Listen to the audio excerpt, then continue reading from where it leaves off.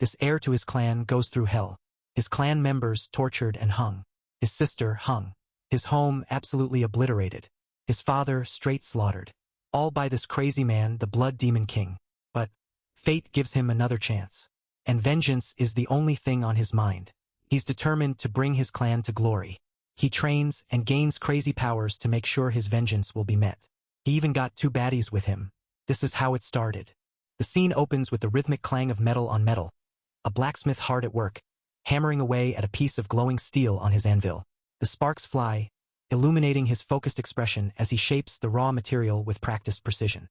With a final, powerful strike, the blacksmith brings the hammer down on the sword, the force of the blow resonating through the air. The blade glows red-hot, ready to be tempered and honed into a weapon of formidable strength. In a stark contrast, Seiun finds himself in a quiet, introspective moment, seemingly talking to his past self. He questions whether his past self truly believes that his current path will lead to success, a hint of doubt creeping into his voice. Seiun continues, pondering if his past self is truly prepared to take a swing at revenge, the weight of his words heavy with uncertainty and introspection. He wonders if the pursuit of vengeance is truly the right path to take. Frustration begins to surface as Seiun dismisses his past self, telling him to leave if he has nothing useful to add. He probes deeper, asking if it's guilt that's eating away at him, his voice laced with a mix of anger and vulnerability. Seiun's emotions intensify as he firmly states that his past self should not claim to have been bent on revenge all this time. The raw emotion in his voice is palpable, hinting at a complex internal struggle. A moment of silence follows, the weight of Seiun's words hanging heavy in the air. Suddenly, Seiun's gaze shifts, and he sees a hung person. Shock and horror register on his face as he stutters out the name Seol. His voice barely a whisper, the sight before him utterly unexpected and devastating. Still reeling from the sight of Seol, Seiun's shock deepened as his gaze shifted to the ruins around him. His home, once a place of warmth and memories, now lay in complete destruction, a stark reminder of the devastation that had taken place. Amidst the rubble, his eyes landed on a figure that made his heart drop. His father, lifeless and hanging, a sight that sent a wave of disbelief and grief crashing over him. He stumbled back, his voice barely a whisper as he uttered the word father, unable to comprehend the reality before him. The weight of the scene before him was too much to bear. Tears streamed down his face as the pain and loss overwhelmed him, his body racked with sobs. Through his tears, Seiun's mind raced with thoughts of vengeance. A man who once forged weapons of destruction now found himself consumed by the desire for retribution. He muttered to himself, the words spilling out in a mix of anger and resolve. A bitter laugh escaped his lips as he thought about the irony of his situation. Don't make me laugh, he said to himself, the absurdity of his circumstances not lost on him. The gravity of his loss and the path ahead left him momentarily at a loss for words. Defiance surged within him as he shouted out loud, declaring that he didn't care what anyone thought. His resolve hardened, a steely determination taking hold. He talked back to himself, his voice filled with conviction. My will shall never waver, he declared, a promise to himself that he would see this through, no matter the cost. His eyes then fell upon a box amidst the ruins, its contents unknown but its presence adding another layer of mystery to the already tumultuous scene. As Seiun stared at the mysterious box, his mind determined. The demon smith of the blood cult, he had spent his last 15 years in front of the anvil and fire, forging not just weapons, but a legacy of blood and steel. Whatever excuses he might conjure, the tragedies born from his hands remained his alone to bear. The weight of his actions pressed down on him, a burden only he could carry, which meant only these hands, stained with the blood of his past, could forge a new future. The realization settled in, a grim determination taking root. The silence of the room was heavy, filled with the ghosts of his past and the echoes of his thoughts. Suddenly, a voice echoed through the chamber, breaking the silence. The demon smith may enter, it declared, a summons that seemed to resonate with the very walls of the palace. Inside the palace, the atmosphere shifted. Bow down and make way, the voice commanded. Long live the divine demon, they proclaimed, the words echoing through the halls like a chant of reverence and fear. A guy yelling, his voice filled with fervor and triumph. The demon sky of this era has finally brought the continent to its knees, he shouted. Rejoice, brothers and sisters, for the blood cult's red sun hangs at the zenith of the heavens, his words a rallying cry for the faithful. Now, for our exalted master who carried us to this unprecedented height, the voice continued, the anticipation building like a crescendo. The moment stretched, taut with expectation. The mighty blood demon, The voice finally announced, the name hanging in the air like a promise of power and terror. The blood demon stood revealed, a figure of awe and dread. The blood demon's name hung in the air, a promise of power and terror. Then, the announcer dropped the mic, or would have if this wasn't a manhwa. Instead, he dramatically declared, the demon smith had prepared his 11th divine weapon as an offering. Talk about hype. The demon smith himself stepped forward, the weight of the moment in every step. The crowd watched, their eyes glued to his every move. With a flourish, he bowed, the gesture both respectful and theatrical. He presented the gift, his hands steady, his expression unreadable. What could possibly be inside? A weapon of mass destruction? A cute little puppy? The suspense was killing everyone. The box opened, and gasps filled the air. The crowd leaned in, their eyes wide with anticipation. But as the lid lifted, revealing nothing. Well, not nothing. An invisible knife. The crowd was confused, their murmurs turning into a cacophony of bewilderment. What kind of prank was this? The protagonist stepped forward, his voice cutting through the noise. Because today, he said, the real show was about to begin. He took a step, the invisible knife floating in the air beside him. The crowd watched, their confusion turning into awe. What was about to happen? As the invisible knife hung in the air, the crowd's awe turned to chaos. Voices erupted, demanding to know what was going on. The main character stood firm, his power invisible but undeniable. Insults flew, calling him a worthless worm of a smith, but he was far from it. Suddenly, a hole appeared on the guy's right side, leaving everyone stunned. The crowd gasped, their shock palpable. What was happening? Without hesitation, the main character charged forward, his determination clear. The crowd watched, their eyes wide with anticipation. This was getting intense. With a swift motion, he released his power, the invisible force now palpable in the air. The crowd leaned in, their curiosity piqued. What was he planning? The invisible knife shot towards the blood demon, its trajectory clear. The crowd held their breath, the tension almost unbearable. This was the moment of truth. Meanwhile, Blood Demon was just chilling, seemingly unfazed by the chaos around him. His calm demeanor was a stark contrast to the pandemonium unfolding. Who was he, and why was he so relaxed?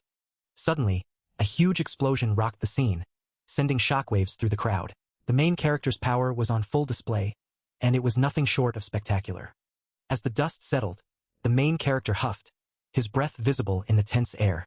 The crowd watched, their anticipation palpable. What would happen next? The tension in the air was thick enough to cut with, well, a knife. The crowd leaned in, holding their breath as the blood demon caught an invisible blade. The gasps rippled through the spectators. He was completely unscathed. Like, what even was this guy made of? But Seon wasn't about to call it a day. Oh no, he was just getting started. With a fierce look, he drew in his power, his determination flaring. It wasn't over yet, not by a long shot. The invisible knife in his grip pulsed with energy, glowing brighter as he channeled even more power into it.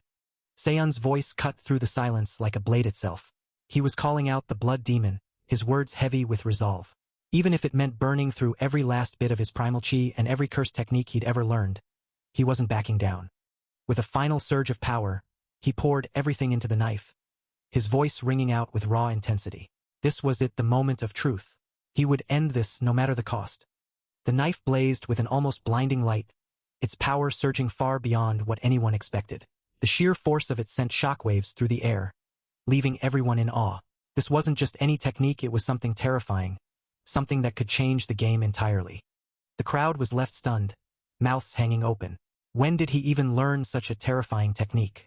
It was like he had been hiding a secret weapon this whole time, and now he had just unleashed it without warning. The sheer force of the attack left a massive hole in the side of the wall, as if the very structure couldn't handle the power. Debris and dust filled the air, adding to the chaotic scene. A splatter of blood hit the ground, stark against the broken surroundings. The intensity of the moment was almost too much to take in, the reality of the situation sinking in. He stood there, breath ragged, huffing as if he had just run a marathon. The adrenaline was wearing off, leaving him drained but oddly satisfied. Suddenly, a voice cut through the tension, almost casually commenting on the whole ordeal. That was quite entertaining, he said, as if this had all been some kind of show. He could only manage a weak groan in response, the weight of what just happened finally hitting him. As he lay there, trying to process everything, the blood demon casually pulled a sword from his own head like it was no big deal. The demon mused about the weapon, noting how it was a throwing weapon without form, not giving off any trace of chi. Like, what even was that thing? The blood demon continued, clearly impressed, calling it formless and truly a divine weapon that lived up to its name. Meanwhile, he was just lying there, wondering how this guy could be so chill about having a sword pulled out of his head. He couldn't help but wonder if the demon had known about this weapon all along. And more importantly, how was this guy still alive and talking after something like that? Before he could process anything else, the blood demon grabbed him, causing him to groan in pain. Seriously, could this get any worse? The blood demon, now holding the invisible knife, taunted him, asking if he had figured it out yet, calling him his old servant. Like, what was this guy on about? The demon continued, saying that even if the blood of the Tang clan ran through his veins, the desire for revenge was a futile feeling. He couldn't believe what he was hearing. He snapped back, telling the demon to keep his family's name out of his dirty mouth. How dare he bring them into this? The blood demon just shook his head, saying what a shame it was. He would have kept him alive somehow if his primal chi hadn't burned out. Like, thanks for the thought, he guessed? He wasn't having it, telling the demon to spare him his crap. He cursed him, calling him a bloody monster, and vowed to curse him again and again through 1,000 lives and more. The blood demon just smirked, saying he would expect greater things when they crossed paths again. He called it his final gift to him in this life. What did that even mean? The blood demon mumbled something in another language, leaving him even more confused. What was this guy's deal? He could only stare, trying to process what had just happened. What did the demon just say? What did any of this mean? But before he could get any answers, everything went dark. As the darkness swallowed him whole, a sudden jolt brought him back to reality. He was thrown like a ragdoll, his body flying. The world around him spun, and for a moment he wasn't sure which way was up. Before he could catch his breath, a glint of something sharp and unseen cut through the air, heading straight for him. His eyes widened as he realized it was the invisible knife, flying at him with deadly precision. Stunned and disoriented, he could only watch in horror as the knife closed in. His mind raced, but his body refused to move, frozen in a mix of fear and disbelief. The knife found its mark, slicing through the air and embedding itself into his flesh. A sharp pain shot through him, and he gasped, feeling the warm trickle of blood. The pain pulsed through his head, a throbbing reminder of the invisible blade's precision. His vision blurred, and he could feel his consciousness slipping, the world around him fading into a haze. In the midst of his agony, a single thought echoed through his mind. Where did it all go wrong? The weight of his past decisions bore down on him, and he couldn't help but question every choice that had led him to this moment. Born with a crippled dantian, he had been fortunate enough to awaken the ability to create divine weapons. Yet, despite his unique gift, he had never truly lived a life of his own. If only he had known the storms that were coming, perhaps he could have prepared, could have fought back. But now, as darkness crept into the edges of his vision, he realized it might be too late. As darkness fully consumed his vision, Seon felt his consciousness slipping away, wondering if this was truly the end. Seon pondered if things would have turned out differently on that fateful day when the demonic path had hammered the world into submission. The man known as the most wicked divine craftsman under the heavens, the demon smith Seon Tang, had seemingly met his end. But then, his eyes fluttered open to a sight he never expected to see again, a table laden with food. The sudden shift left him disoriented and confused. A loud slam echoed through the room, a fist hitting the table hard enough to make the dishes jump. Seon blinked, trying to process the sudden noise and the unfamiliar surroundings. A voice, sharp and impatient, cut through his thoughts, demanding to know if he was even listening. Seon could only manage a dazed response, his mind still foggy and unclear. He looked around, trying to make sense of his surroundings. It was so loud and bustling, unlike anything he could remember. Where was he? A throbbing pain in his head made it difficult to focus. He groaned, rubbing his temples as he tried to gather his thoughts. He could have sworn he felt his last breath escape him. Yet here he was, his senses vivid and clear, more alive than he had felt in a long time. What happened to the blood demon? The question echoed in his mind as he tried to piece together the fragments of his memory. The voice from before cut in again, clearly frustrated, accusing him of not listening.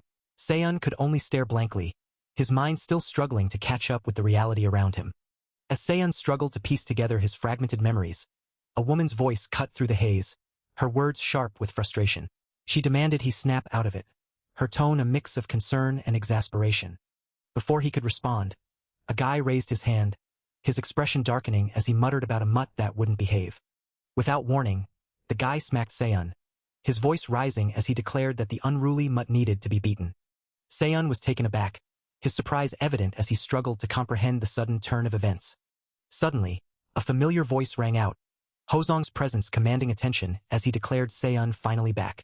Seon's mind raced, recognizing the names Nampeong Ju, Gukmeng, and Hozong Lee. Turning around, Seon's gaze shifted, his thoughts turning to what or who might be behind him.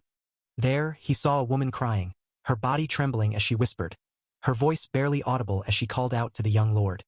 Seon's gaze lingered on the woman, his expression a mix of confusion and dawning realization. A flashback struck him, a vivid memory of a woman hanging. The image seared into his mind. He remembered now, the pieces of his past falling into place. 16 years back, this was a gathering to celebrate Hozong's induction as the Murim High Lord's disciple. On that very day, Seol was mercilessly taken advantage of, and he had failed to protect her. The weight of that failure pressed heavily on his heart. Still haunted by his failure to protect Seol, Seon's gaze wandered, lost in the weight of his regret. The past gnawed at him, and he couldn't shake the feeling that he was still falling short. With a sudden motion, he slipped off his robe, his voice barely above a whisper as he wondered if he was trapped in a dream. The lines between reality and illusion blurred, and for a moment he questioned everything around him. Gently, he draped the robe over Seol, his voice steady and reassuring. It would be all right, he promised her, his words carrying a quiet determination. She just had to trust him. His thoughts turned inward, a plea for forgiveness echoing in his mind. Even if this moment was nothing more than a fleeting dream, he needed her to know how deeply he regretted his past failure. Hozong's hand flew up, ready to strike, his voice dripping with contempt as he sneered at Seon's words. But Seon stood firm, his resolve unshaken. He would reforge his history no matter the cost. In a flash, Seon caught Hozong's hand mid-swing. His eyes locked onto his with an intensity that couldn't be ignored. The tension between them crackled, a silent challenge hanging in the air. Seon's voice was low but firm as he offered Hozong a single opportunity to make things right. If he was a man, he would apologize to her on his knees. Hozong staggered back, his face a mask of disbelief and outrage. Hozong's voice was sharp, accusing Seon of losing his mind.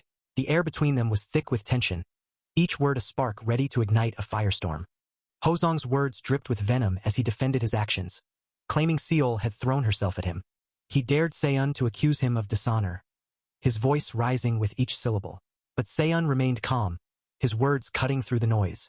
Among the fairest maidens under the sun, Seol was surely the wisest.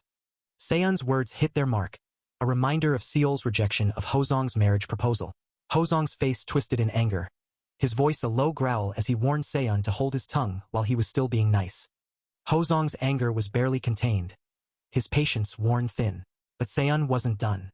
He doubled down, mocking Hozong's appearance with a smirk, as if he were untouchable. Hozong's fury erupted, his voice a thunderous command for Seon to shut up. Seon continued his verbal assault, questioning how anyone could stand Hozong, let alone his awful stench. The words were like salt in a wound, pushing Hozong further to the edge. Hozong had heard enough. With a swift motion, he drew his sword, his eyes blazing with rage. Seon, however, remained unfazed, commenting on the rot oozing from Hozong's blackened heart. Seon's words were cut short as Hozong lunged, his blade aimed to silence the insolent man. But Seon was quick, his words still echoing as he dodged the attack. Hozong's attack missed, his blade cutting through the air where Seon had just been. The shock on Hozong's face was evident, his voice a mix of surprise and frustration. Hozong couldn't believe it. Seon had dodged his attack, and he wasn't happy about it. He growled, calling Seon a sneaky little rat. Seon, however, seemed to have a different perspective. He lectured Hozong on the rules of the orthodox Murim, where cheap shots were considered an absolute taboo. The dance continued, Seon dodging each of Hozong's attacks with ease. He couldn't help but reminisce about the past, where he was once beaten to a pulp, unable to put up a fight. Seon leaped back, putting some distance between himself and Hozong. He took a moment to catch his breath, his eyes never leaving his opponent. Seon shook his head, a look of disappointment on his face. He couldn't believe how pathetically weak Hozong had become. Hozong, however, wasn't about to give up.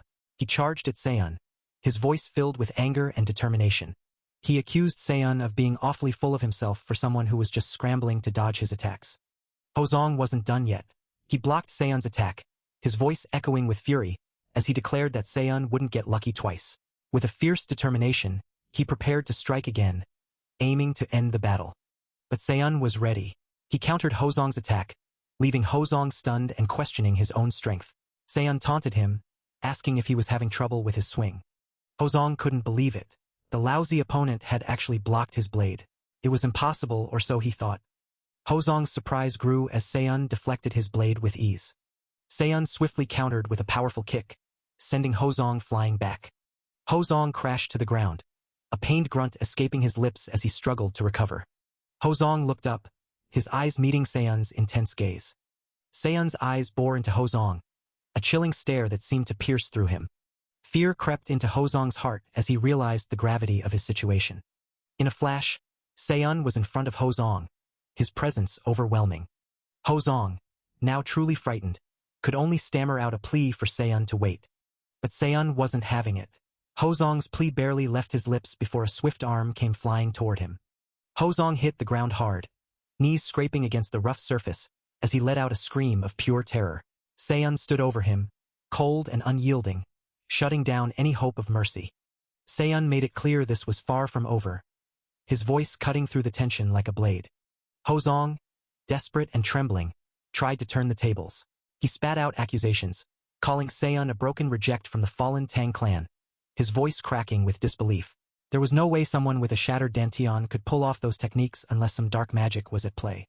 Seon's mind flashed back, memories surfacing like a storm. A traitor? The thought burned in his mind, fueling his resolve. Seon locked eyes with Hozong, his gaze sharp enough to cut through steel. He wasn't just fighting for himself anymore. This was personal. Hozong was going to pay for every single thing he had done. Seon's gaze didn't waver as he locked onto Hozong, his voice steady and cold. He agreed this was it. Hozong stumbled back, fear flashing in his eyes as he tried to put distance between them. With a sharp clang of his blades, Seon made his stance clear. No heroics, no grand speeches, just a man here to settle a score. He smirked, curiosity glinting in his eyes as he walked towards Hozong. Hozong couldn't hide his trembling as Seon's words sank in.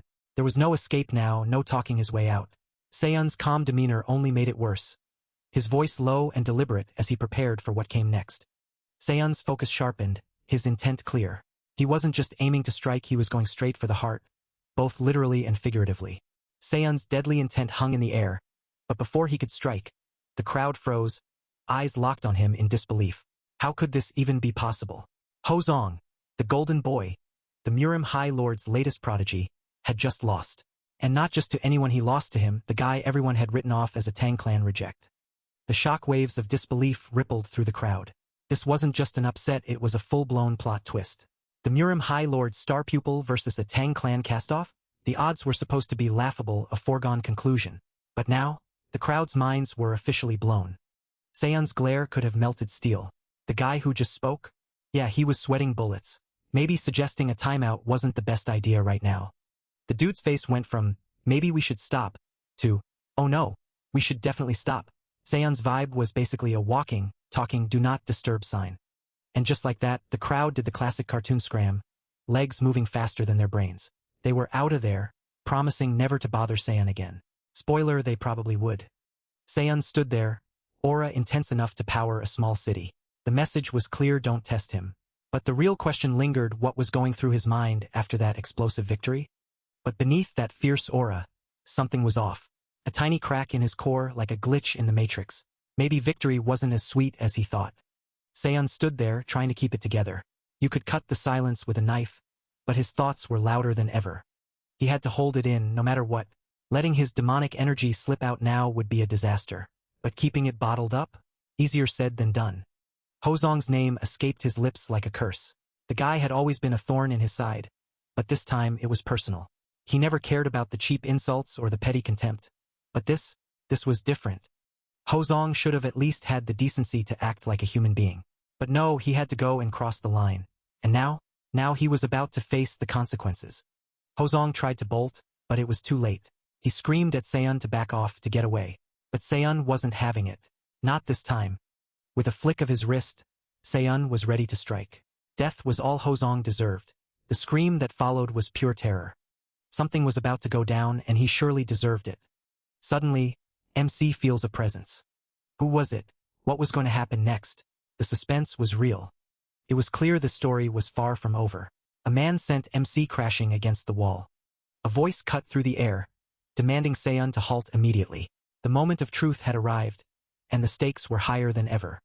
The warning hung heavy, a threat that pressing further would force their hand.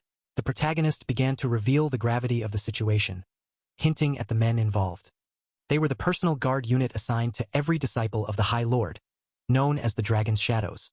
Insults flew as the gravity of the situation became clear.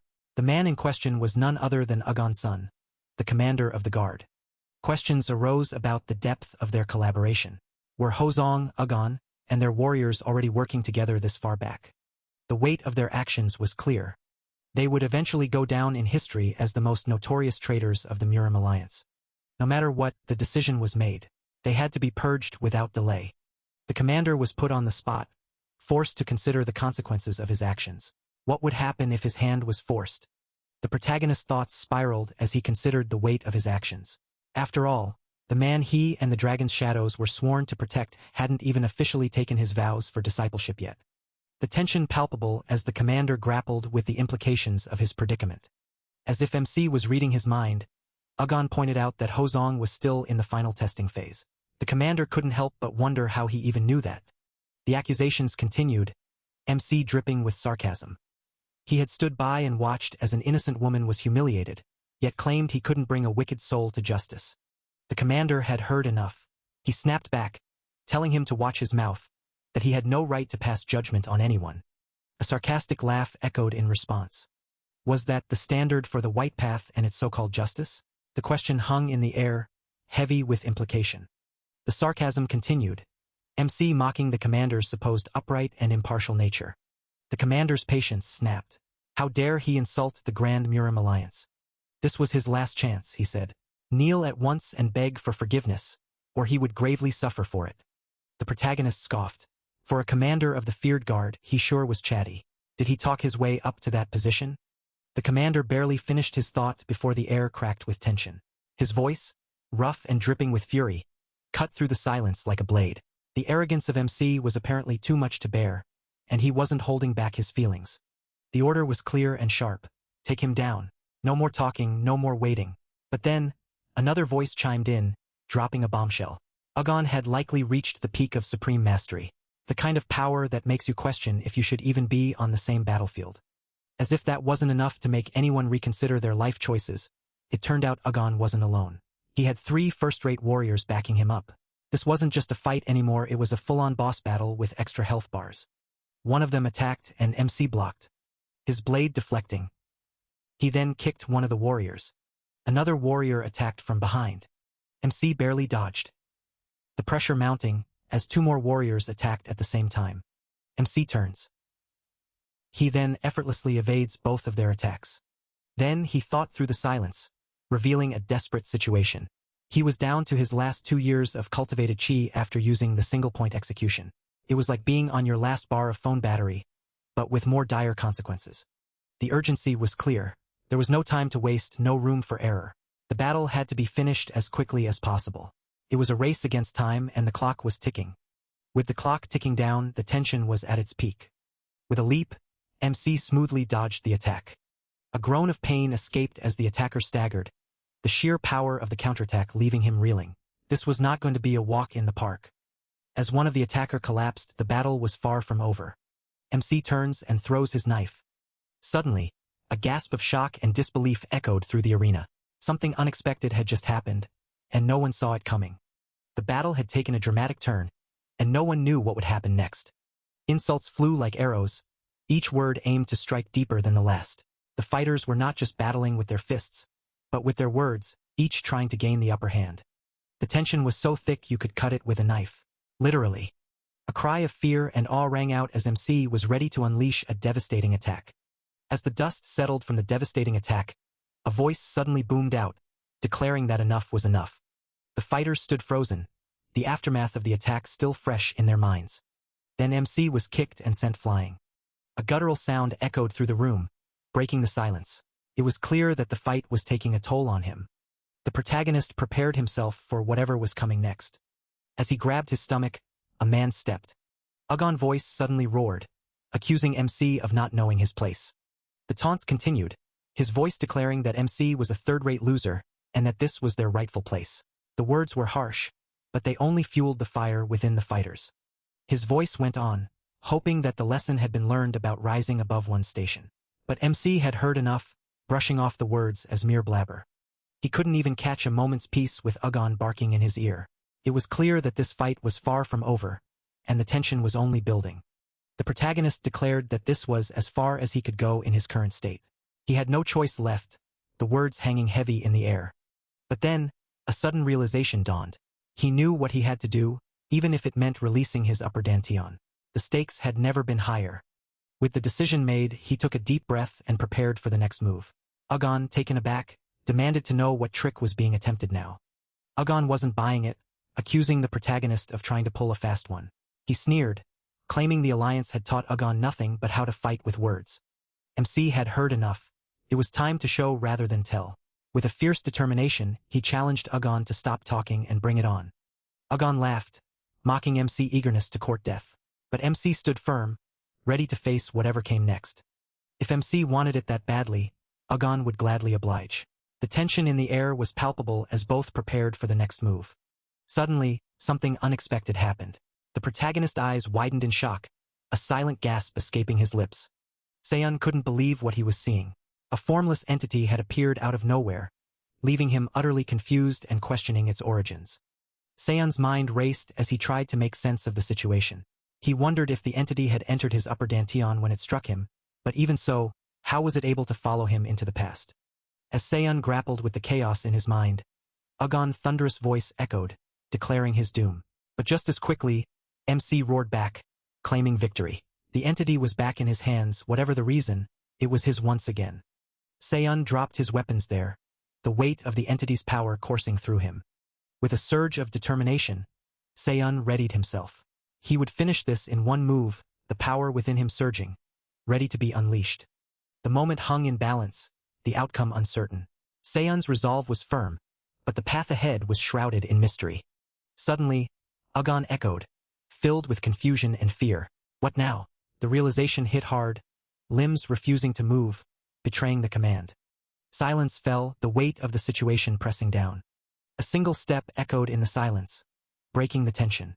Someone was approaching, the sound drawing closer. Seon turned, his gaze meeting the source of the sound. His eyes widened as he took in the sight before him.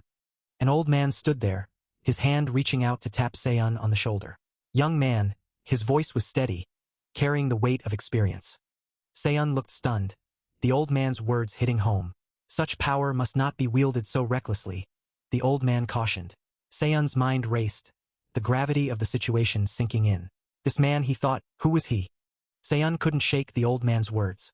The weight of his presence was overwhelming, like standing at the edge of a cliff, feeling the wind howl past, daring you to take a step. Who was this guy, really?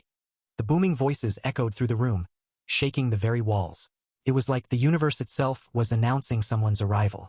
The words rang out, clear and powerful, greeting the mighty High Lord. Seon's eyes widened as the name hung in the air. Jin Hakyu, the Sword Emperor.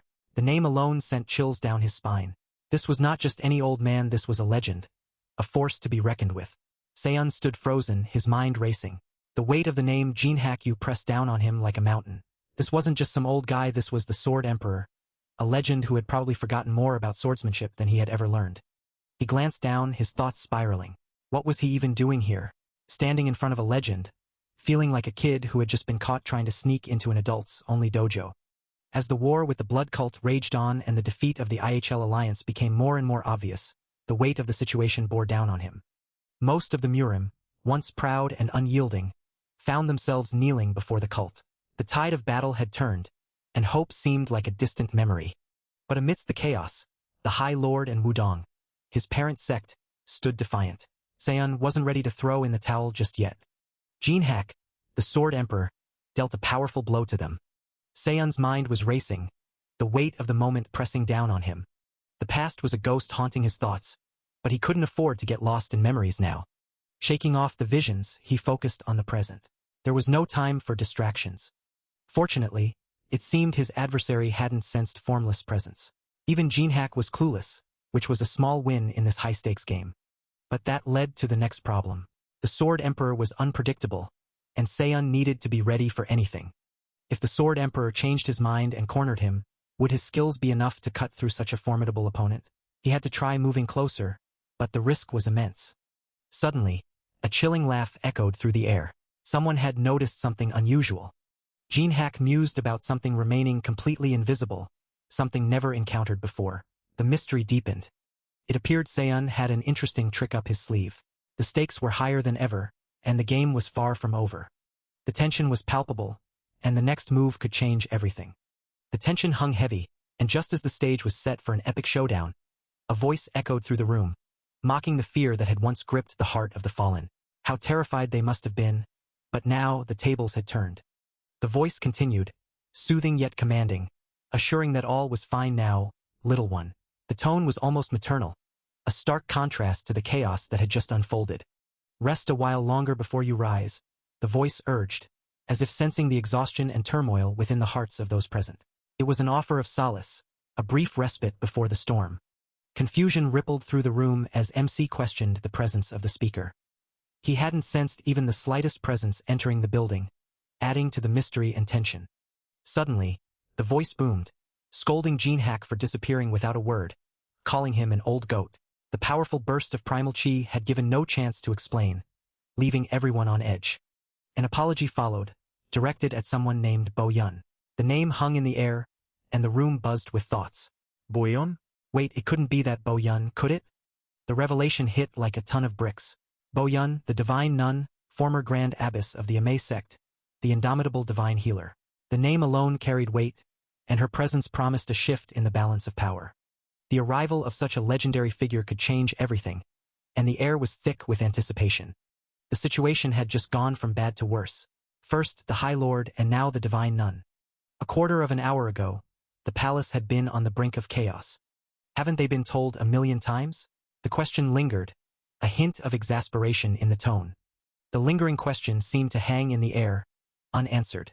Those scoundrels are never going to change, Bo Yun echoed in frustration, followed by a heavy silence that spoke volumes. Too many had drifted away from the path of righteousness, and thus Jinhack had risen to become the High Lord to purge their dross, the weight of responsibility heavy in the words. But it seems the impurities have set in too deep. Nothing has changed after all these years, he thought, a hint of weariness creeping in. You think fixing up this world would be a simple task, Jinhack? The question was posed, a challenge hanging in the air, the weight of the world seemingly resting on one person's shoulders. A pause. You stubborn old ox, she retorted, a mix of exasperation and affection in the tone. Another beat of silence, the air still thick with unspoken emotions and the weight of the world. Stop trying to shoulder the whole world by yourself, she continued, a plea in the words, a desire to help, to share the burden. Just step down like I did if it's becoming too much, she suggested, and while away your days with a wine jug in hand, a hint of humor in the words, an attempt to lighten the mood.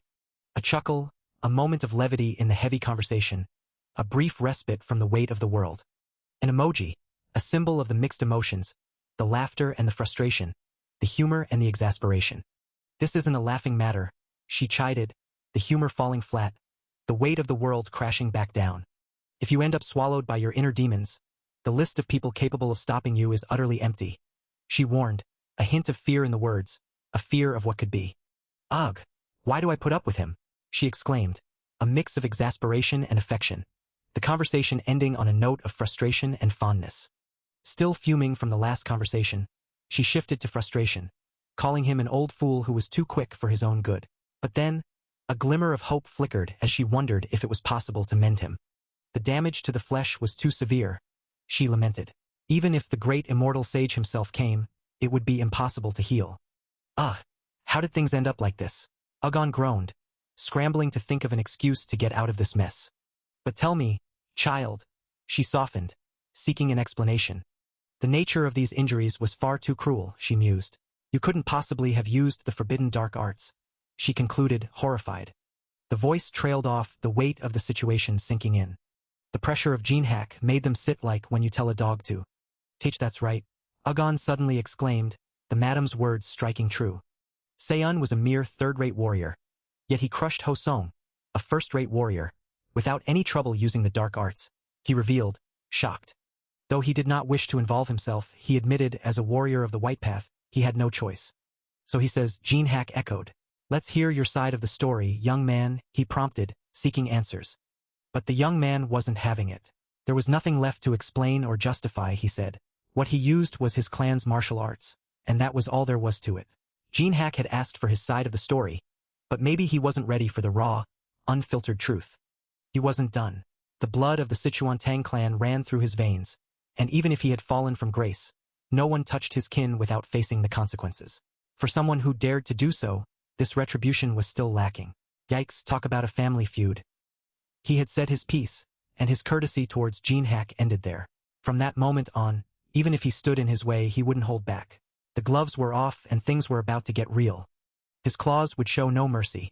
He was done talking, done explaining. It was time for action, and Gene Hack better be ready for what was coming next. Gene Hack wasn't backing down either. He questioned if he would throw his life away over a moment of fleeting rage. Like, chill out, dude, is it really worth it? It was a standoff, a battle of wills, and neither side was willing to blink first. Suddenly, the golden eyes of insight flashed, cutting through the tension like a hot knife through butter. It was a power move, a game changer, and it left everyone wondering what would happen next.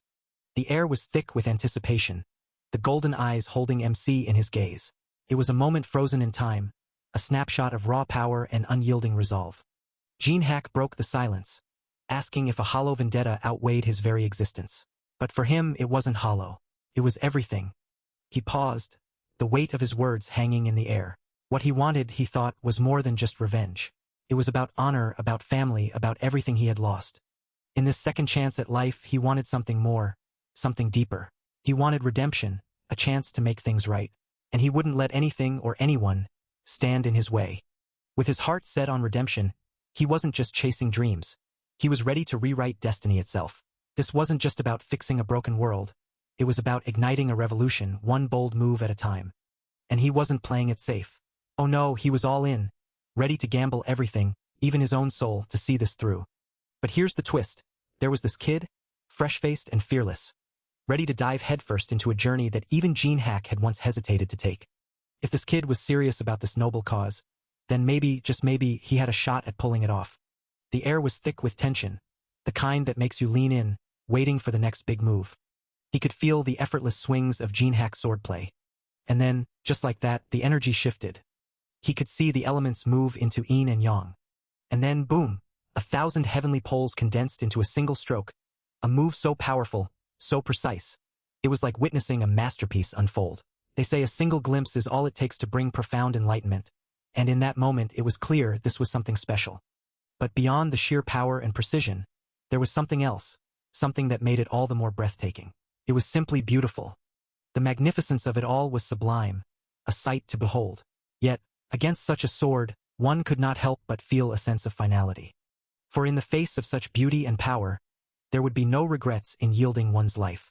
Wudong's swordsmanship was truly like raw strength wrapped in silk.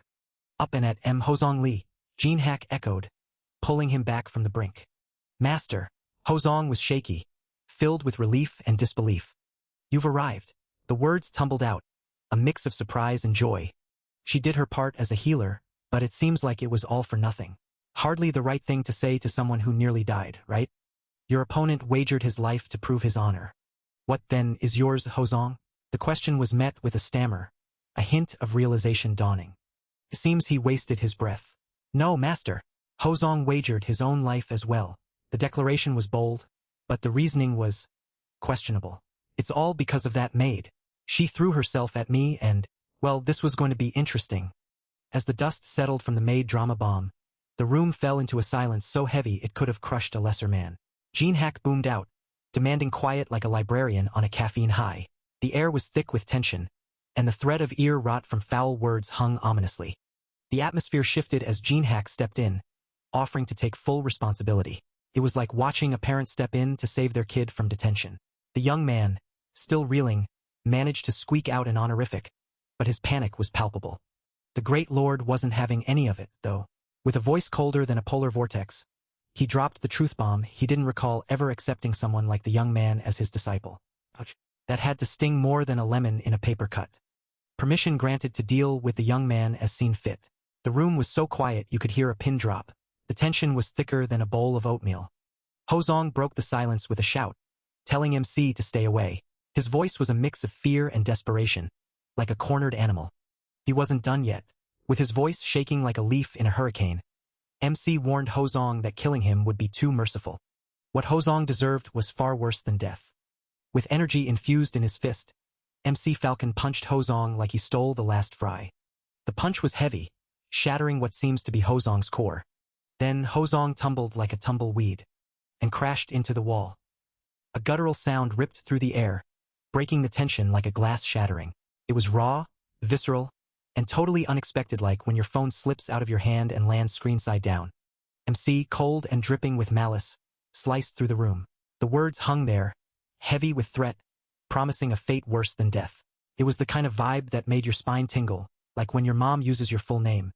The air was thick with unspoken dread. Then, a question cut through the tension, sharp and unexpected. It was a curveball, the kind that makes you pause and reconsider everything, like when your teacher asks if you actually did the reading. The three other side characters thought amongst themselves, laying down some serious truth. The Sword Emperor wasn't messing around, and neither was the promise of justice. MC's tone shifted, a hint of respect slipping into the mix. The room seemed to exhale, the tension easing just a fraction. Then, an invitation was extended, casual but loaded with meaning.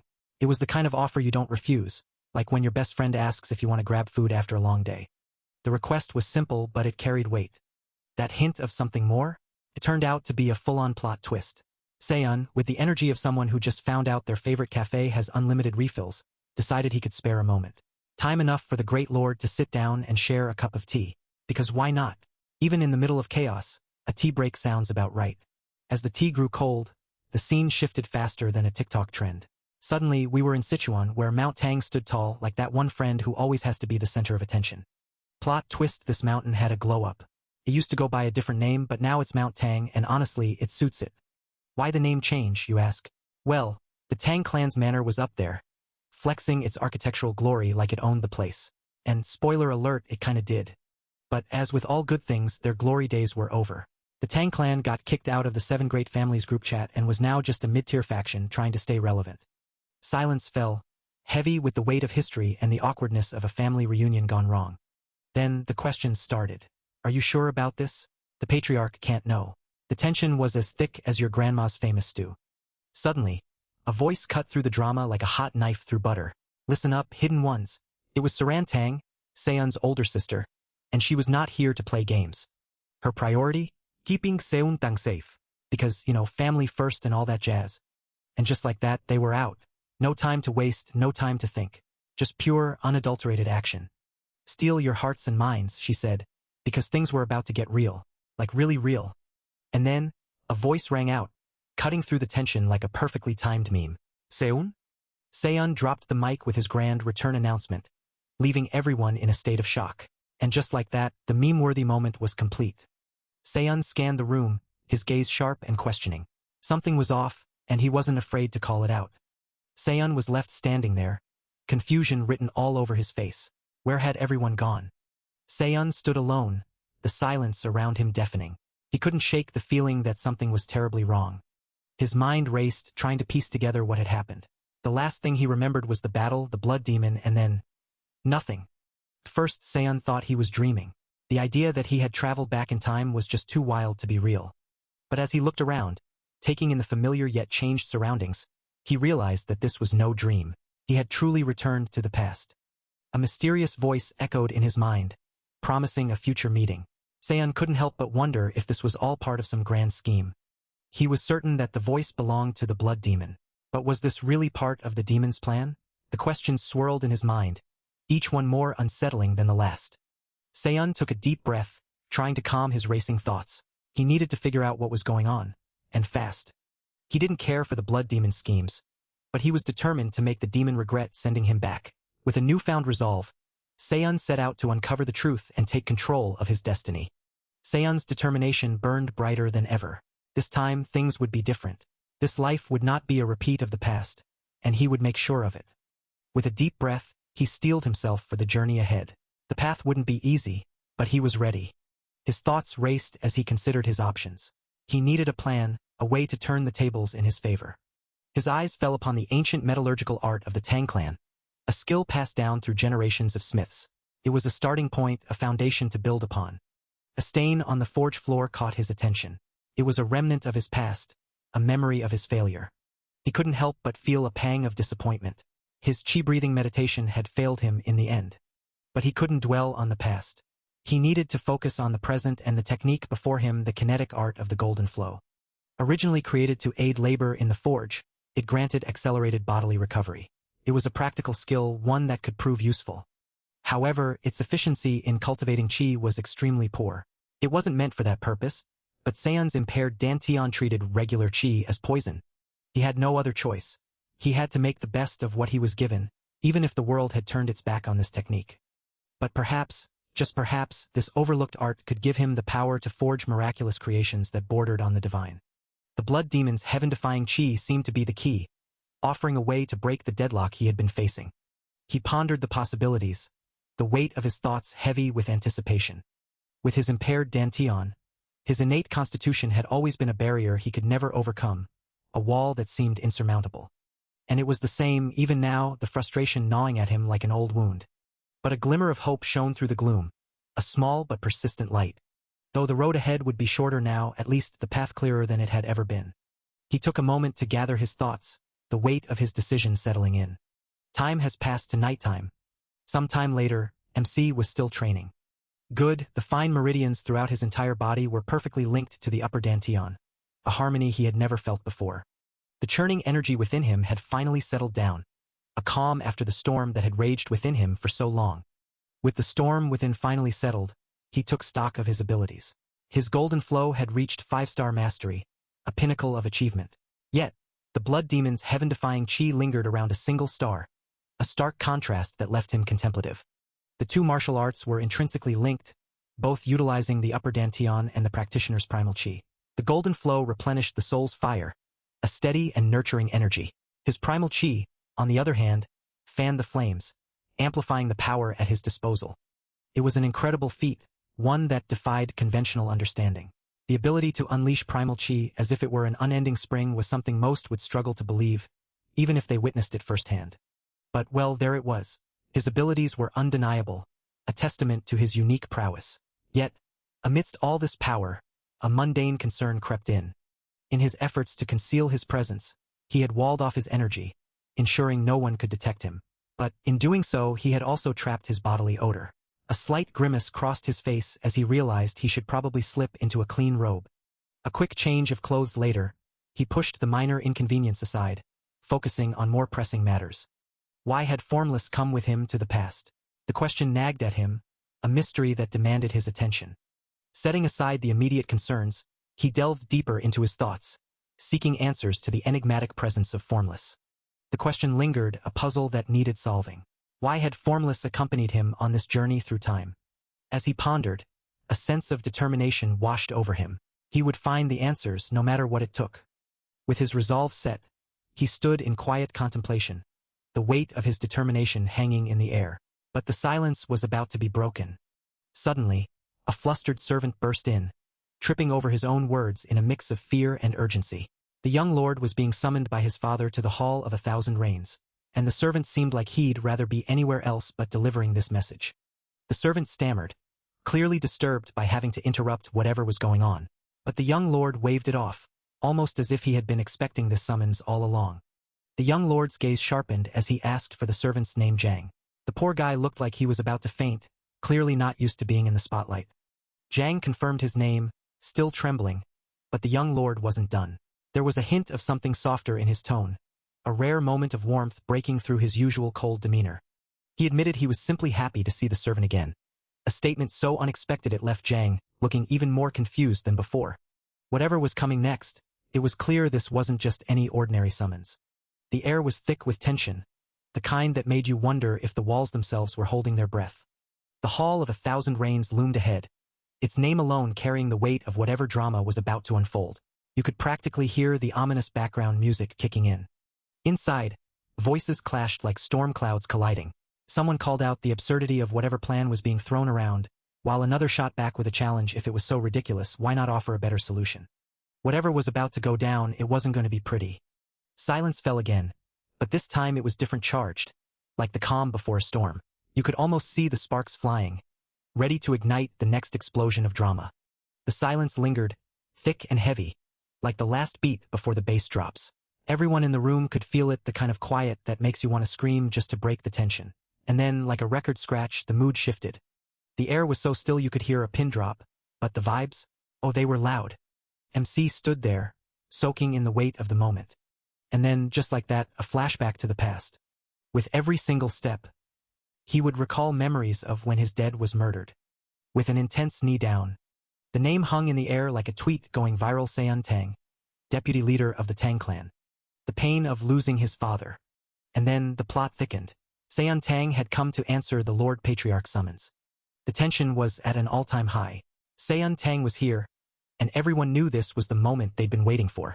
The kind of moment that changes everything. And then, the Lord Patriarch dropped the mic. "Rise, my son," he said, like the ultimate power move. Muyul Tang, Lord Patriarch of the Sichuan Tang clan, had spoken. The room was officially shook. The vibes in the room were electric. As the tension in the room reached its peak, MC cut through the silence, agreeing with a sharp yes, "Father." The mood shifted dramatically as another voice boomed, filled with indignation and disbelief. How dare he stand so tall after what he had done? The Tang clan, once a mighty and respected family, was now being compared to a poisoned beast, choking on itself. The words struck deep, painting a vivid picture of a clan in turmoil, torn apart by its own actions and betrayals. MC entered the fray, acknowledging the gravity of the discussion at hand. "Please don't let me stop you," he said, urging the others to continue. The Tang clan was dying, poisoned by two extremely vile and lethal toxins, and the truth was finally coming to light. With a sense of finality, a voice declared that they would take the liberty of continuing. Hoyul Tang, the chief overseer of the Manhwa caravan guard, was about to be exposed as the first deadly bane of the Tang clan. The young lord was urged to realize the gravity of his actions and the consequences that would follow. For the sake of the clan, the young lord was urged to turn himself over to the Murim Alliance's Hall of Justice. The plea was desperate, a last-ditch effort to save the Tang clan from complete destruction. The first deadly bane was revealed to be Hoyul Tang. The name hung in the air like a death sentence, and the room was filled with a sense of dread and finality. The protagonist stepped forward, declaring that he would draw out the poison like a wound being cleaned. The metaphor was powerful, and it was clear that he was determined to save the Tang clan, no matter the cost. Seon's declaration hung in the air, a promise to heal the Tang clan's wounds. But the scene shifted, transporting us to the past. MC, desperate and pleading, begged his uncle to reconsider. The weight of betrayal was heavy, as the uncle revealed his intentions to split from the clan, leaving his nephew in shock. The uncle's words were cold, confirming the nephew's worst fears. The split was real and the consequences would be dire. The protagonist's voice trembled as he warned about the fallout. The Manhwa caravan guard's ties were crucial, and severing them would be catastrophic. The uncle's response was chilling. He acknowledged the risks but was determined to proceed, his resolve as hard as steel. The nephew couldn't believe it. How could his own kin turn their back on the family? The betrayal cut deep. The uncle's voice was filled with a bitter resolve. He had spent every waking moment waiting for this day, his patience finally paying off. The truth came out, raw and painful. The uncle had never gotten over losing the seat of patriarch to his brother, the nephew's father. The uncle's ambition was clear. Soon, the Tang clan would be his, and there was nothing anyone could do to stop him. He revealed his secrets, the keys to his success. His mastery of the golden flow and his skill in forging divine artifacts had saved the Tang clan from financial ruin. Without his interventions, the Tang clan would have withered away long before the blood cult's invasions. His actions, though selfish, had kept the clan alive. Despite his selfish motives keeping the Tang clan alive, the weight of his past actions still hung heavy. Chief Overseer Hoyul was met with a sharp rebuke, reminding him that his words were no way to address the heir of the Tang clan. Jun Tang, the Chief Overseer of the Heavenly Apothecary, stood firm in his stance, his title carrying the weight of his convictions. The gravity of the situation settled in. Every soul dragged into the Alliance's Hall of Justice had returned either crippled or in a casket. The thought of throwing the young lord into that wolf's den was unthinkable, and it could not be allowed to happen. It was a bitter pill to swallow, but the question lingered: if it was such a dire situation, why even suggest such a risky move? The answer was grim yet resolute. It was the only way to save them all from utter ruin. The Grand Overseer Jian was pressed for answers. Were there any factions willing to turn their backs on Qingqing to side with them? Or did their clan suddenly have a powerful master to fend off their enemies? The questions hung heavy in the air, underscoring their desperate situation. The reality was stark. No one was going to stick their necks out for them now. If the High Lord decided to step in, they were completely finished. Ho Yil's schemes and traps had the clan shrinking away in fear. But there wasn't even a speck of the indomitable spirit that the Tangs were known for. This toxic defeatism rotting them from within was the second fatal poison sending them to their graves. Reflecting on his past life, he admitted he wasn't any better. But now he was different, and that difference might just be their only hope. With his past reflections fueling his resolve, he faced the probing questions of his uncle, who couldn't help but wonder how he managed to defeat the High Lord's latest disciple. The suspicion hung heavy in the air, with accusations of forbidden items being used, as if he couldn't possibly have achieved victory on his own merit. But he wasn't having any of it. With a sharp retort, he warned his uncle to keep digging his own grave, promising to make him bleed 10 times over. And as for those accusations? Yeah, right, like he'd stoop that low. Besides, such questions seemed hardly relevant at the moment. There were bigger fish to fry, and he wasn't about to let his uncle's suspicions derail what needed to be done. The tension in the room was palpable as his uncle's voice cut through, shutting down any further word games. He wasn't there to play around, and every second wasted was a second too many. His uncle wasn't done, though.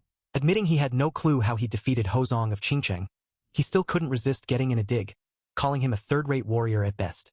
Ouch. Someone's got a serious case of sour grapes. But his uncle wasn't just talking smack. He was a supreme master in his own right, and with his chi he was sure he'd make him crumble like something that crumbles really easily. Except, plot twist, he wasn't crumbling. In fact, he was standing there, taking it all in stride, leaving his uncle looking more than a little confused. How was he withstanding the torrent of energy being thrown his way? Enough was enough. A commanding voice boomed out, telling everyone to settle down. It was time to get to the bottom of things, and that started with finding out why he'd crossed blades with Hozong in the first place. With a nod, he acknowledged the question, ready to lay out the truth. No embellisments, no exaggerations. Just the cold, hard facts. He took a deep breath, steeling himself for what was to come. The truth wasn't always pretty, but it was necessary, and he was ready to face it head-on. With a resolve as unyielding as steel, he prepared to reveal the unvarnished truth, promising no embellishments, no half-truths, just the raw, unfiltered reality of what had transpired. With his promise of truth hanging in the air, MC cut through the tension, confirming his words with a simple affirmation. That was correct, he echoed, setting the stage for what was to come. But the agreement was short-lived. His uncle, dripping with disbelief, shot back, questioning the reasonableness of it all. The protagonist, unfazed, stood firm in his stance. The accusation flew like an arrow, piercing the air. He had driven his own kin into mortal peril, yet there he stood brazenly, as if he had done the right thing. Suddenly, a question was thrown into the mix, shifting the focus. What was the Tang clan to him, this uncle? The query hung in the air, demanding an answer. The uncle seemed taken aback, wondering where this was coming from. He spoke of the Tang clan he knew, the one that believed in something greater. He continued, his voice echoing with conviction.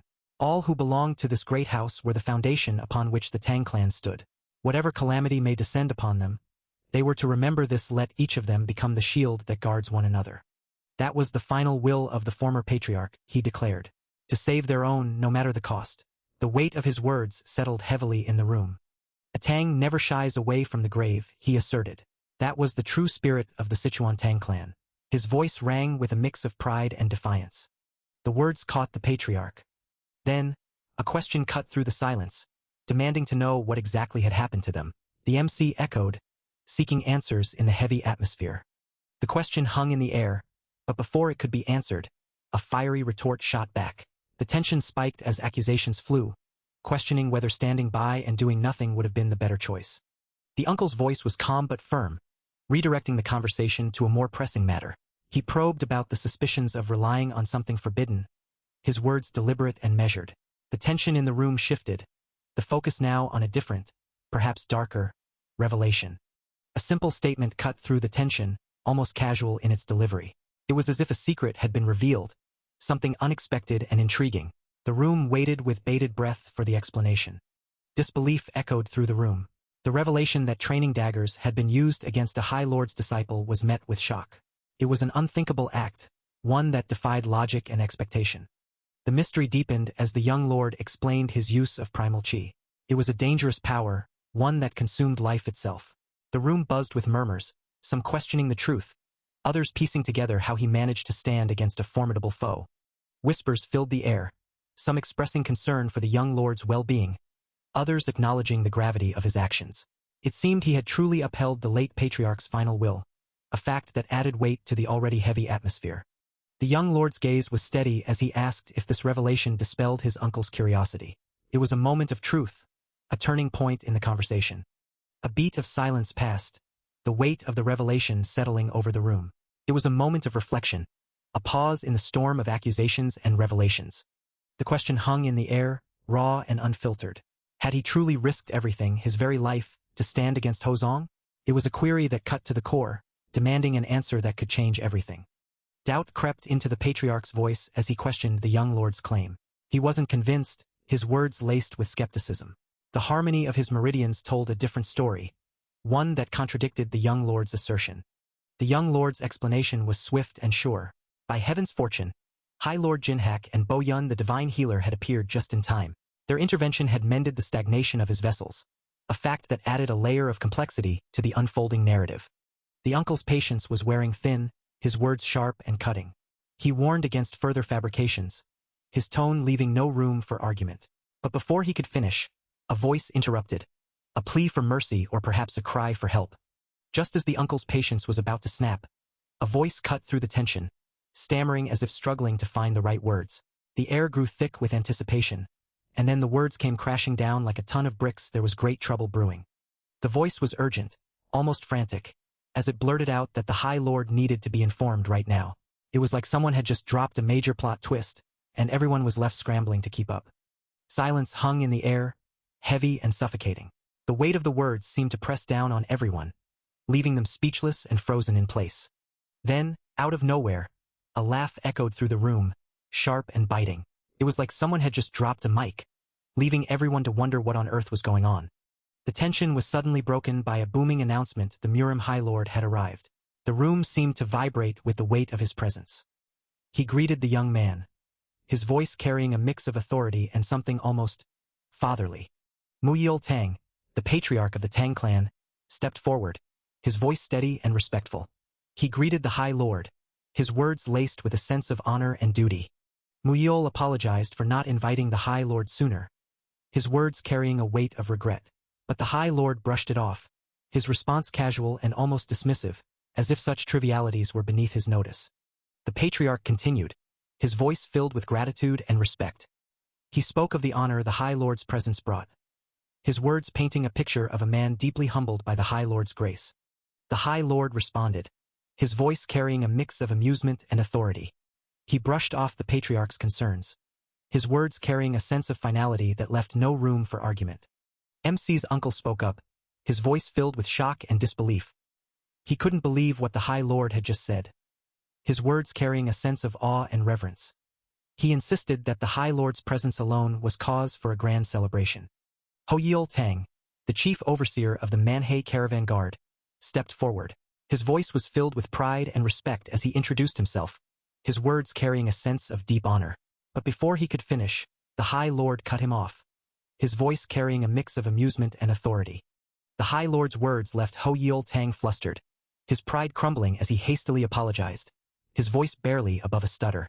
MC, trying to regain his composure, mentioned that he couldn't even offer a proper welcome with tea. The High Lord, however, brushed it off, stating that it was fine and he had to act in his capacity as the master of the alliance. The High Lord began his address, his voice carrying the weight of his position.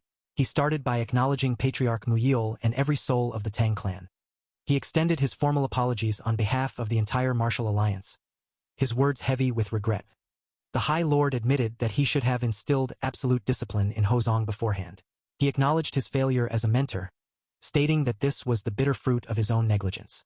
As a token of penance to the victim and the noble house, the High Lord vowed to ensure that sufficient reparations would be delivered. The Patriarch, however, refused the offer. He stated that their clan had done nothing to uphold the laws of the martial sky that day. But while their hands were idle, His son, Seon Tang, had accomplished what was needed through his strength alone. Therefore, the clan could not accept any payment. The room fell silent, the weight of the words hanging heavy in the air. The silence was broken as his voice cut through the tension, laying down a condition. The patriarch demanded the alliance step forward to ensure the truth wouldn't be twisted. The room leaned in, curiosity piqued. The Qingcheng sect wouldn't take this lying down, MC thought. They'd spin rumors to hide their shame, just like before. Those lies would eventually circle back, striking the clan and its leader. The weight of past lives hung heavy in the air. A solemn oath was sworn, promising to shield everyone from such indignities. The bloodshed that had occurred that day would not be in vain. The alliance listened, a mix of hope and skepticism flickering in their eyes. Qingcheng would not be allowed to pin even a shred of blame on the Tang clan. The voice was resolute, leaving no room for argument. The alliance members exchanged glances, sensing the shift in power. Not bad for a first attempt, MC mused. He had managed to shackle Qingcheng's hands and wash the mud off his father's name. The alliance couldn't help but be impressed, a few nods of approval circulating the room.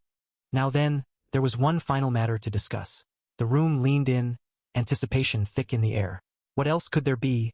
They wondered, bracing themselves for whatever came next. A pause hung in the air, the silence almost deafening. The alliance waited with bated breath, eyes locked on the speaker, ready for the next revelation. Child, he began, softening slightly. The sudden shift in tone caught the alliance off guard. They exchanged confused glances, wondering where this was going. Would you like to become my disciple? The question hung in the air, a collective gasp echoing through the room. The alliance was stunned, their minds racing with the implications of this unexpected offer. Seon stumbled back, his mind reeling. Did he hear that right? The High Lord wanted him to become his disciple? That was something he never saw coming. The crowd erupted into whispers. Did this mean Seon would become the sixth disciple of High Lord Jinhak? But wait, wasn't Hozong Li cast out? That would make Seon the fifth disciple. Every parent sect of the High Lord's disciples had become a core pillar of the alliance. Through this new tie, the power dynamics could shift dramatically. The Tang clan might finally be able to reclaim its lost glory. The implications were huge, and everyone felt it. A chuckle echoed through the room. Well, that was a face no one expected. Seon was finally looking more like a man of his age, the weight of the moment hitting him hard. The room fell silent, the tension palpable as everyone waited for Seon's response. Gratitude hung in the air, but beneath it, panic surged. If he accepted this offer, the carefully contrived power structure would fall apart. The stakes had never been higher. The gratitude lingered, but the panic was real. He had to decline the offer, no matter how gracious it was. As he opened his mouth to apologize, the High Lord cut him off, approving his decision and telling him to rest for the day. The plan was set for the next day, a journey to Kaifeng together. But something felt off, and confusion crept in. The refusal hung in the air, a single word that changed everything. The offer was declined, and the atmosphere shifted. Surprise and curiosity filled the room. It was a first, being turned down, and the question of why echoed through the space. The answer came, a declaration of loyalty to the clan, a path that would one day lead to speaking for them. Just as Wudong held a special place, so did the clan.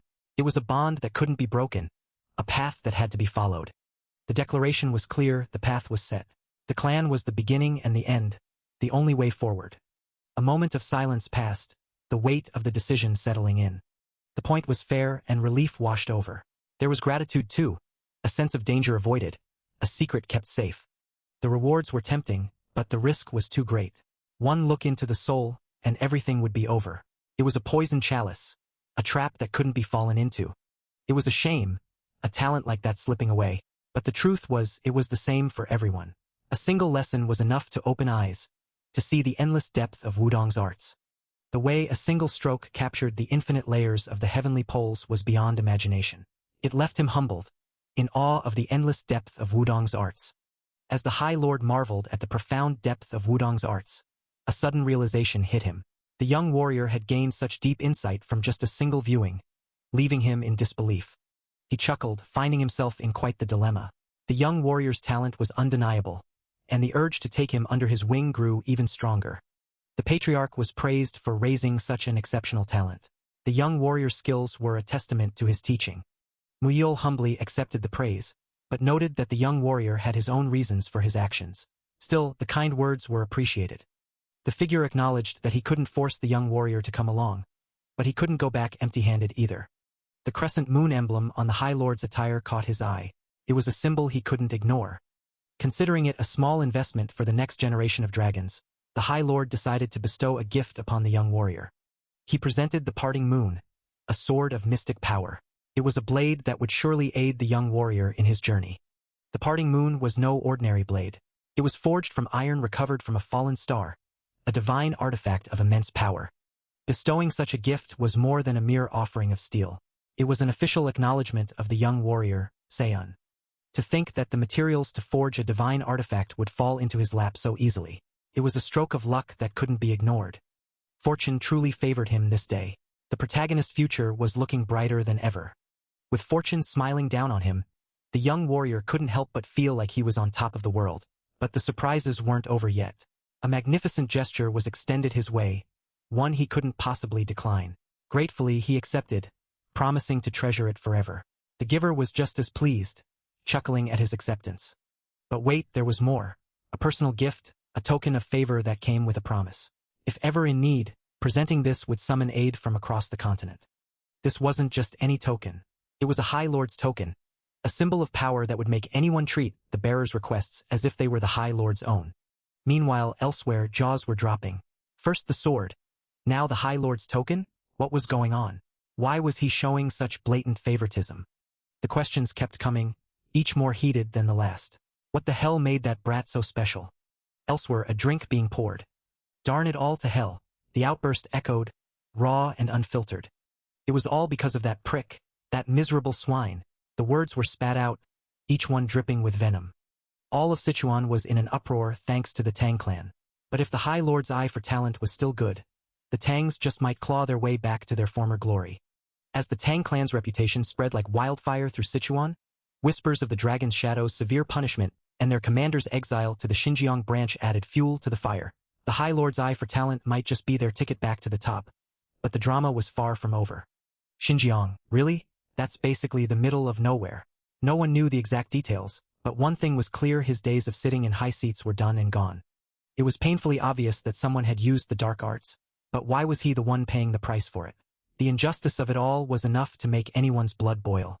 Seon Tang would pay for this humiliation.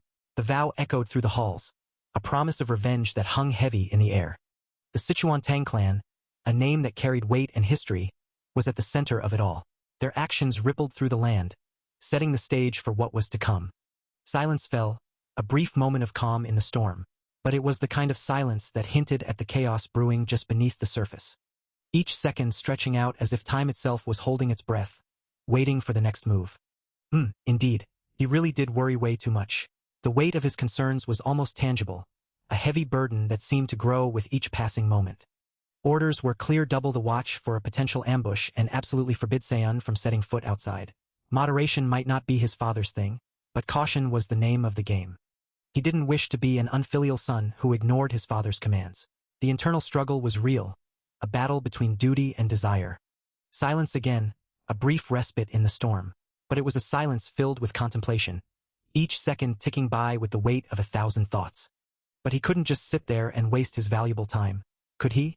The question hung in the air, a challenge to the status quo, a spark ready to ignite the flames of change. What would happen next was anyone's guess. But one thing was certain: the Tang clan story was far from over. And then, out of nowhere, he unsheathed the sword the High Lord gave him. The suggestion to go for a walk came out of the blue. It was such a casual, almost out-of-place idea given the circumstances. It was one of those ideas that was so simple, yet somehow felt profound. Time to sneak out. Where would he go? What would he find? And just like a ninja, he vanished. The air was thick with anticipation, each breath feeling heavier than the last. It's like playing Solid Snake, trying not to get caught. With speed like flash, he instantly dashed. The time for hesitation was over. It was time to act, to move forward. The Tang clan's leader knew that their recent advancements were just the beginning. There was so much more to do, to improve, to achieve. The martial pavilion needed an overhaul, and it was time to craft a primary weapon, a symbol of their strength and unity. The path ahead was clear, the goal set. The journey was far from over, but the Tang clan was ready. They had come so far, and there was still so much further to go. The future was theirs to shape. The Tang clan knoll stood as a testament to their journey, a symbol of their past and a beacon for their future. It was more than just a place, it was a legacy, a promise of what was yet to come. But as the promise of the future lingered in the air, the past told a different story. The once bustling Tang clan Knoll now stood silent, a ghost of its former self. It was just a ghost town now, a shadow of the legacy it once was. The weight of the past hung heavy, but so did the promise of revival. A vow was made in the silence. It wouldn't be long. The wheels of change were already in motion, and the Knoll would rise again. The young lord's determination burned bright. He wouldn't just bring the Knoll back to life, he would make it the envy of the world. This was more than a promise, it was a declaration. The first ripple of their new, fiery era was about to begin. And it all started at the Manchial Forge. Normally, one would need permission to enter, but at this hour, he could slip in quietly. The young lord moved with purpose, his mind set on the task ahead. This was where the future would be forged, quite literally. But fate had other plans. As he stepped into the forge, he was met with an unexpected presence. The Forge Master, a figure of authority and respect, stood before him. This was the one person he had hoped to avoid. The young lord was taken aback. This was not part of the plan. He had been caught off guard, and by someone he couldn't afford to cross. The Forge Master's voice cut through the silence. What brought the young lord here at this hour? The question hung in the air, heavy with implication. The young lord composed himself, offering a pleasant greeting to the Forge Master. But internally he was cursing his luck. This was the last person he wanted to see. Standing before him was the eldest figure of the clan, someone even his father wouldn't dare treat lightly. The young lord knew he had to tread carefully. Seon stood there, sweating a bit more than usual. The elder before him wasn't just any clan member, he was one of the core pillars of the Tang clan. A man who didn't even share their blood but commanded respect like no other. This wasn't just any elder. He was the master of all the blacksmiths of the clan, the iron hand under the soot-covered roof. Seon knew he had to play his cards right. The name echoed in Seon's mind as he stood before the legendary figure. Yongyun-gu, known as Black Hand, a man whose reputation was as formidable as his skills. Staring at the legendary Black Hand, Seon recalled how this man had joined their clan through his bond with the former patriarch, Yutai Tang. Yet, despite his ties, he always kept his distance, staying out of clan politics with a cold neutrality that made him seem almost untouchable. But there was one memory that stood out, burned into Seon's mind like a brand. The day the Manhwa caravan guard broke away from their clan, leaving a mark on everyone involved. Black Hand, a man who usually lost himself in the single-minded pursuit of needing iron, had done something completely out of character that day. He left them with Uncle Ho-yeol, a decision that no one saw coming. Before leaving, he didn't say a thing to Seon, simply staring him down with eyes full of a simmering bitterness that made the air between them feel heavy. And then, just like that, he was gone.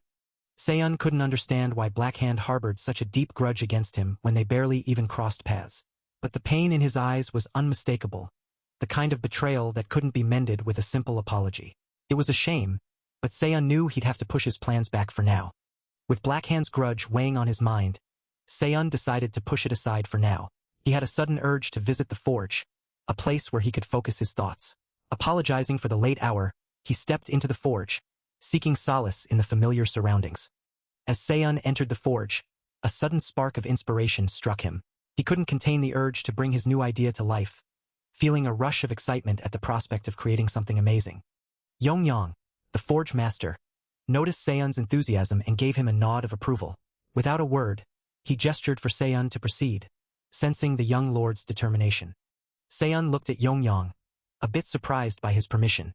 The forge master clarified, telling Seon that he could use his forge. Seon felt a surge of gratitude, ready to dive into his work. Yongyang, with a hint of impatience, urged Seon to stop dawdling and get to work. The forge was at his disposal, and there was no time to waste. Just as Seon was about to start, a familiar voice greeted him. It was Seol, someone he had helped before. Seol expressed his gratitude, catching Seon off guard. Seon was taken aback by Seol's sudden appearance and heartfelt thanks. He hadn't expected to see Seol there, but the gratitude was genuine and touching. There was a brief pause as Seon processed Seol's words. The forge was quiet, the only sound being the faint crackle of the fire. Seon responded, saying he was glad to see Seol alive and well. That alone was more than enough for him, showing his genuine care and concern. Yongyang chimed in, mentioning that Seon's father had confined him to his quarters for a week. He suspected Seon had slipped out in a hurry and offered his personal tools for Seon to use at his convenience. Yongyang then turned to Seol, suggesting they leave and not disturb Seon any further. The forge was Seon's space now, and they should respect that. Seon was amazed by Yongyang's generosity, comparing the offer of his personal tools to a warrior lending his closest blade. He vowed to properly express his gratitude later, feeling a mix of excitement and curiosity about the relationship between Yongyang and Seol. As Seol and Yongyang were about to leave, Yongyang turned back, adding that there was one more thing he wanted to say. Seon looked up, curious about what else the Forge Master had in mind. Seol and Yongyang were practically out the door when Yongyang suddenly paused, turning back with a look that screamed, "Plot twist incoming." Seon, who was already mentally planning his next snack, glanced up with the kind of curiosity usually reserved for unexpected plot developments in a manhwa. But just as quickly as the suspense built up, Yongyang waved it off like swatting away a fly. Never mind, it was nothing. The kind of nothing that makes you raise an eyebrow and lean in closer. Seon's face was a question mark. The kind of question mark that comes with a side of "dude, really?" and a sprinkle of "are we doing this or not?" MC, realizing he might have opened a can of worms he wasn't ready to deal with, decided to bury that thought for now. Like literally he was going to shove it 6 feet under and throw away the shovel. With that, they were off. But not before he shot one last glance over his shoulder, because when someone says "never mind," it's usually the start of something mind-blowing. MC couldn't afford to let a golden opportunity like this go to waste. He was practically rubbing his hands together like a villain in a Saturday morning cartoon, plotting his next move with the kind of intensity usually reserved for final boss battles. There was a pause, the kind that hangs in the air like a suspenseful drum roll, making you lean in just a little closer to the screen. Then MC dropped a wisdom bomb talking about how in the Murim, for a martial artist who's basically a legend, a weapon isn't the end goal but just a tool.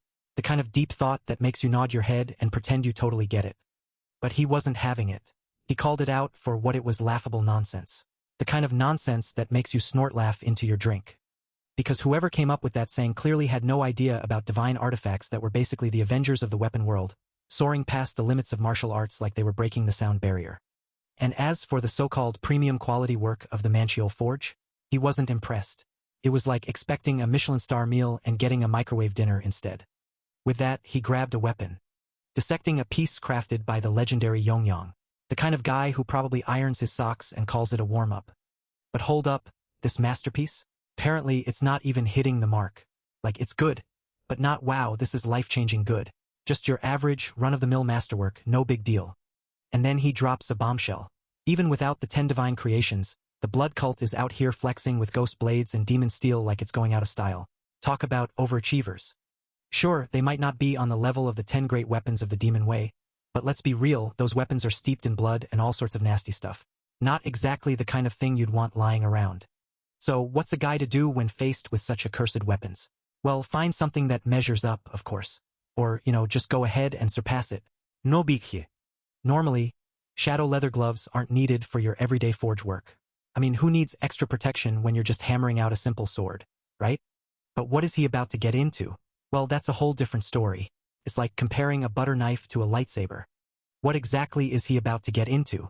Whatever it is, it's clear it's not your average, everyday task.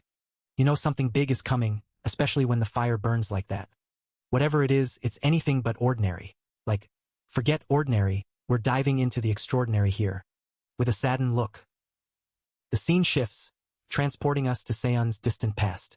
Memories of a life from a world left behind flood in, painting a picture of a time long gone. The joy of discovering the ability to forge divine artifacts was completely short-lived, as the blood cult launched their massive campaign across the lands. Talk about a buzzkill. As the memories faded, a groan escaped his lips, the weight of the past pressing down on him. He found himself in an unfamiliar place, disoriented and confused. The last thing he remembered was the chaos of battle, the clash of steel, and the screams of his comrades. But now, there was only silence and an overwhelming sense of loneliness. Where was he? How had he gotten here? His mind raced, trying to piece together the fragments of his memory. The last thing he remembered was the battle, the blood cult's relentless assault. He had been certain that was the end, that he would not survive the onslaught. Yet here he was, alive and breathing, but alone. He had been prepared to meet his end, to fall alongside his comrades. But fate, it seemed, had other plans. He was alive, but at what cost? The question gnawed at him, a bitter taste in his mouth. As he struggled to make sense of his surroundings, his thoughts turned to the metallurgical arts, the divine techniques that had been the pride of his clan. The techniques that had allowed them to forge weapons worthy of the gods themselves. But those memories, too, were tinged with sadness, a reminder of all that he had lost. A sudden realization struck him like a physical blow. He was alive, but what of his comrades? Had anyone else survived the blood cult's onslaught? The thought sent a chill down his spine, a cold dread settling in the pit of his stomach. His mind reeled, the weight of his isolation pressing down on him. He had been prepared to die, to fall in battle alongside his brothers and sisters. But to be the sole survivor? The thought was almost too much to bear. He thought back to the metallurgical arts, the divine techniques that had been the pride of his clan, the techniques that had allowed them to forge weapons worthy of the gods themselves. But those memories, too, were tinged with sadness, a reminder of all that he had lost. Suddenly, a voice echoed in his mind, a memory of a time long past. Blood Demon, he had called him. The mythical technique, the one that only the founder of the Tang clan could pull off. He had been accused of forging that myth into reality, of mastering a technique that should have been beyond his reach. The accusation stung, a bitter reminder of the jealousy and resentment that had plagued his clan. But it was true, he had mastered the technique, had forged the myth into reality. And now, it seemed, he was the sole survivor of his clan, the last of the Tang. He suddenly jolted, a sharp cry echoing through the empty space. His heart pounded in his chest, his senses on high alert. He held his breath, as the pressure made him fall. The Blood Demon demanded a blade worthy of his might, promising life in return. The offer hung in the air, heavy with implication. The response was swift and venomous. MC spat out the words, dripping with contempt, as if every syllable was laced with poison. The demon on the receiving end of this fury was clearly not well liked. A beat of silence followed, the tension coiling tighter. The voice returned, colder and more calculated. He probed, testing the waters, suggesting an indifference to the fate of others. The words were a blade, twisting in the dark. A sharp intake of breath, a pause. The silence spoke volumes, a storm brewing in the quiet, ready to unleash its fury. The tension snapped. Accusations flew, lies called out. MC was defiant, refusing to be manipulated. But the response was chilling, dismissive, as if the Blood Demon held all the cards. He continued, painting a grim picture of inevitability. Subjugation was coming with or without cooperation.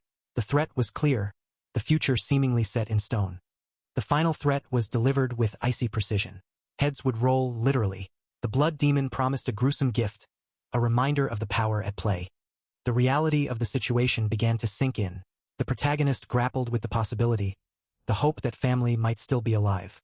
But the doubt was palpable, the monster's mercy unlikely. A resolve began to form, a path chosen. He was steely, determined. Whatever came next, it would be on his terms. A single word, heavy with acceptance. The protagonist was ready, whatever came next. MC got up, explaining the nature of his creations. They were tied to his masters, a bond unbreakable. The offer was extended, a shadowy partnership proposed. He laid out its terms. He demanded his techniques in exchange for power, a blade of vengeance sharpened right under his nose.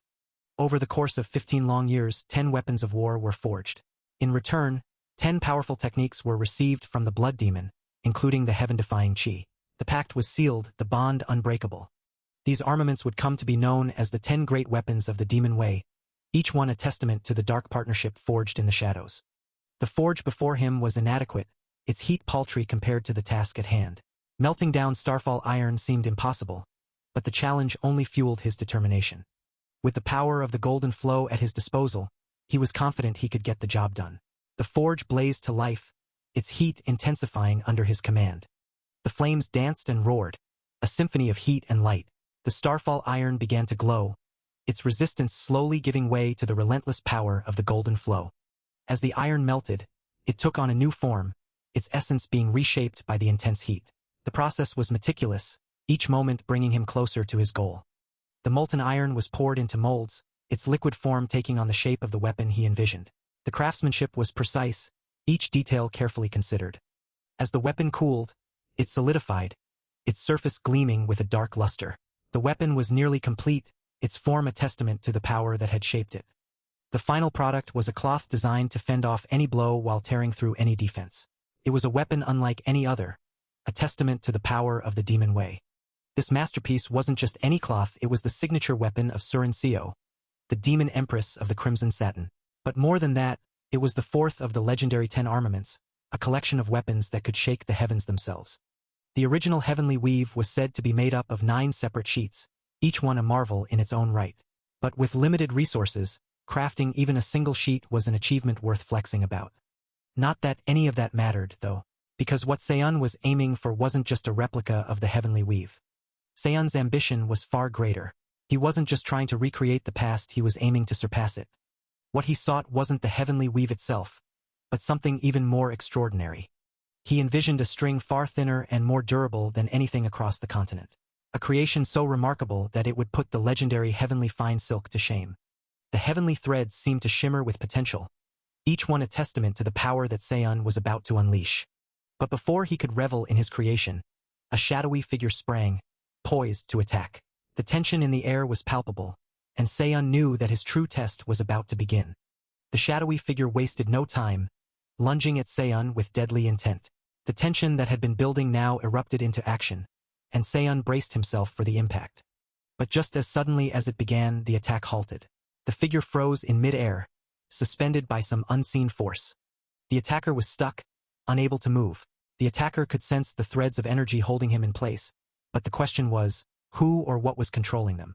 Seon, ever the chosen warrior of the Murim Alliance, couldn't help but feel a twinge of annoyance at the crude attempt on his life. He stepped forward, his voice calm but firm, addressing the frozen figure. Commander Ugon, or so he used to be known, was the one behind this sudden interruption. Seon, recognizing him, couldn't help but let out a small chuckle. It had been a while since they last met. Seon greeted him with a hint of sarcasm, noting that Ugon was now just Ugon, no longer a commander.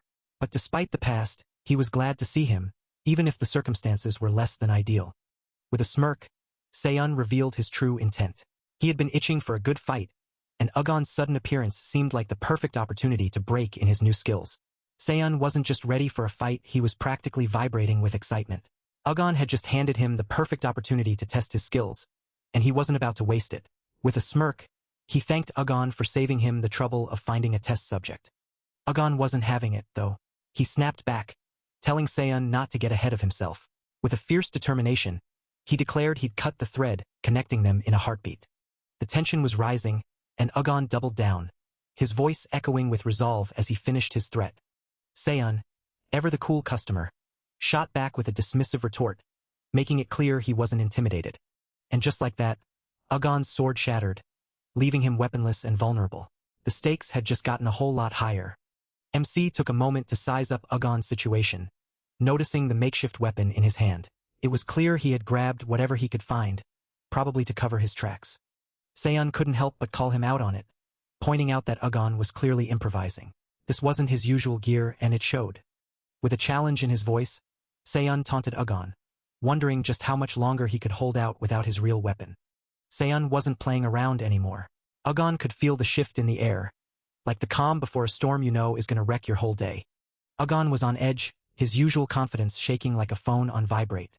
He tried to steady himself, but Seon's taunts were getting under his skin. Ugon's thoughts were spiraling. He cursed Seon, trying to figure out his next move. Left, right? It was like trying to pick the right answer on a test when you hadn't studied. Seon noticed Ugon's strategy, wrapping himself in a shell of fortifying chi, trying to weather the storm of lashes like a turtle in its shell. But Seon wasn't having it. Seon decided it was time to show Ugon the ultimate technique of the sect of the Divine Maiden. No more holding back, no more playing around. The air crackled with energy, like when you know the Wi-Fi's about to cut out right when you're about to win a game. Ugon braced himself, but he was already on the back foot. Seon's words hit him like a truck, and he knew he was in for a world of hurt. Seon wasn't done yet. He had Ugon right where he wanted him, and he wasn't about to let up. Ugon let out a cry of pain and frustration. Seon wasn't holding back, pointing out how Ugon's plan to cover his trail had failed spectacularly.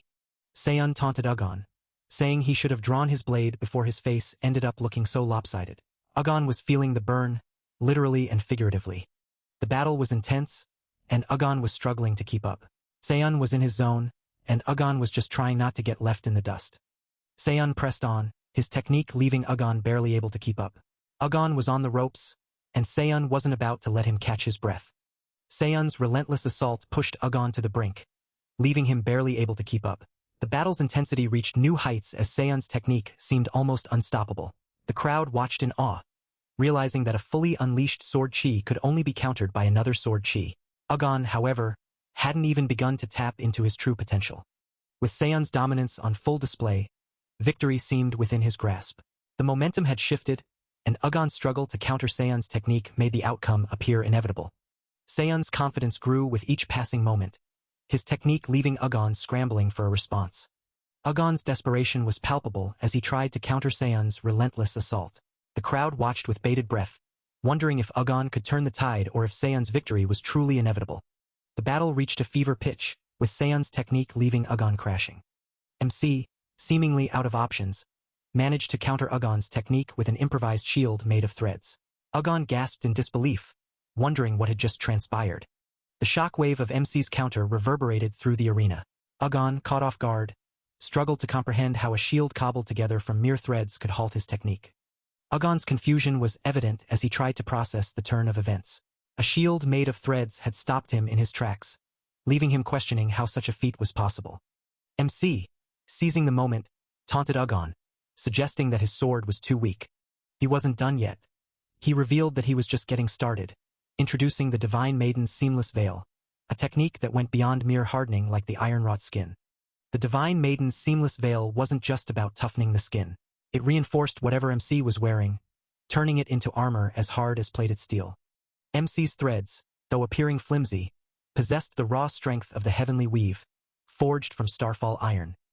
His confidence in his heavenly weave threads was unshaken, believing he could withstand even a well-crafted thunder bomb.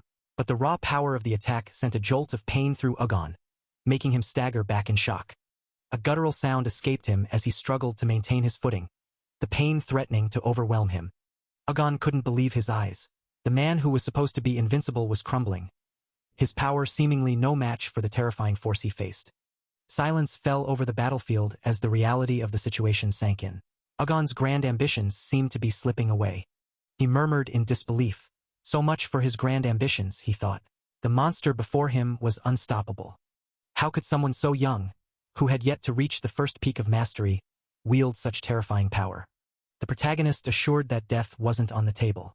The plan was to hand Agon over to the Hall of Justice, so killing him was out of the question. But before that, a little roughing up seemed in order, just like what had been done to Hozong. Agon's eyes widened in horror. Hozong?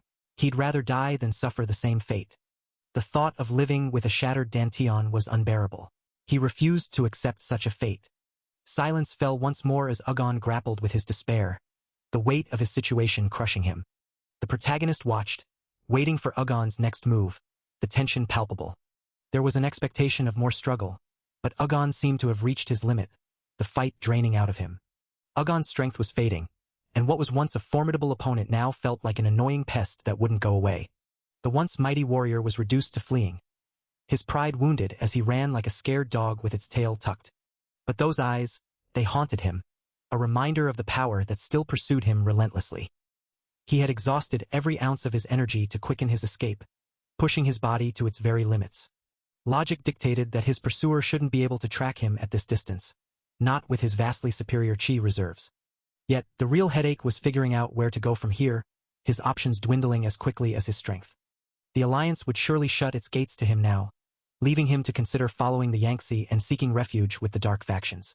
A thought struck him, a glimmer of hope in his desperate situation. If he traded away the secrets he held, he might yet carve out a place for himself. The treacherous and their duplicitous ways remained unchanged, even through the passage of time, and he knew he had to tread carefully. But as he pondered his next move, the voice echoed in his mind again, a reminder of the betrayals he had faced before. The treacherous and their duplicitous ways remained unchanged, even through the passage of time, and he knew he had to tread carefully.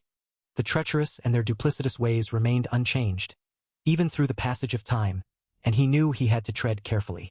But the voice that echoed in his mind was sharp and mocking, questioning the very intelligence of his choices. Fleeing to this place seemed like a desperate move, one that might not end well. The black bamboo forest loomed ahead, its trees known for their unyielding strength, almost as if nature itself was steel. It was a place of legend and perhaps a place of final stands. Energy was running low, and the realization hit hard. Wrapping his blade in chi was out of the question now. The situation was dire, and desperation began to set in. With no other options left, he decided to put everything into one final, piercing strike. It was a gamble, but it was all he had left. If he could just skewer his opponent's heart in one swift move, victory might still be within grasp. The thought fueled his determination. But as he prepared to strike, doubt crept in. As his foot flew into the air, every second felt like an eternity. Silence enveloped the forest, and all you hear is Ugon tumbling through the forest. He crashes hard into a tree. The anticipation was killing, as threads wrapped around bamboo. Then the threads wrapped around Ugon. In the blink of an eye, the calm shattered. The clash began, the forest erupting into a flurry of motion and energy. MC's chilling voice echoed through the trees, declaring that escape was impossible. The heavenly threads had sunk in their fangs, and they would never let go of their prey. A shudder ran down the spine of Ugon, the sensation feeling almost primal, like an ancient instinct awakening. Realization dawned on his face. So that was the secret. This opponent had gone completely mad. A desperate plea for mercy cut through the air, directed at MC. The plea continued, begging for forgiveness just this once, swearing that he didn't know what had come over him. What a wussy. But mercy was not forthcoming. MC's cold voice dismissed the plea, calling the supplicant a miserable worm. A guttural sound escaped the miserable worm as he continued, warning him never to show his revolting face again. Ugon rang out, addressing him as great master and offering 1,000, no, 1,000,000 thanks to him. The forest fell silent, the aftermath of the clash hanging heavy in the air. The silence was brief, however, as Ugon grinned. Ugon's voice cut through the silence, chastising MC for letting down his guard, calling it an open invitation for the Reaper. He continued, telling him to meditate on his words as he made his journey below. With those final words, the fate of the combatants hung in the balance. As the dust settled, the weight of the battle's outcome became clear. Ugon's left arm lay severed, a stark reminder of the price paid in his fierce struggle. Seiyun stood firm, his gaze piercing through the chaos. He wasn't about to let his guard down, not even for a second. With a voice that cut through the silence, he made it clear that he was still very much in control. Seiyun's eyes narrowed, his expression hardening. He knew better than to trust someone who couldn't be trusted. The battle might have taken a toll, but his resolve was unshaken. With his resolve unshaken, Seiyun charged forward, his determination burning brighter than ever. Trust was a luxury he couldn't afford, not when the stakes were this high. A heavy exhale escaped him, the weight of the battle pressing down. But he couldn't stop now, not when he was this close. There, lying before him, was Ugon, finally defeated. One down, Seiyun thought, a grim satisfaction settling in his chest.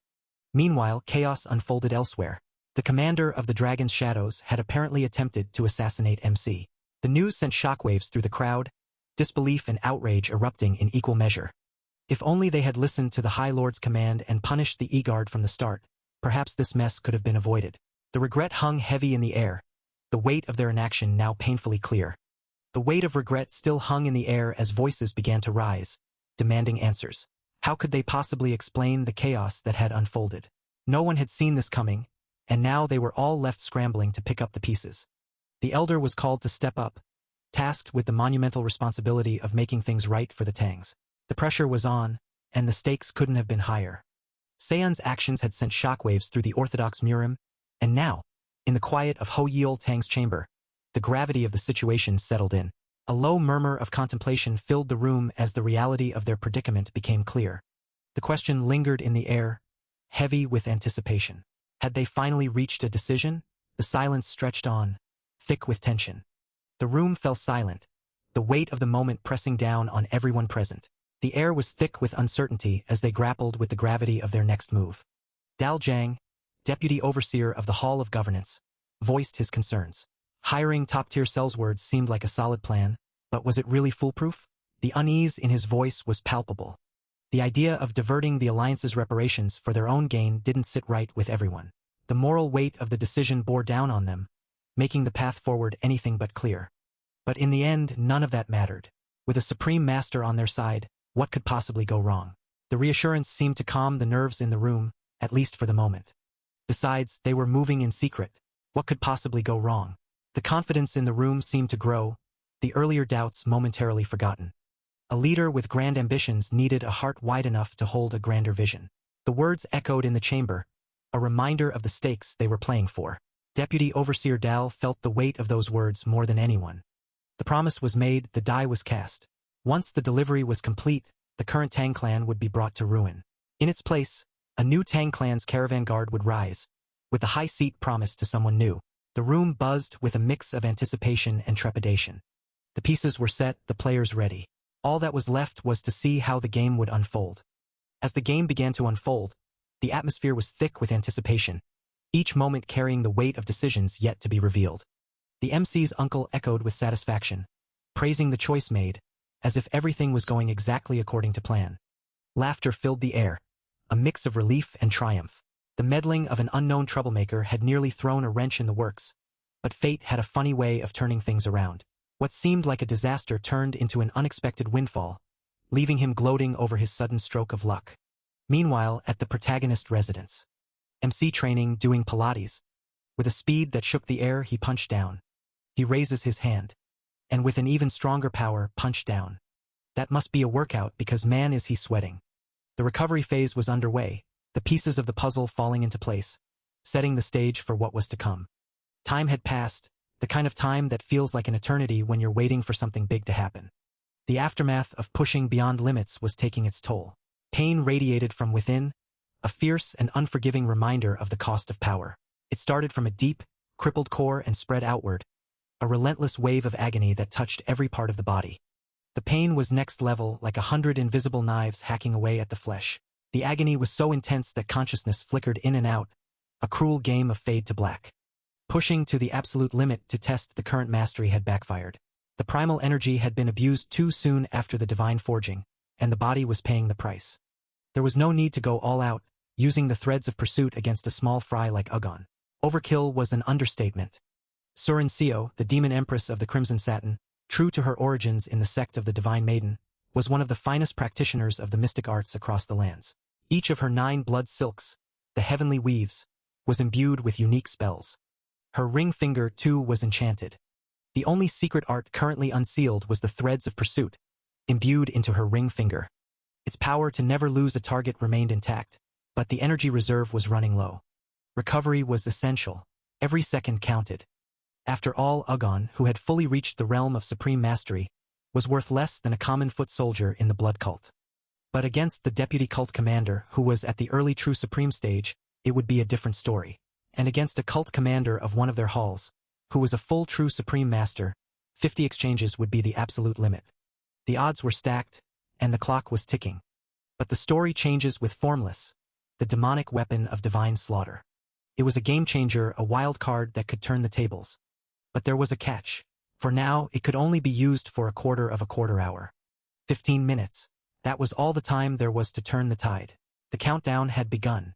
But suddenly, a loud voice demanded to be let in. The guards were taken aback, wondering who could be making such a bold request at a time like this. The voice was recognized as Saran's, and it was clear she was not to be trifled with. The guards pleaded for her to stand down, but she was having none of it. The Lord's orders were clear, no one was to enter. It was a command meant to keep out assassins sent by her brother. But Saran was not an assassin. She was his sister, and she was not about to be turned away. The guards hesitated, unsure of what to do, but Saran's determination was unwavering. She wasn't going to be silenced. With a sigh, the Lord gave in. Saran was allowed to enter, and he invited her to sit down. The room was silent for a moment, the tension palpable. Saran's expression was unreadable, leaving the protagonist to wonder what she was thinking. He couldn't help but wonder if Saran was angry with him. He had, after all, caused quite a bit of trouble recently. He had been warned not to stir up any more trouble after the Hozong incident. But he had done the exact opposite, and now he was facing the consequences. He tried to reassure himself that Saran wouldn't actually use the stick on him. He was too old for that kind of discipline, reserved for unruly children. Saran broke the silence, commenting on how well he looked considering the chaos he had just stirred up and walked through. He apologized, regretting causing her such worry, but he could tell she was furious. Saran handed him a drink, telling him to drink it. He couldn't help but wonder what it was, but he trusted her and took a sip.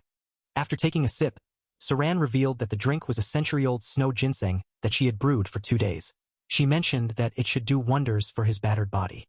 He was taken aback, wondering how he could possibly take such a precious item from her.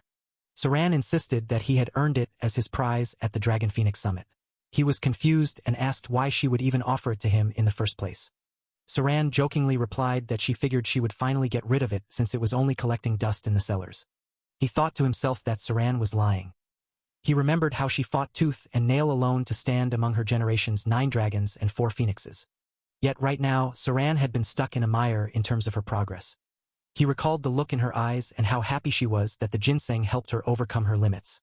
Whatever the case, he felt that he must turn it down, insisting that it was hers and she should take it. Saran asked if he was really going to slap away her gesture. He thought about how that icy stare used to chill him to the bone when they were children, but now it just felt a bit contrived. An awkward silence fell between them, and a flashback. Memories started to fill his mind. MC seeing his sister with swords stuck into her. The memory was suddenly broken as a voice called out for Seon, the concern evident in their tone. Saran chimed in, asking what was wrong and if Seon was all right, the worry in her words palpable. Seon reassured her that he was fine, though he admitted to feeling a bit lightheaded for a moment. She insisted that Seon take the decoction, warning him not to refuse again or face a real punishment. Seon hesitated, the weight of the situation pressing down on him.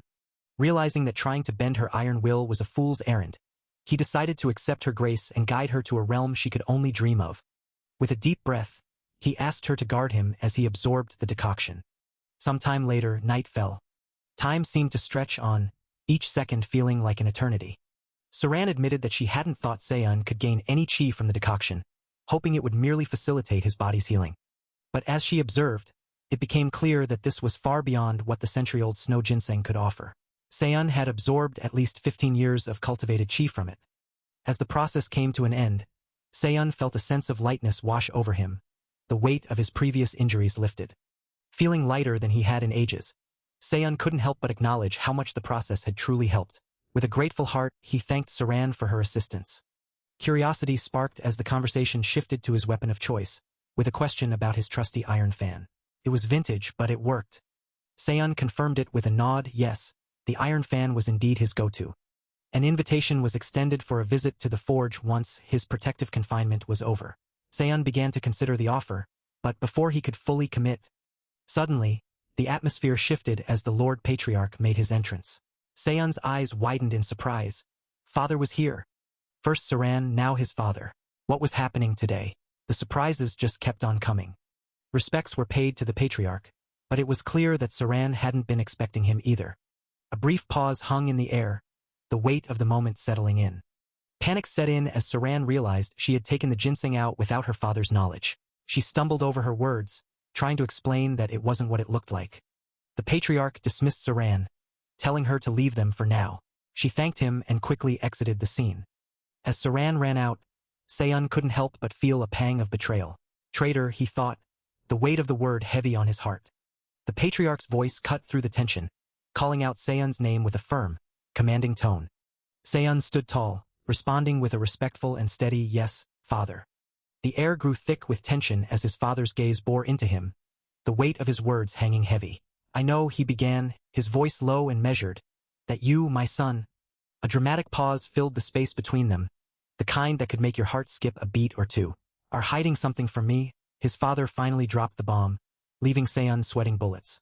Seon's father dropped another bombshell, accusing him of hiding something major, not just from him but from High Lord Jinhak himself. Yikes, talk about family drama. Seon was sweating bullets, wondering how his father knew. But his father just dropped some wisdom, saying a father can always sense even the tiniest changes in his child. Like dad goals much? But then, in a surprising twist, his father backed off, saying he wouldn't press him any further. Phew, Seon caught a break, but the tension was still there, lingering like an awkward family dinner. Seon was feeling all the feels, wishing he could spill everything to his dad. He wanted to say how much he missed him, how grateful he was, and just how sorry he felt for everything that went down. Cue the waterworks. Then, out of nowhere, Seon's father dropped another question, asking if Seon knew why he hadn't sought him out until now. Seon's mind went straight to his past crimes, wondering if that was the reason. The plot thickens. But his father shocked him again, saying it was because of him, not Seon. Seon was like, huh? What do you mean by that? Confusion level 100. Silence filled the room as Seon waited for an explanation, his mind racing with possibilities. His father finally broke the silence, revealing that he had always placed his faith in the alliance and walked the path of honor. But plot twist, That very rigidity was what caused their clan's fortunes to decline in the first place. Mic drop. The weight of his father's words hung heavy in the air. He admitted that his heart had always carried the burden of guilt for their kin, yet he never once regretted standing firm in his beliefs. But now, for the first time, something shifted within him. A bitter taste of regret filled his mouth, a feeling he had never experienced before. It was as if the very foundations of his convictions were beginning to crack. He wasn't a hero, nor a righteous warrior. He was just a fool who couldn't keep his only son safe from the storm that was coming. The realization hit him hard, and he called out his son's name, Seon. Seon responded with a respectful yes, sir. His voice steady but his heart pounding. He could sense the weight of the conversation that was about to unfold. His father continued, acknowledging that while Seon's actions had been crude and reckless, they were undeniably just. He urged his son not to stray from the path he had chosen, no matter what. He promised to shed his old ways and stay ahead of Seon, to stand as the sturdy oak that would shield him from the winds. But there was a condition, a promise he needed from his son. Seon agreed without hesitation, promising his father anything. The old man's eyes bore into his son's, his voice steady and serious. He warned Seon that no matter what storms came his way, he must not allow his spirit to waver. But he also acknowledged the darkness within his son, a bloodlust that churned as strongly as his righteous heart. Seon listened intently, knowing that his father spoke the truth. He could feel the darkness within him, a shadow that threatened to consume his light. His father cautioned him that if he used his hands only to cut down the wicked, their darkness would stain him, leaving him no different from them. The words hung heavy in the air, a warning that Seon took to heart. Seon admitted that he didn't fully understand what true righteousness was. His belief was simple: those who deserve death must die. But he knew that his father worried about the darkness within him, and he was determined to guard against it. MC acknowledged that there were evil men whose natures were so fundamentally rotten they could never change. But he also knew what he must guard against, and he trusted his father to do the same. With his father's wisdom still echoing in his mind, Seon made a promise.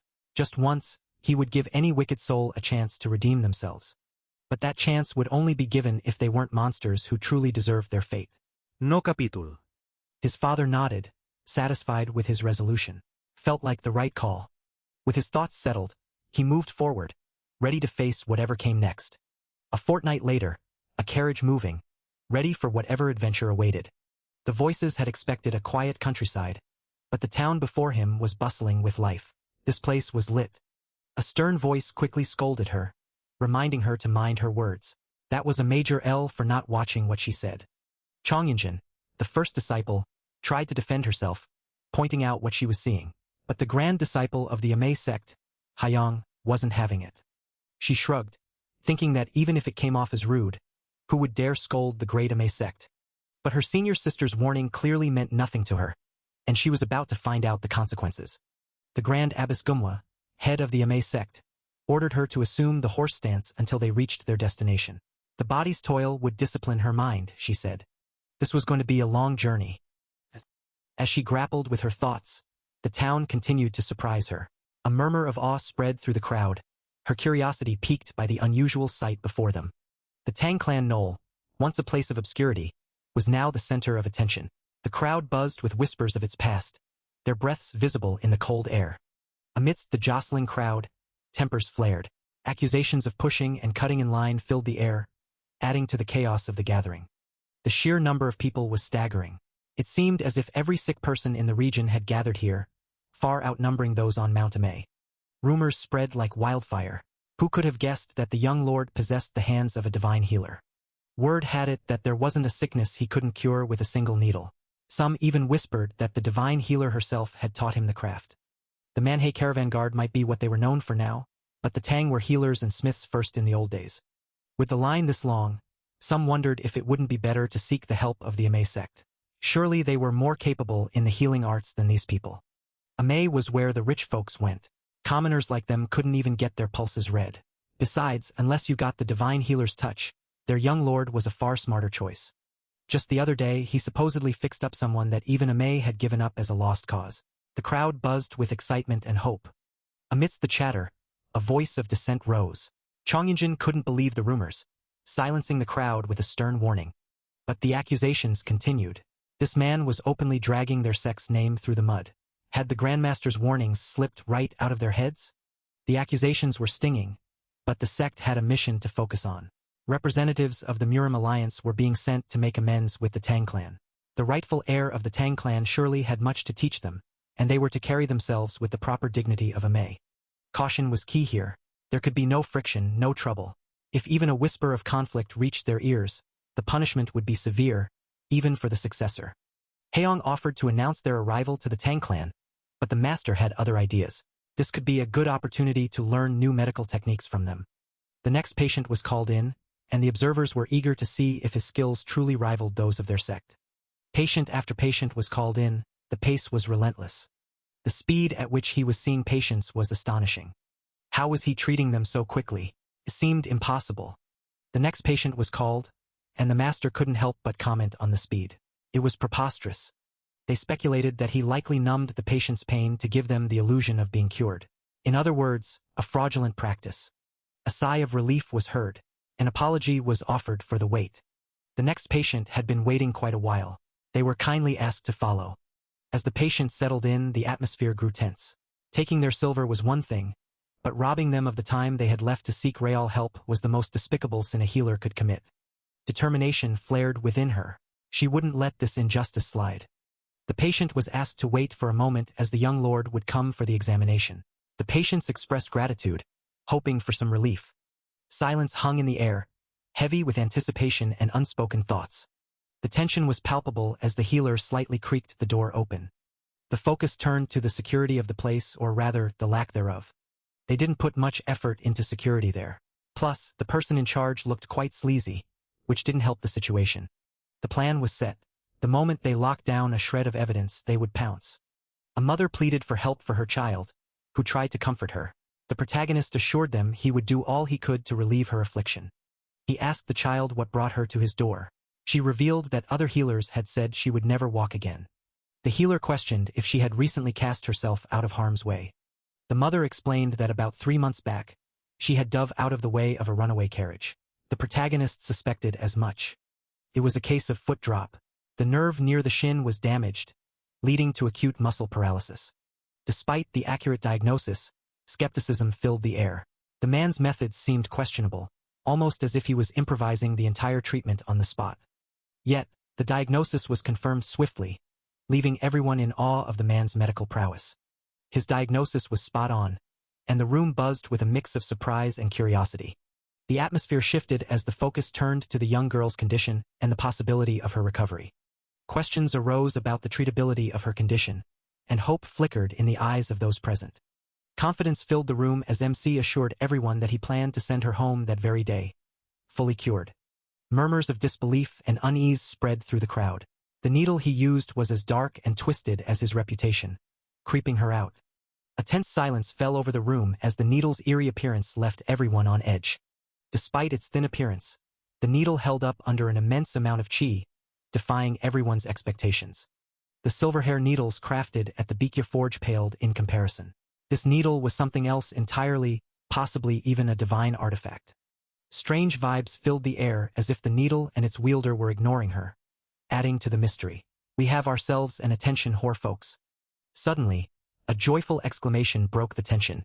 The young girl could move her leg again, her face lit up with gratitude and relief. This wasn't just a temporary fix. The man's skill had brought about a genuine miracle. He had re-established the link between her meridians and the nerves, a feat that left her in awe and disbelief. The crowd was left in awe, murmuring about the prodigy who had just performed an unimaginable feat. The air was thick with admiration and a hint of disbelief. But then, a sudden realization hit her.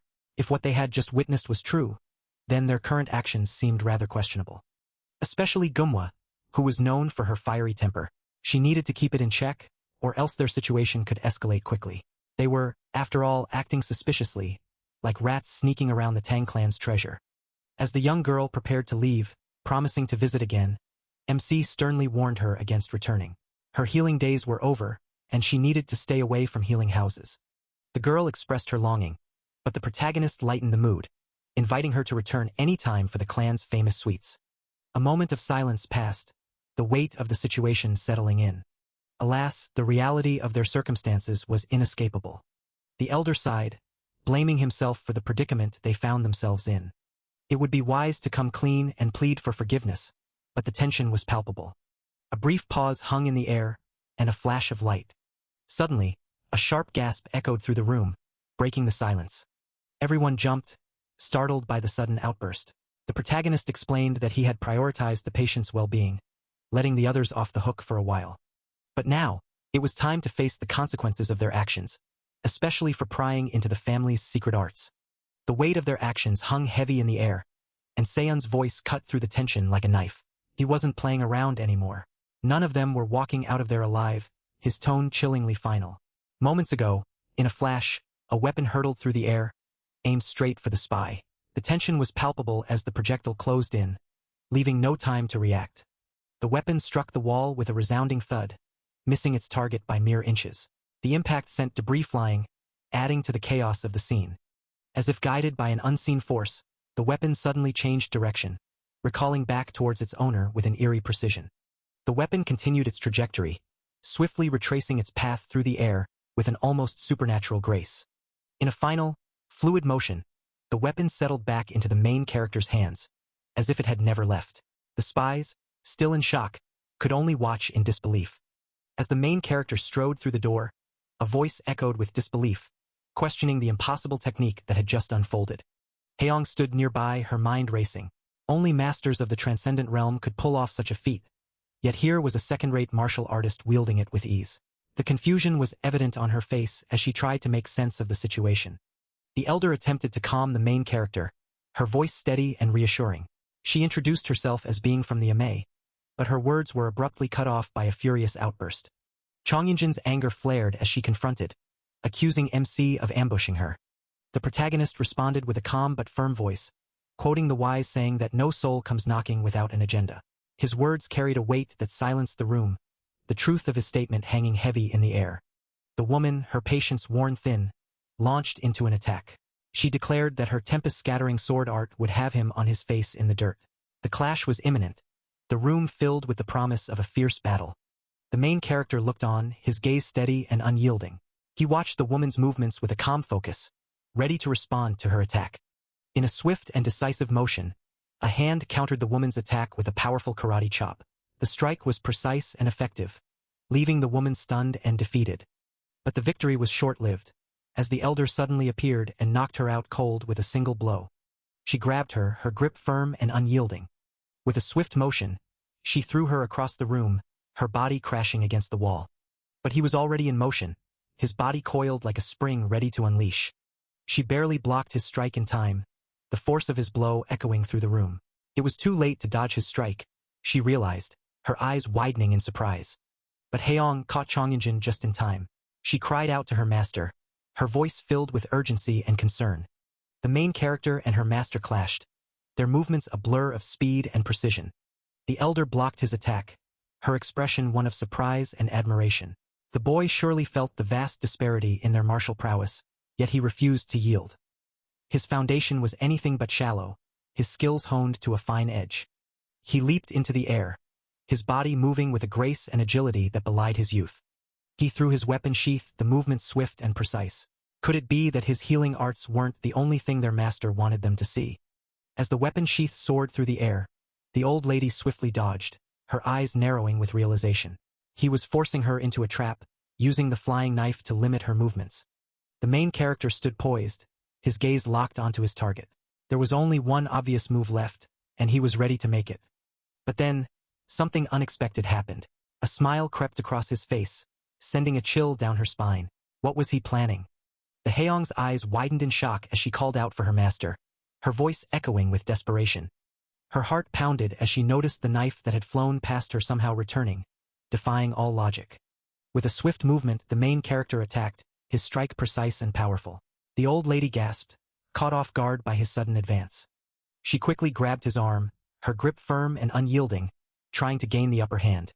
With a burst of yellow aura, she flipped him over, her strength and agility defying her age. She followed up with a palm strike, hitting him squarely. He grunted in pain, the impact sending a shockwave through his body. The force of the palm strike sent him flying through the air, his body tumbling like a ragdoll.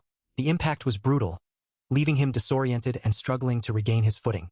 As he hit the ground, A sharp pain shot through Chongyunjin's head, making her wince. Through the haze, she heard a familiar voice calling out to her, concern laced in every word. Haeyoung's voice echoed in her mind, urging her to respond. Confusion set in as she tried to make sense of what had just happened. The events leading up to this moment played back in her mind like a blur, leaving her questioning her own actions. A realization that seemed to hold the key to understanding the situation she found herself in. Silence filled the air as he tried to gather his thoughts, the weight of his emotions threatening to overwhelm him. She realized that her emotions had gotten the better of her, clouding her judgment and causing her to lose control. He was barely older than 20 years of age, yet the weight of her actions bore down on her like a ton of bricks. The realization that she had failed to restrain herself was a bitter pill to swallow. The way he had used void seizing as if it were second nature was a genuine surprise. It was a technique that required precision and control, yet he had wielded it with ease. A thread of something unfamiliar seemed to weave through his actions. But MC knew he had to push through the confusion and finish what he had started. The time for hesitation was over. With a deep breath, he steeled himself for what was to come. The resolve to see things through to the end burned within him. The elder had never even heard of a martial art that employed threads. The concept was foreign to her, yet it seemed to be a part of what she had just experienced. Had he reached a level of mastery to forge his own discipline? The question lingered in her mind as she prepared herself for the challenges that lay ahead. With his mind set, he stepped forward, ready to face whatever came his way. The warriors of the Tang clan stood before him, their presence filling the air with tension and anticipation. The command was clear and resounding. Subdue the enemy. No more words were needed as the warriors prepared for battle. Amidst the chaos, a familiar name echoed, Muyil. The mention of his name brought a mix of confusion and urgency to the scene. The call for father added another layer of complexity. Voices rang out, addressing the young lord. The urgency in their tones was palpable, drawing attention to the unfolding drama. Concerns for his safety was voiced, but warnings to keep distance were also shouted. The tension escalated as the scene became more chaotic. Apologies and offers of help were made, but the sincerity behind them was questionable. The air was thick with uncertainty and mistrust. A stern warning was issued, leaving no room for doubt. The stakes were high, and the consequences of any misstep were clear. The Hall of 1,000 Rains loomed ahead, its grandeur a stark contrast to the turmoil unfolding within its walls. Silence fell momentarily, the calm before the storm. The tension was almost tangible, everyone holding their breath for what was to come. Patriarch Muyil's name was invoked, a reminder of shared history and past alliances. The weight of their collective past hung heavily in the air, shaping the present confrontation. With Patriarch Muyil's name lingering in the air, the tension spiked as someone claimed the entire incident was just a terrible misunderstanding. But he wasn't having it, questioning what part of this mess could possibly be misunderstood. Was it the part where they hid their identities and sneaked into the Tang clan under false pretenses? The accusation hung heavy, and the room seemed to grow colder.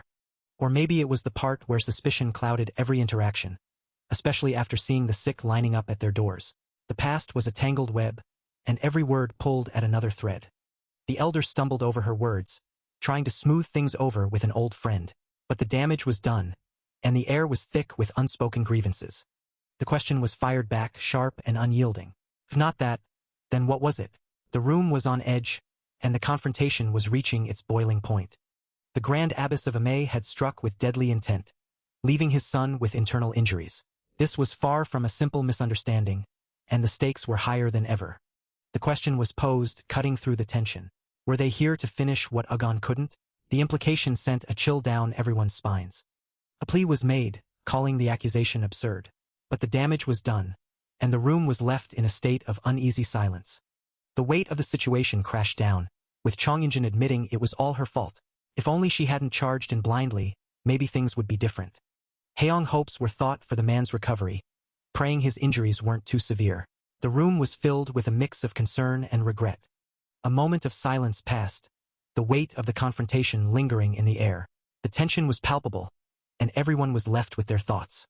Heavy footsteps entering. Suddenly, the Tang clan's deputy leader, Seon, stepped forward, greeting the Lord Patriarch with a formal tone.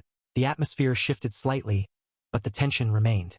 Apologies were offered to everyone present, acknowledging the burden of concern that had been placed on them. The words were sincere, but the road to resolution was still long.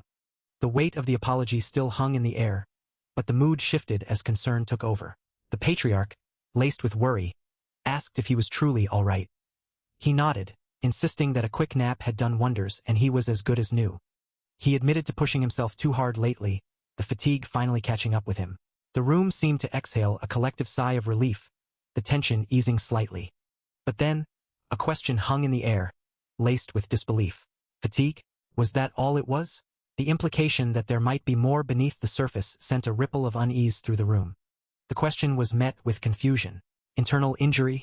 From what? The words seemed to echo, a puzzle that no one quite had the pieces to solve. The explanation came, a revelation that the divine art of the Golden Summit should have ravaged his insides.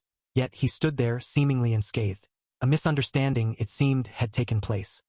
Apologies were offered once more, this time directed towards the Grand Abbess. The weight of the situation seemed to press down, the realization of who stood before them sinking in. He admitted to lashing out blindly, a fool who hadn't recognized the Reverend Mother. The words hung heavy, the air thick with regret and a touch of embarrassment. The Grand Abbess, a figure of authority and grace, asked for silence. She needed a moment, a pause in the storm of revelations and apologies. The pieces started to fall into place. It had been a misunderstanding, a case of mistaken identity and misplaced power. If she had struck him with full force, he wouldn't be standing there. A plea was made, a request to cast aside the need to endure pain for the sake of honor. The words were gentle but firm, a call to let go of unnecessary suffering. It was clear as day that he was forcing himself to bite down on the agony. But he insisted, with a hint of a smile, that it was all an act, a performance to keep the peace. The revelation left him stunned. Why would he do such a thing? The question lingered, a cliffhanger in the air, as the room waited for an answer. Then, out of nowhere, MC thoughts cut through the silence, smooth as butter but with a hint of something mischievous? He admitted this might seem a bit out of left field, unnecessary even, but hey, could everyone just roll with it for once? Like, trust his lead on this. The room was still processing, but you could practically see the emoji-filled thought bubbles popping up over their heads. What was this, some kind of prank? A social experiment gone wild? Silence. Absolute, crickets chirping silence. The elder dripping with skepticism. What exactly was this about? What was the young lord trying to pull here? This wasn't some casual request, it felt more like the setup to an epic plot twist, and nobody wanted to be the side character who missed the memo. But then, just as the tension was about to snap, his thoughts came again, calm and steady, like a hand waving everyone down. Chill out, he seemed to say. No need for the side-eye or the dramatic gasps. Everything was under control, or at least, that's what he wanted everyone to think. Turns out, this wasn't just some random power move. The young lord had a plan, and it was a big one.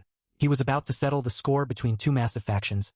But plot twist, this wasn't some selfless hero moment. Nah, he was about to cash in big time. Like, King's ransom level big.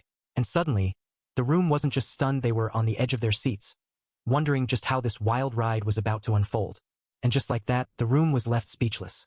The young lord had just dropped a bombshell, and everyone was trying to pick their jaws up off the floor. This wasn't just about settling scores or making a quick profit. Nah, this was about to get a whole lot more interesting. Seon, with his fiery reputation, wasn't exactly known for his patience. But Gumwa?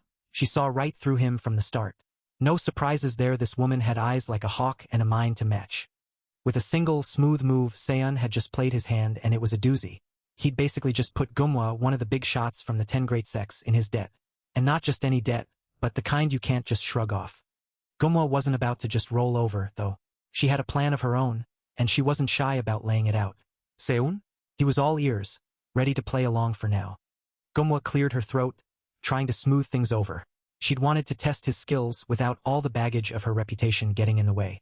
But oops, turns out hiding who she was might have backfired a bit. She asked if he was really okay, probably already knowing the answer. Seon brushed it off, saying it was just exhaustion talking. Classic tough guy move, but hey, it worked for him. Gumwa gave him props for saving an old lady's dignity, her words, not ours. The crowd, though, they were still trying to piece together what was going on. Misunderstandings, divine healers, and now this? It was a lot to take in. And just like that, the room was buzzing again. Trivial misunderstandings? Sure, but when you're dealing with people like this, even the small stuff can blow up in your face. But as the dust settled, Seon just felt grateful. His condition hadn't worsened despite the chaos, and that was something. Gumwa, still a bit shaken, agreed. It was a blessing, truly, that things hadn't spiraled further out of control. The father figure wasn't convinced. He pressed Seon, demanding to know if everything he'd said was the truth. Seon stood firm, confirming it was. Seon couldn't believe the accusation. How could they think he would use the Amasex's name to weave a lie? The father's anger exploded. He called Seon a fool, his act nearly dragging them all into a bloodbath. Even if Seon believed they were stealing a peek at their clan's hidden arts, he couldn't just recklessly strike at their throats. The patriarch was furious, and Gumwa tried to calm him down. Seon admitted he made a horrendous judgment. He thought he could give them a scare, but the patriarch wasn't having it. He didn't care if it was a dulled throwing knife, it didn't excuse what Seon had done. Wait, it was a blunt practice dagger? But Chongyunjin had even pulled out her real steel against him. The tension was thick enough to cut with a knife. It looked like they had all jumped to conclusions too quickly.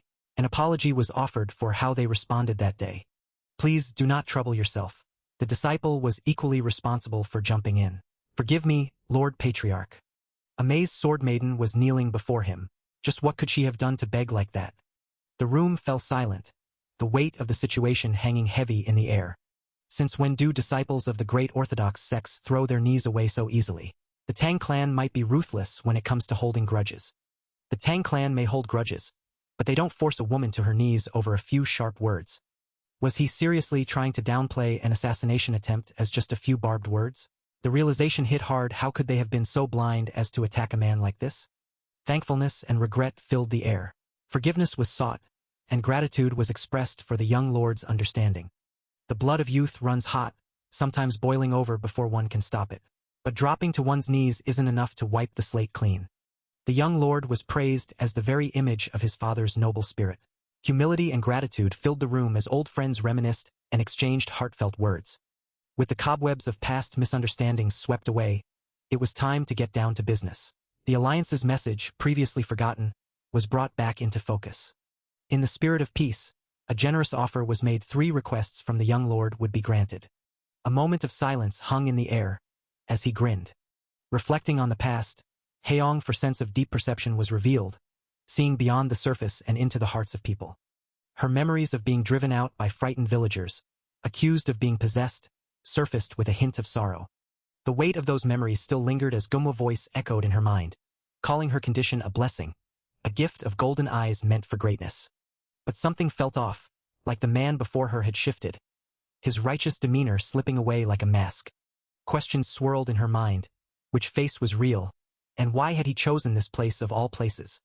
The abandoned mine on Mount Wool was barren, meager, but its proximity to the Qingqing sect made it a difficult request.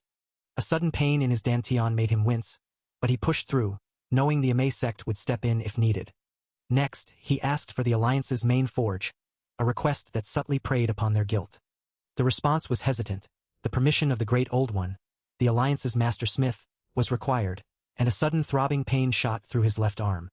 But a promise was made, a personal vow to see that they reach a settlement. Confusion lingered, no malice was felt, yet something was undeniably off. With a polite gratitude, he made his final request, asking for the strategist of the Alliance's military wing to serve as his bodyguard. A sharp rebuke followed, a reminder to be more considerate in his requests. A strategist as a bodyguard made no sense. He was reminded to bring home things that added weight to the Tang name. Shaking someone down for coins was for those who couldn't see the bigger picture. Besides, if he revealed his greedy paws now, he would lose whatever trust he had built with the Grand Abbess. This was the wisest course open to him at the moment. Suddenly, a thought struck him like lightning. A memory surfaced, one he had tried desperately to contain. It was a memory he had tried to bury deep within himself. The memories he tried so desperately to contain were washing over him like an unstoppable tide. When the Murim High Lord was slain by the Blood Cult, the Alliance fractured in two. The Anti-Blood Coalition, willing to shake hands with the Dark Factions just to fight back, and the White Path Coalition, who would sooner die than compromise their pride. One of the 3 heads of the Anti-Blood Coalition was the Sword Empress Ha Young-du. Strangely enough, they kept running into each other. If you wanted revenge, you should have kept it between yourselves. At this point, what makes you any different from the Blood Cult? The question hung in the air, heavy with implication. In her eyes, he was a demonic acolyte who had severed his cord to the White Path. She couldn't comprehend how someone could corrupt even that gentle child. No matter what it took, she vowed to personally bring him to justice. The determination in her voice was unmistakable. A moment of silence passed, the weight of her words lingering in the air. He was sorry, so sorry. He was too late. She was someone who deserved to know the better version of him. Young lord? The voice seemed uncertain, almost hesitant. Seuntang, the name echoed, pulling him from his thoughts. What seems to be the problem? She asked, trying to regain his composure. Forgive me, he said. His mind wandered for a moment. It seems his condition is not yet stable. The observation was made with a touch of concern. Make rest your priority until you've fully recovered. The advice was given with a gentle firmness.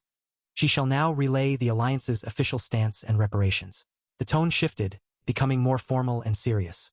The terms remain unchanged, but the numbers have increased.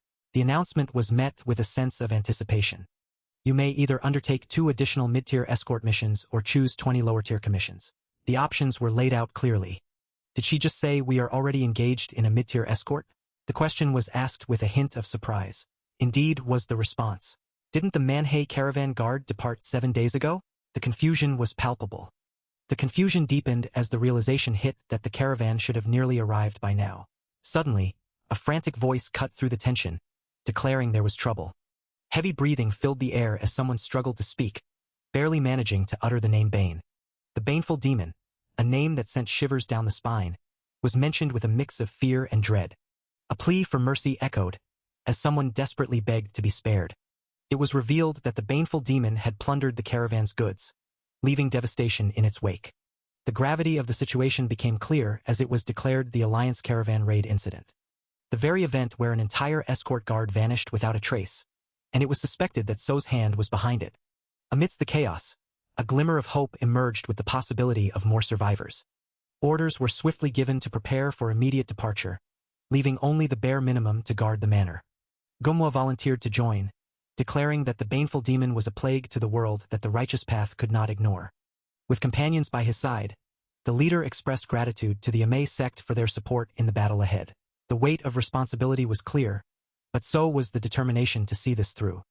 Turning to his son, the leader commanded that he stay behind to oversee the clan, a duty that couldn't be ignored. The son acknowledged the order, but there was a hint of reluctance in his voice. The protagonist revealed his intent to apprehend Uncle Ho Yeol for his betrayal, a task that needed to be handled swiftly. The plan was to deal with the traitor first and then join the fight against the baneful demon without delay. Concerns were raised about facing Ho Yeol while injured, but MC was adamant. He insisted on handling the situation immediately, knowing that waiting would only make things worse. He tried to intervene, acknowledging Ho Yeol's strength and urging his father to focus on the bigger threat. But the leader was resolute, his mind set on severing the rot before it spread. He thought that the situation was too volatile to leave any loose ends. A rotten branch had to be cut off entirely before it could infect the rest of the tree. With a final declaration, he stated his intent to execute Ho Yeol and then immediately pivot to chase the baneful demon. There was no time to waste.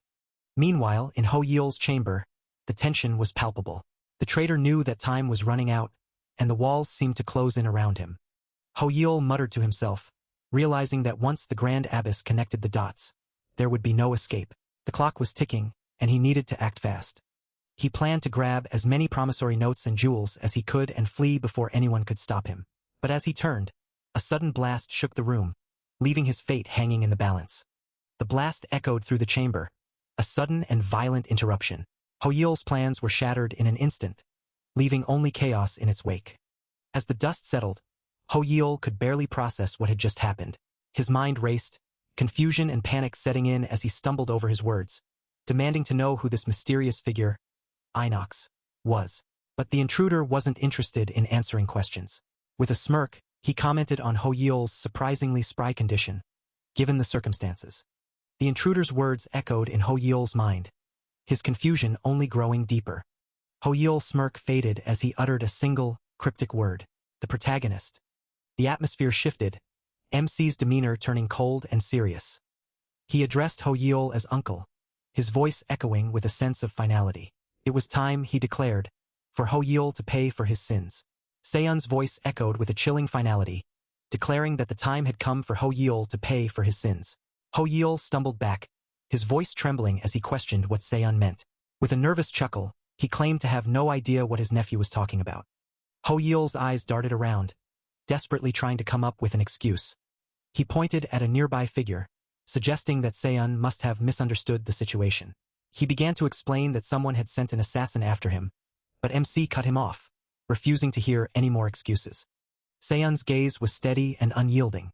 If Hoyeol truly valued the legacy of their clan, he should surrender himself with the dignity of a man who knows he's beaten.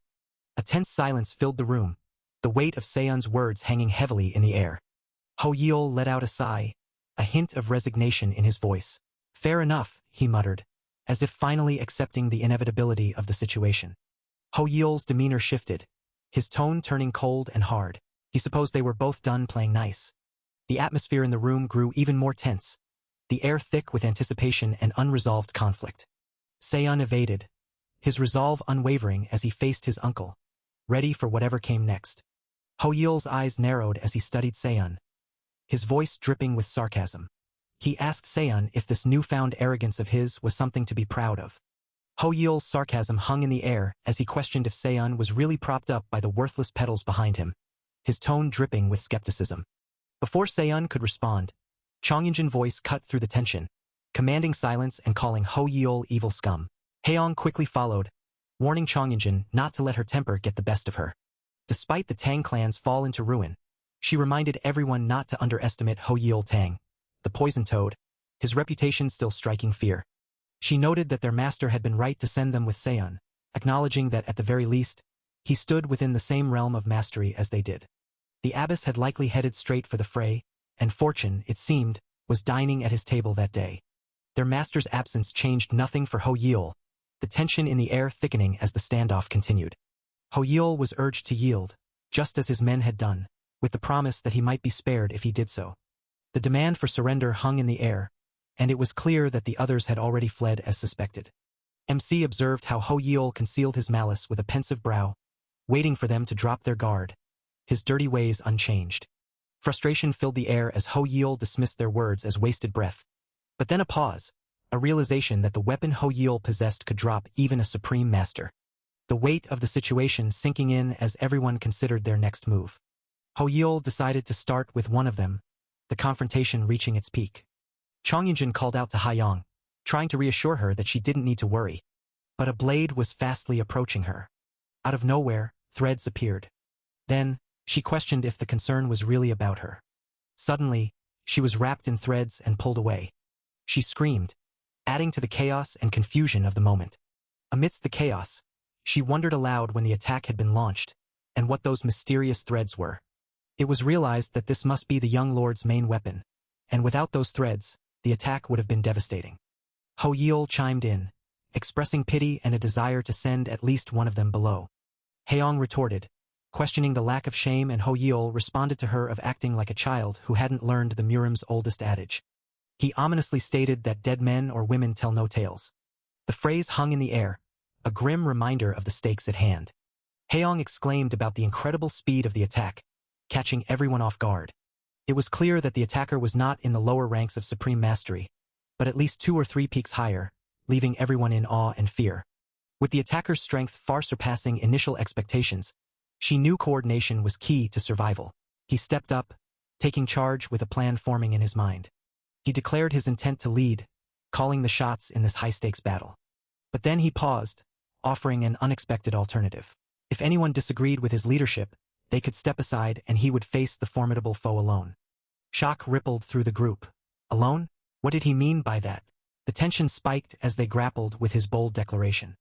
Before anyone could respond, the young lord sprang into action, directing precise movements to dodge the incoming attacks. The battle intensified, each move calculated and swift. The young lord's ability to predict and counterattacks left everyone stunned. He was tracking movements even seasoned warriors struggled to follow. The attacker, frustrated, challenged his luck, but the young lord remained unfazed, his focus unwavering. With swift precision, he continued to call out directions, ensuring his team stayed one step ahead of the relentless assault. It wasn't just luck. The young lord was reading his opponent like an open book, anticipating every move with eerie accuracy. The realization dawned on everyone this wasn't just quick thinking. He was in complete control, turning the tide of the battle with his strategic brilliance. As the fight raged on, the young lord's leadership and foresight kept his team alive, proving his worth in the face of overwhelming odds. Despite the young lord's best efforts, the tide of battle seemed to shift against them. The enemy's relentless attacks left little room for counterplay, and the team found themselves on the back foot, barely dodging the onslaught. The question hung heavy in the air: what now? They couldn't keep this up forever. The situation was spiraling out of control, far beyond what anyone had anticipated. The protagonist's strategic mind raced, searching for a way to turn the tables. Amid the chaos, Haeyoung cut through the tension, desperate for acknowledgement.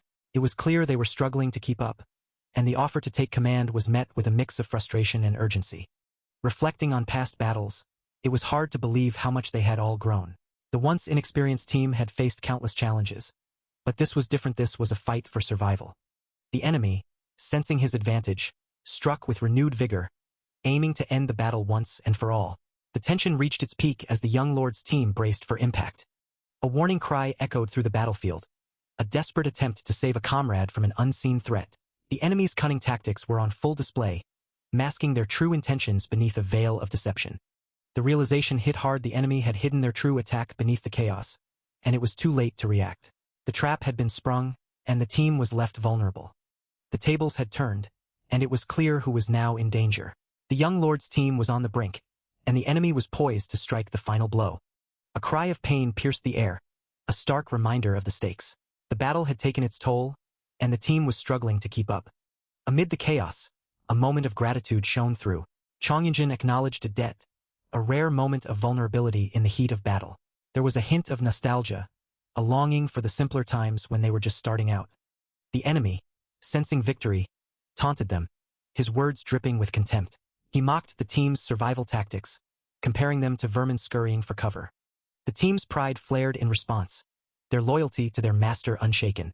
They refused to let their master's name be sullied, and a desperate plea to halt the enemy's advance echoed through the battlefield. Chongyunjin, fueled by the team's unwavering loyalty, scoffed at the enemy's advance, declaring she could handle anything he threw at her. The battlefield tension escalated, as the whip wrapped around the blade. Hoyeol then flung her. A desperate cry echoed across the battlefield as Chongyunjin recklessly charged forward, only to be swiftly reprimanded for her impulsive action. Concern filled the air as allies rushed to check on the fallen comrade, her voice trembling with worry. The enemy, reveling in the chaos, taunted them, urging them to try and parry the next attack, his laughter echoing ominously. A gasp ran through the team as they realized the enemy was wielding a whip aura, a technique only those at the pinnacle of supreme mastery could use. MC quickly urged them not to be distracted, insisting it was nothing more than an illusion, a trick to throw them off their game. The enemy, brimming with confidence, mocked his young opponent, vowing to tear them apart. The leader explained that a true whip aura envelopes the entire length of the weapon, not just a part of it, hinting at the enemy's potential weakness. The enemy's partial envelopment of the whip aura revealed a crucial detail: he had reached the final peak of supreme mastery, but just barely, and this knowledge could be the key to turning the tide of the battle. With the enemy barely holding onto their supreme mastery, the stakes were higher than ever. If he was this shaken by a half-baked threat, how would he stand up to the true monstrosities of the blood cult? This skirmish was merely a preliminary lesson, a harsh prep for the battles to come. It wasn't just Haeyoung who had a crucial role to play as the third pillar of the anti-blood coalition. Chongyunjin too would have her moment to shine when the time came. As the blade flew, the stage was set to move outside. The tension was palpable, and everyone needed to stay sharp. A scoff echoed through the air. Did they really think such a cheap trick would save them? The threads he wielded was bizarre, annoying even, but they were far from enough. With a surge of determination, the resolve was clear: the enemy would be put down first, no matter what. A cry of frustration echoed, the tension reaching its peak. Silence fell, the calm before the storm, as everyone braced for what was to come. The moment hung heavy in the air, the anticipation building with each passing second. A laugh broke the silence, mocking and cold. How laughably cheap their attempts were. The tension was thick, the outcome uncertain, as the battle raged on. A taunting laugh echoed, the enemy mocking their desperate rush to flee. Hoyeol's voice cut through the chaos, promising a painless end if they would just stop squirming. He urged everyone to steel themselves, the final moments of preparation before the decisive strike. The protagonist stood firm. Now was the time to return the strike, to turn the tide of the battle once and for all. The moment of truth had arrived, the climax of the battle hanging in the balance. The battle's climax hung in the balance, and Hoyeol couldn't help but wonder if Seon had deliberately lured him out into the open. What seemed like a coward's retreat was actually a calculated move, the young warrior strategizing on the fly. But Hoyeol wasn't about to let the boy's tactics shake his confidence. Unfortunately for Seon, his cleverness wouldn't be enough to turn the tide. With a smirk, Hoyul declared that nothing would change the outcome. The battle was his to win, and no amount of strategy could save Seon now. Seon, however, knew better than to meet Hoyul's fury head-on. Dictating the field of engagement was the first step toward victory, and he wasn't about to let his opponent control the pace. The whip cracked through the air, but Seon was ready. He wouldn't meet the whip's fury head-on. That would be a rookie mistake. Instead, he treated it like an advancing tide, thrusting forward to part the waters. It was a risky move, but Seon knew it was his best chance. But even as he parried the whip, Seon didn't let his guard down. He knew better than to celebrate too soon. The tension in the air was palpable, both warriors poised for the next move. Because a whip, as Seon well knew, was most dangerous on its return. And Hoyul's whip was already coiling back, ready to strike again. The whip cracked through the air, coiling back with deadly precision. Hoyul's technique was flawless, each movement calculated and swift. The tension in the room was palpable as everyone watched, waiting for the next strike. A sudden scream echoed through, the sound of pain and surprise mingling together. Murmurs of awe rippled through the crowd. Hoyul's skill was undeniable, his experience in battle clear for all to see. He moved with a grace and power that left everyone in awe, whispering about his incredible prowess. The battle was far from over, and everyone was eager to see what would happen next. A voice cut through the tension, urging action. It was time to respond, to counter the attack and show their own strength. Then a huge explosion occurred. The sounds of weapons clashing, moving at insane speeds. "I'm tired of this fat frog-looking ass Hoyul."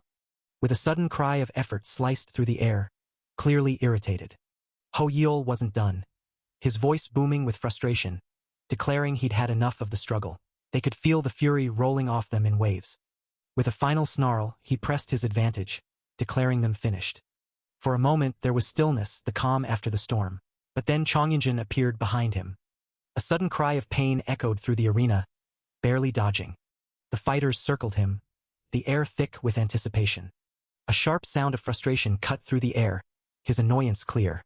He muttered under his breath, frustration clear. Just when he thought he had one opponent on the back foot, another came at him from a different angle. A laugh echoed through the arena, chilling and mocking. He praised his opponents for knowing the basics of strategy, attrition. But the laughter held a dark edge, a promise of overwhelming might. He continued, declaring that against overwhelming might, all was for naught. The words sent a shiver through, the weight of his power clear.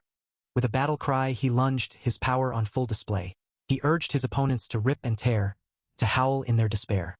The whip nearly striking Haeong.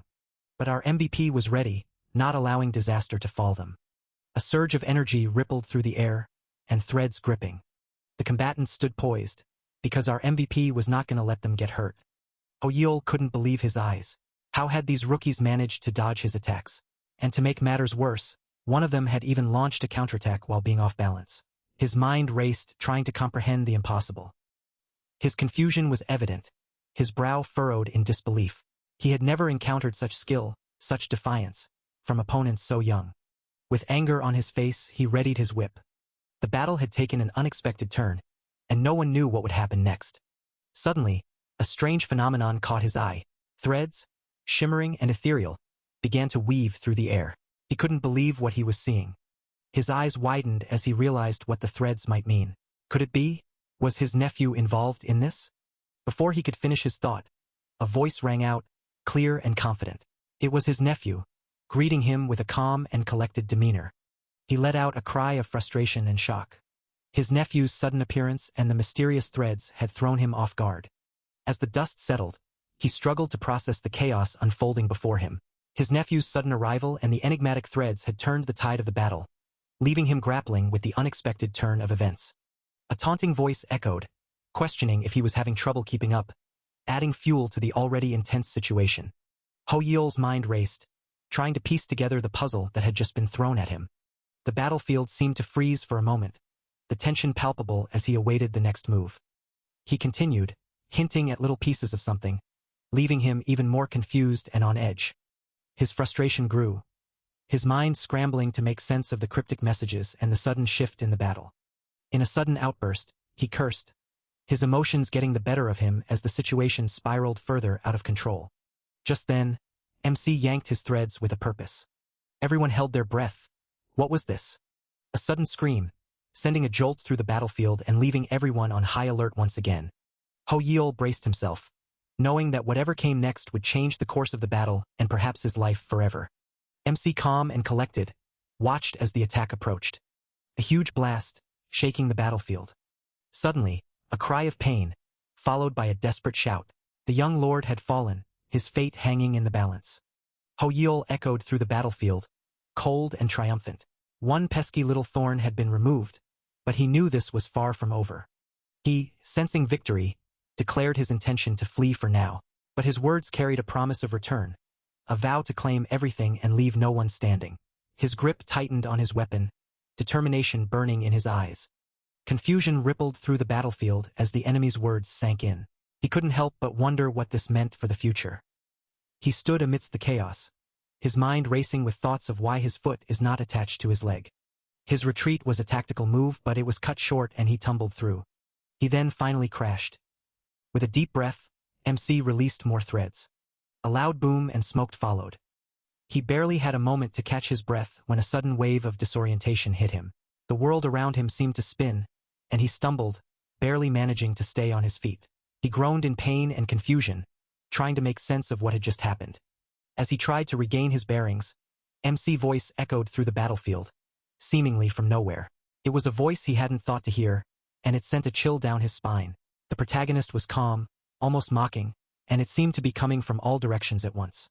Ho Yeol's eyes widened in shock as he recognized the voice. Couldn't be. Could it? He turned around, scanning the battlefield for any sign of the speaker.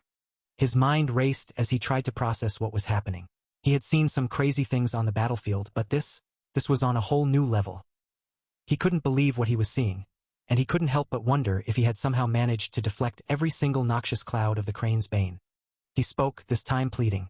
It was his nephew, and he was begging for his life. He spoke of family, of the bond they shared, and asked for mercy. The protagonist could hear the desperation in his voice, and it tugged at his heartstrings. MC's expression hardened as he thought about his uncle's request.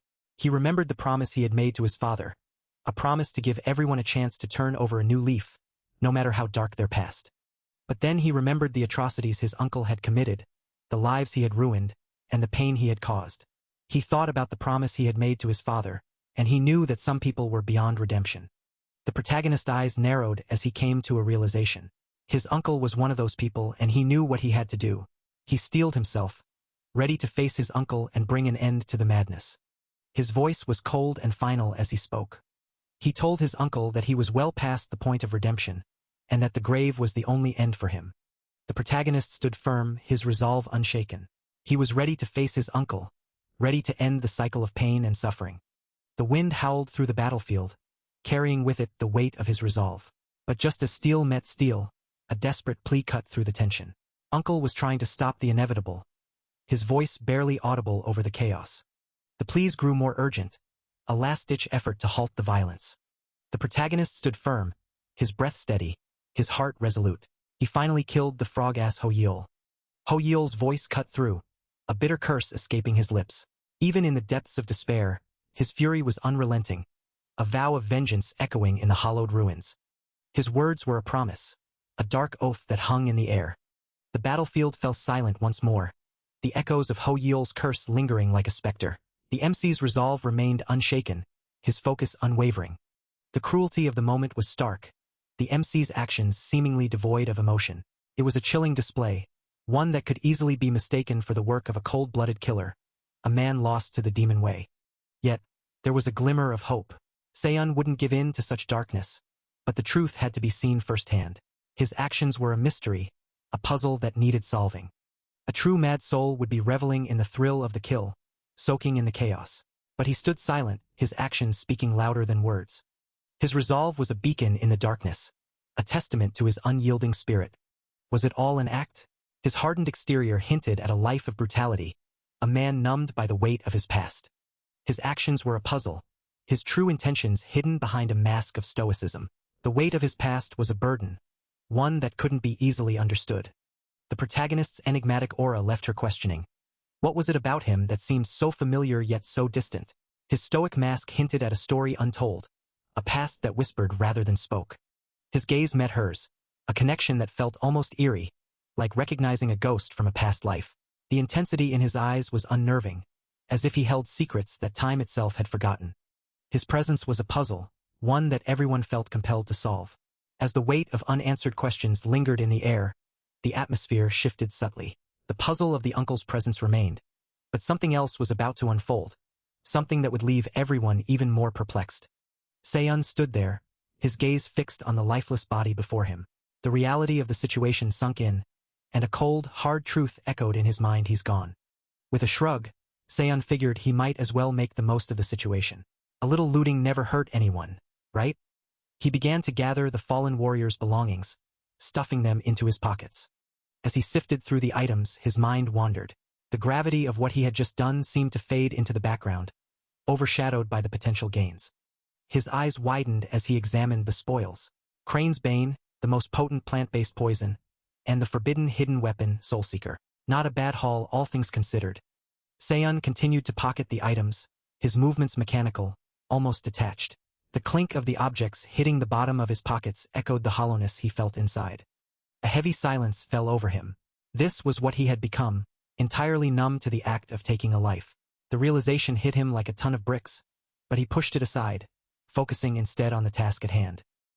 He tried to justify his actions, telling himself that the man he had struck down was evil, that he had invited his own ruin.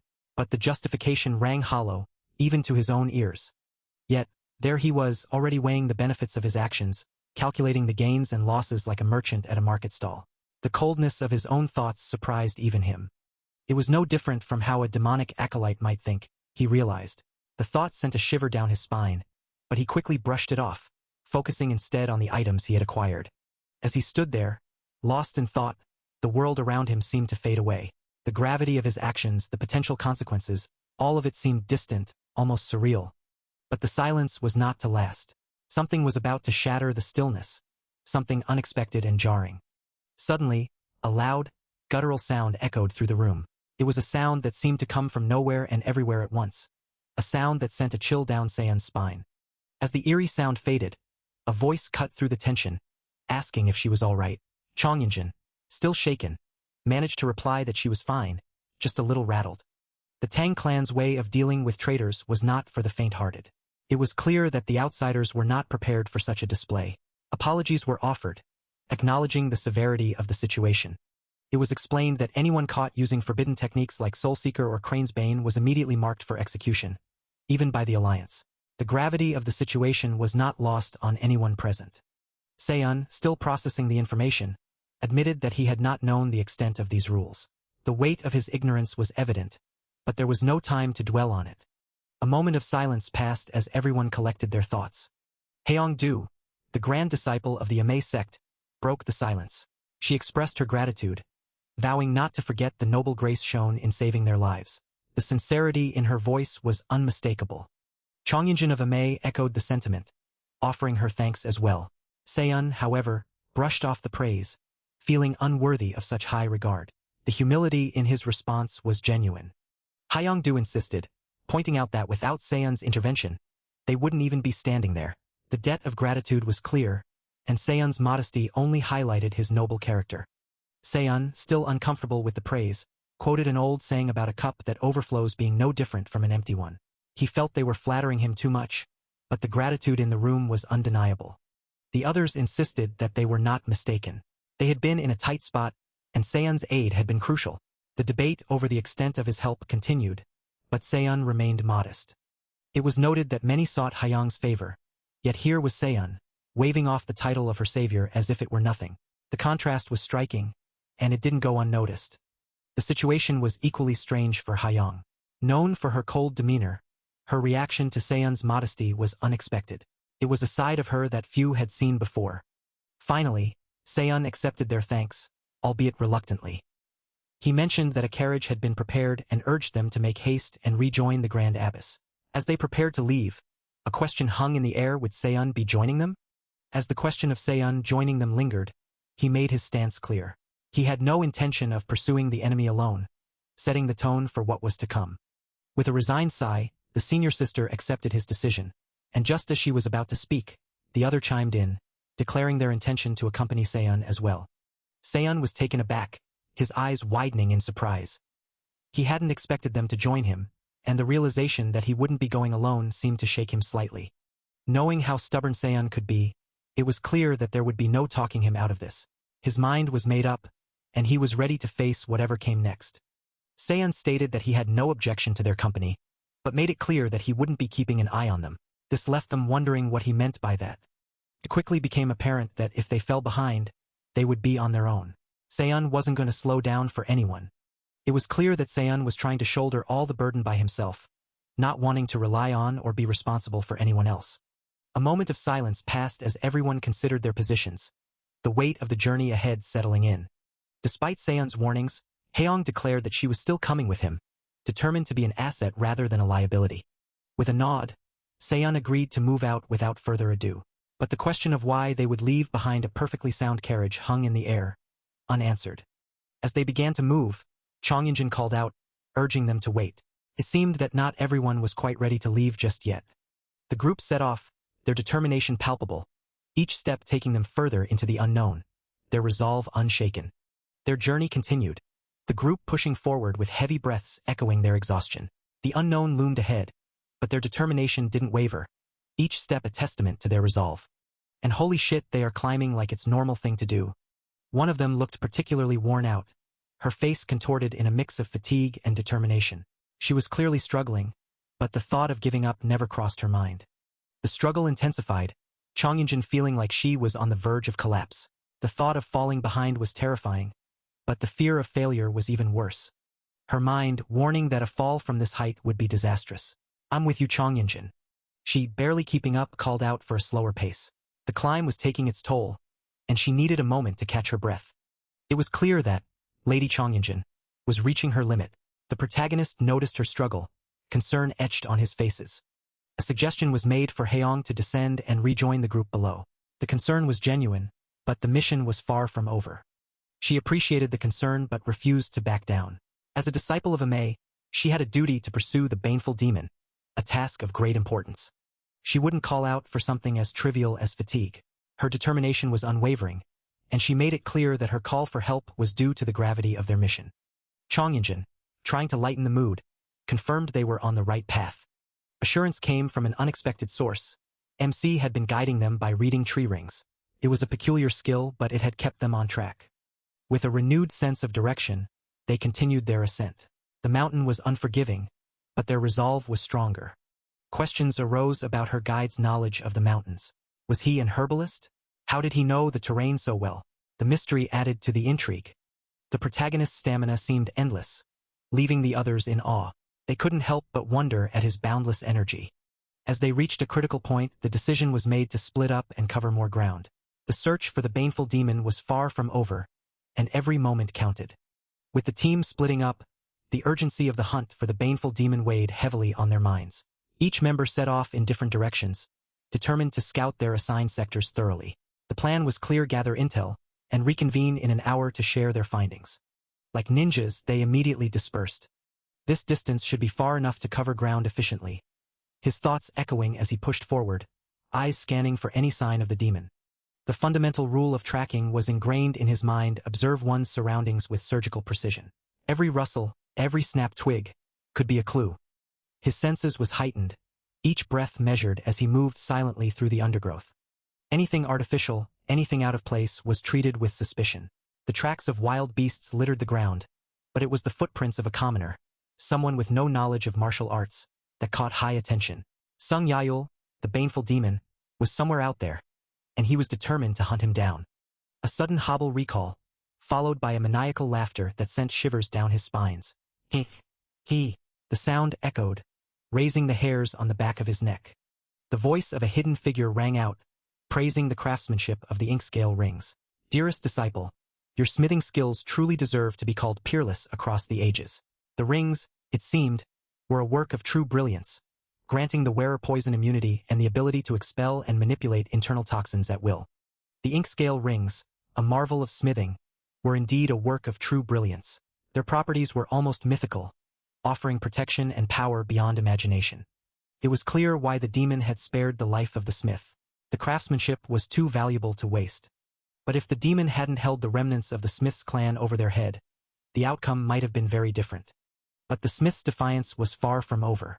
The demon's leverage might have forced his hand, but his spirit remained unbroken.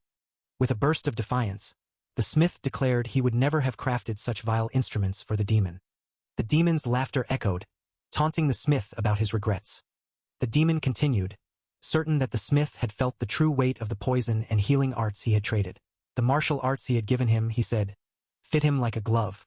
A clever lad like him couldn't have missed the fact that they were bound together as master and student, a bond that couldn't be severed. The demon laughed, calling his expression a true masterpiece. Confusion set in as a man wondered where he was. He remembered fleeing from the baneful demon. A chilling thought struck him. Had the demon captured him in the end? Everything felt unnaturally heavy. Something was definitely wrong. It felt as though he was hanging upside down. Panic set in as he realized the gravity of his situation. The demon's voice echoed again, mocking his abysmally slow recovery speed, calling him trash. The demon then asked if he knew what was essential for a flower to bloom, leaving him in suspense. The demon's voice echoed, shifting between tones as if two beings spoke as one. The man couldn't help but wonder how a single entity could possess such a chilling duality. The demon's patience was wearing thin, threatening to take more than just an arm if answers weren't given soon. A sinister laugh followed, pressing for a response. The question hung in the air, what brings a blossom to life? The man's mind raced, trying to piece together the riddle. Earth, rain, and sunlight, the essentials for life. The man muttered the answer, hoping it would be enough to satisfy the demon's curiosity. The demon's laughter filled the air, mocking yet somewhat approving. It seemed the man had managed to impress, at least for the moment. The demon confirmed, indeed, no ordinary bloom survives without those elements. The man felt a glimmer of hope. Maybe he was getting somewhere. But then the demon's tone darkened, speaking of a singular flower, one born of a seed that craved none of those things. This flower harbored a deep-seated hatred for all things pure. The man couldn't help but think, he holds a divine blade, yet speaks of seeds. The contrast was baffling, to say the least. Silence fell between them, the weight of the demon's words hanging heavy in the air. Suddenly, the demon lunged, catching a mysterious flower in its grasp. The man's eyes widened in shock. The demon readied his attack, red energy swirling around its form. It seeks no water, the demon declared, its voice echoing with a dark finality. With a swift motion, the demon slashed, and the man's head was severed from his body. Blood tears lament, the demon whispered, as the man's lifeless body crumpled to the ground. As the lifeless body hit the ground, a sinister chuckle echoed through the air. The moment the blood tear blooms, the voice sneered, savoring the chaos. He continued, dripping with malice, declaring that with this power, he would ascend as a true sovereign of poisons. It didn't matter who stood in his way, righteous or evil. He repeated, evil or righteous, it made no difference. The intent was clear, and the threat hung heavy in the air. A trail of blood began to form, snaking its way across the ground. The voice vowed to reduce everyone to a crimson tide, the finality of the words sending a chill down the spine. Suddenly, Seiun appeared, his eyes locked onto the source of the voice. There you are, he murmured, his voice steady but laced with determination. Heian's gaze remained fixed as she stepped forward, the forest around her a blur of motion and shadow. Chongyunjin called out, confirming Haiyang's presence. The tension in the air was palpable, the weight of the situation pressing down on them. She revealed she had found traces of a survivor, but there was more to it. The situation was more complex than it seemed. Haiyang responded, her voice steady but laced with concern. It appeared that both sides had encountered the same issue. The realization hung heavy in the air. Haiyang explained that the trail of the survivor had cut off abruptly, as if they had employed a technique to vanish without a trace. The gravity of the situation became clear. If the baneful demon had reached the peak of the transcendent realm, they were in serious trouble. They would need the help of Amaze grandmasters or senior nuns. Seiun stepped in, his voice calm but firm. That wouldn't be necessary, he declared, a hint of determination in his eyes. He explained that the survivor hadn't vanished but had merely scrubbed his scent to shake them off. With a slight smirk, he offered them a whiff of the truth. The revelation hit them like a ton of bricks. The scent-dispersing liquid was real, and it was right in front of them. Haiyang identified the liquid, her voice a mix of awe and concern. Seiun confirmed her suspicions, the weight of the situation pressing down on them. Seiun explained that it was a divine tonic formulated to strip a living creature of all scent. The reality of their predicament set in, leaving them momentarily speechless. Hyang expressed relief that the baneful demon's arts hadn't reached such a terrifying peak. But the question remained, how were they supposed to track down a man they couldn't smell? Seon's eyes gleamed with determination. He could stay on him by pushing his senses to the limit. The resolve in his voice was unmistakable. With a final glance at his companions, Seon took the lead. "Come," he said, his voice steady and sure. "I will lead the way." As Seon stepped forward, Hyang couldn't help but stare in disbelief. Primal chi? She thought, her mind racing. There was no way he could have tapped into such a power without consequences. She watched as he pressed on, his determination unwavering. It was hard to believe he would burn through his own life force without a second thought. But here he was, doing just that. A true hero, she thought, her voice barely above a whisper. Truly, no other words did him justice. "I see a ship between them." The group moved swiftly, their footsteps echoing in the silence. As they ventured deeper, the atmosphere grew thicker, the scent of gore almost overpowering. It was clear they were getting closer to their destination. "This is the place," MC muttered, his voice steady despite the grim surroundings. The stench of gore was so thick that even the scent-dispersing liquid couldn't mask it. Yes, this had to be it, another agreed, their resolve strengthening. Fortunately for them, the entrance was not guarded. It was an opportunity they couldn't afford to waste. "Lady Chongyunjin, return to the main host and summon reinforcements for us," MC ordered, his tone leaving no room for argument. She hate to admit it, but she only get in the way by staying. Lady Chongyunjin, her voice filled with reluctance. But she knew it was the truth. With a final glance at her companions, she turned and left, her footsteps echoing in the silence. "You have my thanks," MC said, his voice filled with gratitude. "And Lady Hyang," he continued, turning to face her. "I would be honored to have you at my side," he finished, his words hanging in the air. "Are you in?" he asked, his voice steady and sure. Of course, Hyang replied, her resolve unwavering. They stepped forward. But as they ventured deeper, the atmosphere shifted, and an unsettling darkness began to close in around them. The darkness was much thicker than they had anticipated, making it hard to see more than a few steps ahead. It was like walking into an abyss, and the unease was palpable. As if the darkness wasn't enough, the path ahead was littered with obstacles. The team hesitated, sensing that something was off. The path was lined with mechanical traps and intricate formations, each one more complex than the last. It was clear that this was no ordinary cave, but a carefully crafted maze designed to ensnare the unwary. MC took a deep breath, feeling a mix of fear and determination. They were lucky to have each other, and that thought alone gave him the courage to press on.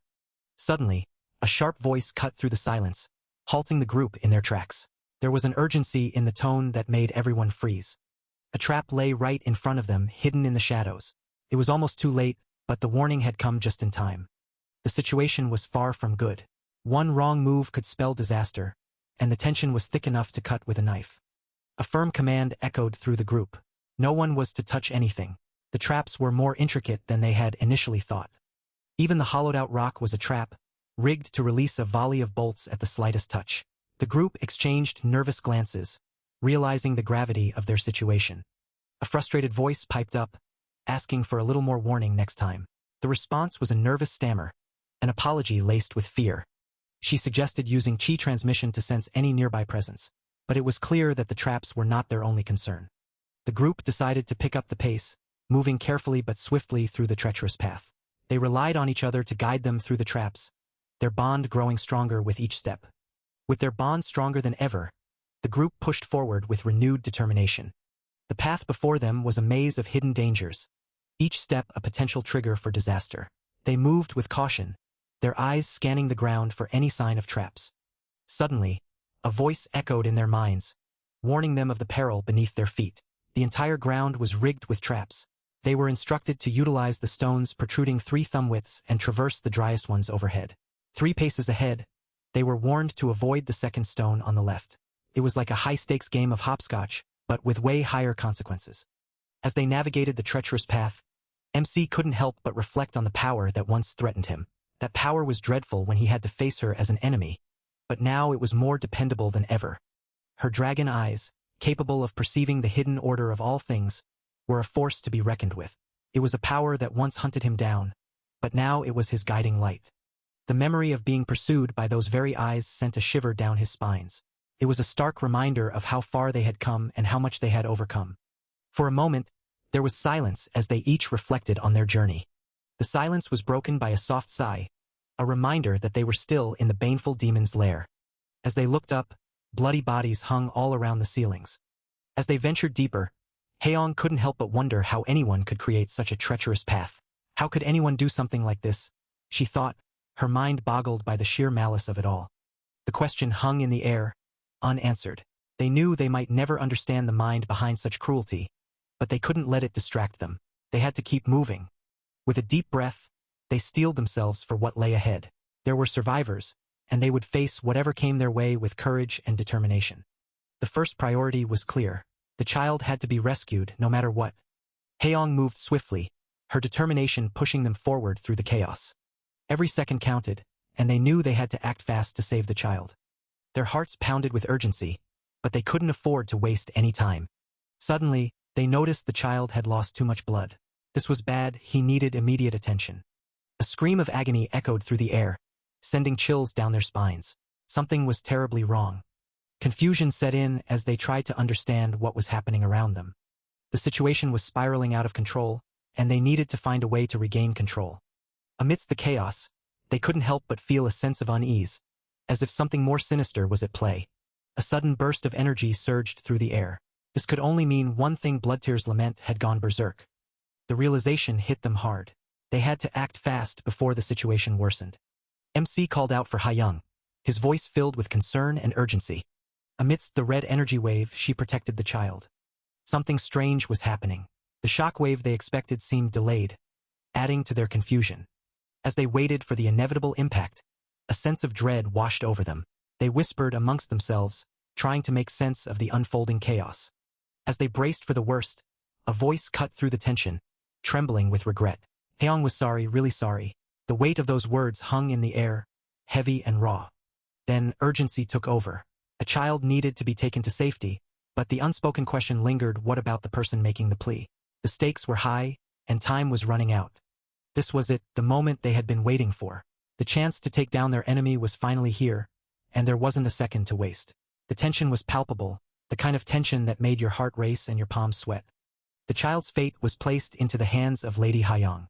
It was a huge responsibility, and the trust was absolute. No pressure, right? A promise was made to return as fast as possible, but the weight of uncertainty hung in the air. Would she make it back in time? A warning was given to watch his back until then. The noble warrior had their work cut out for them, and the stakes couldn't have been higher. Silence fell. Regret crept in. If only he had pushed a little harder, maybe, just maybe, things would have been different. But if only was a game no one won. The question echoed: could he have saved them in time? It was the kind of question that haunted you, the kind that kept you up at night. Doubt gnawed at him. If he hadn't stopped away lives, if he had just acted sooner, would it have made a difference? The guilt was heavy, but there was no time to dwell on it. The moment stretched, tense and full of unspoken words. A chilling flashback. Someone was proud, boasting about reducing hundreds to nothing. It was the kind of pride that made your skin crawl. The conversation shifted, a mention of completing the Poison King's triad. It was a big deal, but the timing? Not so great. More laughter, more boasting. The techniques fit like a glove, he said. But at what cost? One innocent life against another? The moral dilemma was real, and it was messy. Focus was key. The goal was clear: put that monster in the dirt. No distractions, no second-guessing. Just action. With his sights locked on, he charged forward, ready to put an end to this once and for all. The monster was right there, victory within reach. But just as he was about to strike, something felt off. The monster's energy was fluctuating, its movements erratic. A sudden cry echoed through the battlefield, the monster writhing in what seemed like pain. What was going on? Seon hesitated, watching as the creature stumbled, its usual menace replaced by something almost vulnerable. The monster groaned, its body convulsing as dark energy swirled around it chaotically. Seon realized it: the monster had failed to absorb the Bloodtear's toxic energy, and now it was backfiring. This was it, his opening. The monster was weakened, its power destabilized. Seon knew he had to act fast. Gripping his weapon tighter, he prepared to strike. No hesitation, no mercy, just the final blow. But before he could move, the monster's form flickered, its movements unpredictable. Something wasn't right. Seon's instincts screamed at him to hold back. This wasn't the time to rush in blindly. The monster suddenly dodged, its movements quicker than Seon expected. How was it still this agile? Seon barely had time to react, his eyes widening as the monster's attack grazed past him. That was too close. Then it hit him. The monster had been hiding something. A little rat, tucked away out of sight, was the source of its sudden agility. This fight just got a lot more complicated. Seon's mind raced as he processed the revelation. There was no way the monster could have evaded Formless on its own. This was bigger than he thought, and the shock of it all left him reeling. Seon knew he had to act fast, but the pieces just weren't adding up. Suddenly, a chilling laughter echoed through the room. A demon, lurking in the shadows, found amusement in Seon's predicament. The situation was spiraling out of control, and the demon was loving every second of it. The demon's grin widened, his delight palpable. He was thoroughly enjoying the chaos, and Seon's frustration was just the cherry on top. Seon could feel the demon's hand nearly piercing through him. The air was electric with malice and something else, anticipation. The demon's voice dripped with mockery as he identified Seon. The Tang clan boy had walked right into his trap, and he wasn't about to let this opportunity slip away. Seon's blood boiled as the demon mentioned his grandfather, Yutai. The demon's words were like venom, and Seon wasn't about to stand there and take it. With a fiery glare, Seon shot back, warning the demon to keep his grandfather's name out of his filthy mouth. The tension in the room reached a boiling point. The demon's laughter echoed once more, clearly amused by Seon's sharp tongue. This was turning into quite the showdown, and the demon was here for it.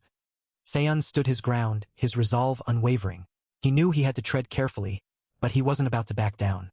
The demon's eyes gleamed with malice, his grin widening as he savored the moment. He was toying with Seon, and he was loving every second of it. Seon's mind raced as he tried to find a way out of this mess. He had to act fast, but the demon seemed to be one step ahead. Seon knew he had to make his move, and fast. The demon wasn't about to let him off the hook that easily. Seon was sweating buckets. He could feel the demon's gaze burning into him, like a cat playing with its food. Seon's mind raced as he tried to come up with a plan. He was in a tight spot, but he wasn't about to give up without a fight. He just needed to find a way to turn the tables. As the demon lunged at him, Seon barely managed to dodge. He was running on fumes, but he couldn't afford to let his guard down. Not even for a second. Seon's heart pounded in his chest as he barely managed to stay one step ahead of the demon. Just as Seon suspected, he could hold his own against the demon. He might be in rough shape, but so was his opponent. It was anyone's game now. Seon knew he couldn't use his formless technique as much as he'd like. His chi reserves were running low, but the demon wasn't in much better shape. Maybe, just maybe, he had a shot at coming out on top. But where was the divine artifact? Seon couldn't help but wonder. He needed to find it, and fast. It might just be his ticket out of this mess. The demon sneered, telling Seon to hand it over nice and easy. Maybe then his death would be painless. But Seon wasn't about to drop the act. He'd been the one screaming like a stuck pig just a second ago, and he wasn't about to let the demon forget it. Seon knew he had to be careful. The demon was playing dirty, and he couldn't afford to let his guard down, not even for a second. As the demon lunged at him, Seon barely managed to dodge. He was running on fumes, but he couldn't afford to let his guard down, not even for a second. He recognized the technique the demon was using, Bloodtear's Lament. It was a brutal move, but Seon wasn't about to back down. The demon seemed surprised that Seon knew the name of the technique. He was an amusing puzzle, the demon said. Maybe he'd reveal some more of his secrets. If Seon could just hold on a little longer. Seon's heart pounded in his chest as he barely managed to stay one step ahead of the demon. He was running on pure adrenaline, but he knew he couldn't keep this up forever. If the demon relieved him of an arm, it would all be over. Seon's heart was racing, and his lungs felt like they were on fire. He knew he couldn't keep running forever, but he had to try. The demon was hot on his heels, and if he stopped now, it would all be over. Just as Seon thought he was done for, he summoned every last bit of strength he had left and managed to block the demon's ultimate technique. The energy that radiated off him was something the demon had never seen before. The demon was taken aback. This boy, who was supposed to be easy prey, had not only blocked his ultimate technique, but was also emitting the purest form of demonic chi he had ever encountered. The demon couldn't help but find this situation amusing.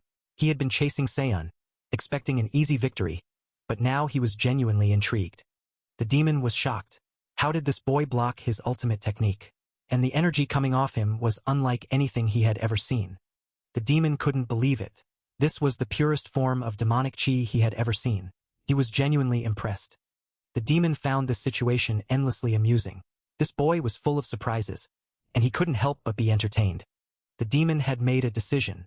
He would grant Seon the honor of becoming his disciple. He wanted to see just how far this boy could go.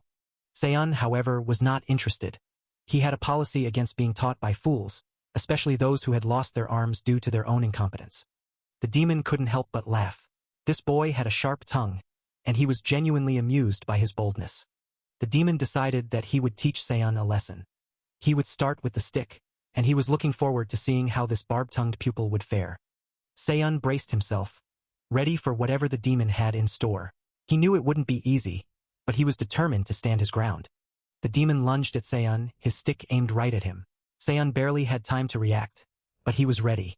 This was just the beginning of his first lesson. Seon stood his ground, ready to face the demon's attack. This was his first lesson, and he wasn't about to back down. The demon swung his stick with a fierce determination, aiming straight for Seon. With a swift motion, the demon declared his intention to claim Seon's arm as his first prize. Seon barely had time to process the demon's words before he found himself on the defensive. The tension in the air was palpable as Seon struggled to keep up with the demon's relentless assault. Seon's mind raced as he countered the demon's attacks. He knew he had to think fast if he wanted to come out of this battle unscathed. Seon's focus was unwavering, as he perfectly used his threads. He could feel the pressure mounting.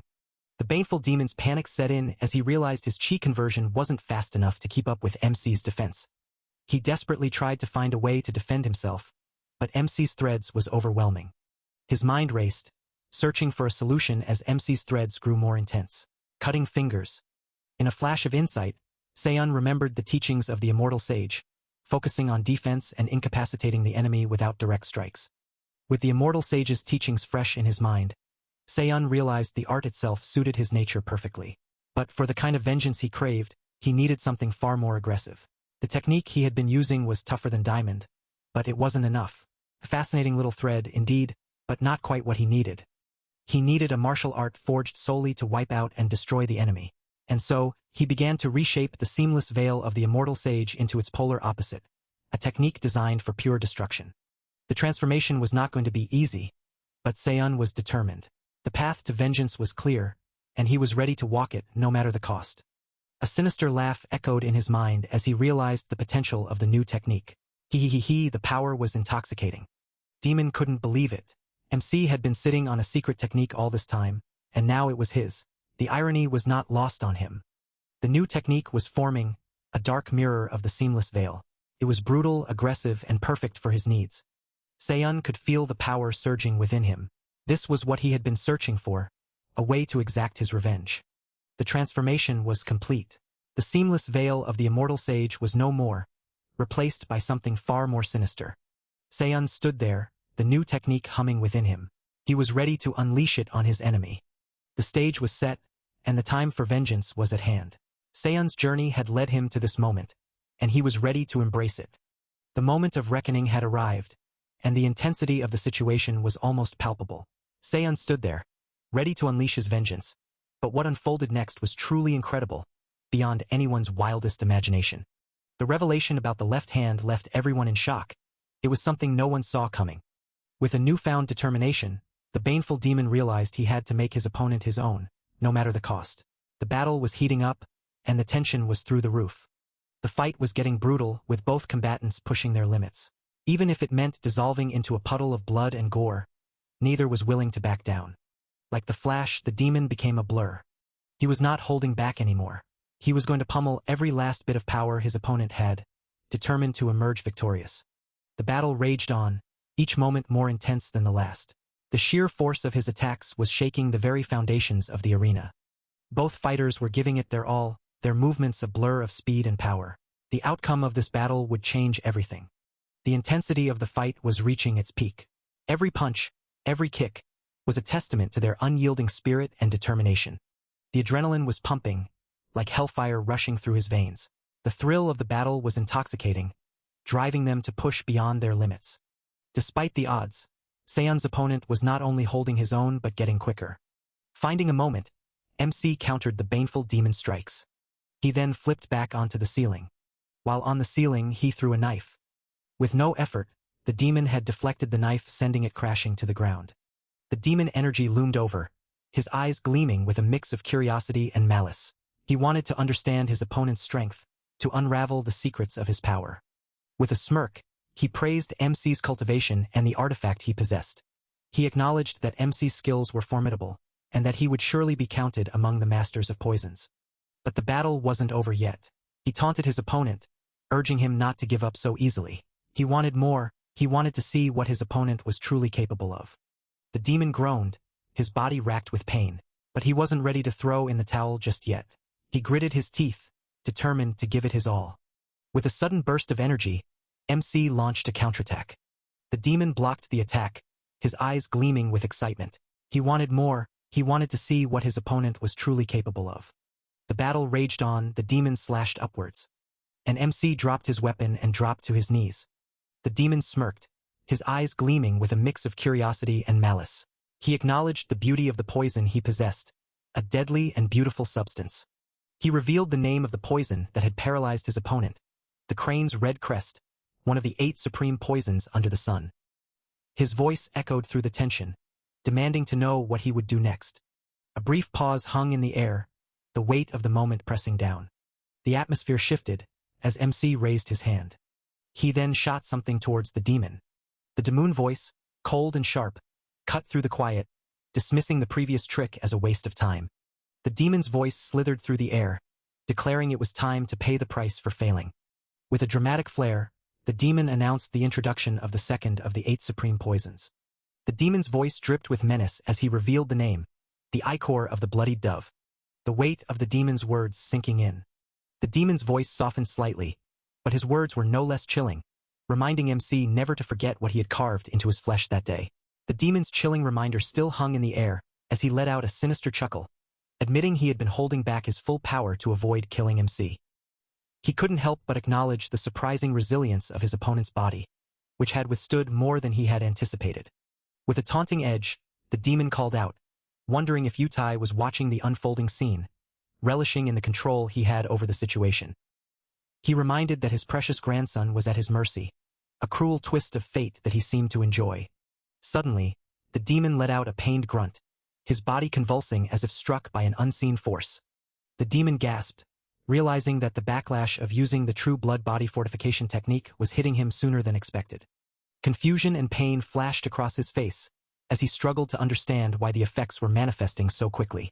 Seon, watching the scene unfold, let out a quiet TSK, seemingly unimpressed by the demon's predicament. Seon calmly pointed out that the demon had only siphoned 4, yet it seemed he had already reached his limit in dispensing them. But Seon wasn't done yet. He taunted the demon, suggesting he had one more stashed away, hidden from view. Seon's words hung in the air as he spoke of the 8 supreme poisons, a revelation that seemed to strike a nerve with the demon. A tense silence filled the space between them, the weight of Seon's words sinking in as the demon processed the implications. The demon, his voice laced with venom, called Seon a brazen little pup, the insult dripping with malice. His fury boiled over as he accused Seon of playing him for a fool, the demon's pride wounded and his patience wearing thin. As his anger reached its peak, a tremendous surge of toxic energy erupted around him, dark and suffocating. The air grew heavy with malice, a single thought echoing through the chaos kill. His rage narrowed to a single target, MC. The name burned in his mind as he vowed to end him. The energy around him pulsed, a storm of dark intent gathering, ready to be unleashed. Silence fell for a brief moment, the calm before the storm, as the poison sizzled. There it was, the technique he had been waiting for, 7-step soul-shattering powder. The very thought of it sent a chill down his spine. With a sudden burst of energy, he unleashed his attack, a scream tearing from his throat as the power surged forward. The aftermath of the attack left him panting, the energy dissipating as quickly as it had come. A voice echoed in his mind, sarcastic and mocking. "You're a gift that keeps on giving, master. Either that..." He paused, the weight of the words sinking in, his mind racing with doubt and frustration. "Or you're just a fool incapable of learning," he finished, leaving him to question his every move. The voice echoed in his mind, leaving him to wonder if he was truly a fool. But before he could dwell on it further, a new revelation struck. The heaven-defying chi, the root and source of all demonic arts, seemed to be the key to everything. The demon punched, but our boy easily blocked. He then slides back. The storm of thoughts raging within the demon. Moments ticked by, and like he was turning Super Saiyan, his energy surged. Like he was throwing Kai Blast, the demon threw a massive energy. And then, just like that, an explosion. The words hit like a freight train, leaving no room for doubt or denial. The demon's existence was intertwined with the very essence of the heaven-defying chi. As far as he was concerned, the pieces of the puzzle were starting to come together, painting a picture that was as clear as it was terrifying. The realization dawned on him, a chill running down his spine. The truth was out there, and it was closer than he thought. As the weight of the truth settled in, a chilling voice echoed in his mind, declaring that the very thing he sought was nothing more than a giant elixir, waiting to be consumed. He sneered, calling him little, as if his existence was nothing more than a trivial obstacle. MC taunted him further, promising to beat some sense into him, for starters. A promise of pain and humiliation. And then an explosion as the demon crashed. The demon voice returned, questioning what was happening, as if he couldn't believe his own eyes. He grew more frantic, admitting that despite his incomparable levels of mastery, he was somehow pushing back. The realization seemed to shake the voice, as if it was struggling to comprehend the situation. MC challenged him, refusing to believe that he had given all he had to offer. MC releasing threads from above the baneful demon. Fear seemingly seems to have frozen the demon. Suddenly, a laugh echoed, a chilling sound that seemed to find the whole situation ridiculous. The laugh echoed through the room, sending shivers down the spine. It was a sound that didn't belong, a stark contrast to the attacks that came out of nowhere. Silence followed, a brief moment. Suddenly, a gasp broke the silence. MC was shocked, his surprise palpable even in the stillness. The tension was building up again, like a roller coaster climbing to the top of a hill. Demon voice rang out, taunting and playful. It was clear that he was enjoying this game of cat and mouse a little too much. He commented on how his opponent had dodged another attack, his fascination evident in his tone. Then, a revelation. The centipede, a demonic armament, was mentioned. It was a game-changer, a twist that no one saw coming. It was a lot to take in, a lot to process. A centipede weapon? But MC was effortlessly blocking. But the range for the centipede was insane. With a leap onto the sword. The demon, taunting and challenging. It was clear that he was enjoying this, that he was playing with his food. Then, a groan of frustration. It was a sound of defeat, of resignation. But just as the weight of defeat seemed to crush all hope, a shift hung in the air. The kind of silence that comes right before a storm. You could practically hear the universe whispering, "Hold my coffee." The demon, raw and determined, sliced through the tension. It was time. Time to stop the pity party and get down to business. The words hung there, heavy with finality. This was it. The moment where everything would change. No more playing around. No more holding back. It was time to end this once and for all. The air crackled with energy, and he let off a powerful strike. You could feel the shift, the tide turning. But the MC was ready with his threads, blocking the attack with ease. His threads effortlessly pushing the blade back. Then the unthinkable happened. The centipede, the big bad of the show, was getting dismantled. Like what even? How was this happening? It was like watching a bulldozer getting taken apart by a toddler with a toy hammer. But the demon wasn't about to just roll over and take it. Oh no, he had other plans. This wasn't going to be easy, and he knew it. The frustration growing within the demon. He was scrambling, trying to figure out his next move. But it was clear he was running out of options, and fast. And like a coward, the demon stated, running away. Man, what happened to all that good shit he was talking about? Then, a challenge. A taunt. The protagonist wasn't about to let him run without a fight. But he wasn't having it. With a cry of pure determination, he pushed back, ready to finish this once and for all. MC wasn't backing down, his determination burning brighter than ever. With a chilling calm, he declared it was time to collect the rest of what was owed. His voice echoing with a finality that sent shivers down the spine. The protagonist braced himself, ready for whatever came next, his heart pounding with a mix of fear and resolve. The demon watched in disbelief as MC began absorbing the essence of the blood tear, something even he couldn't tame. Panic set in as he realized MC was stripping him of his power. The protagonist stood firm, his body glowing with the newfound power, ready to turn the tables. In a shocking turn, the demon severed his own arm, the sheer willpower leaving MC in awe. The demon sneered, calling out MC's insatiable greed, his voice dripping with disdain. MC shot back with a smirk, unimpressed by the demon's final words, his confidence unwavering. The demon warned the protagonist, his voice cold and calculated, about the consequences of failing to strike when the opportunity presented itself. A mystic seal appeared, binding the MC. The demon taunted, claiming brute force was futile within these new constraints.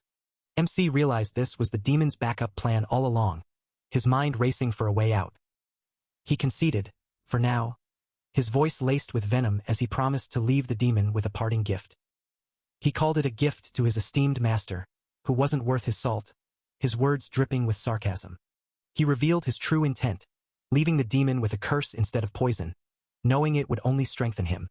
The demon screamed in agony, his voice echoing as he struggled against the unknown force now coursing through him.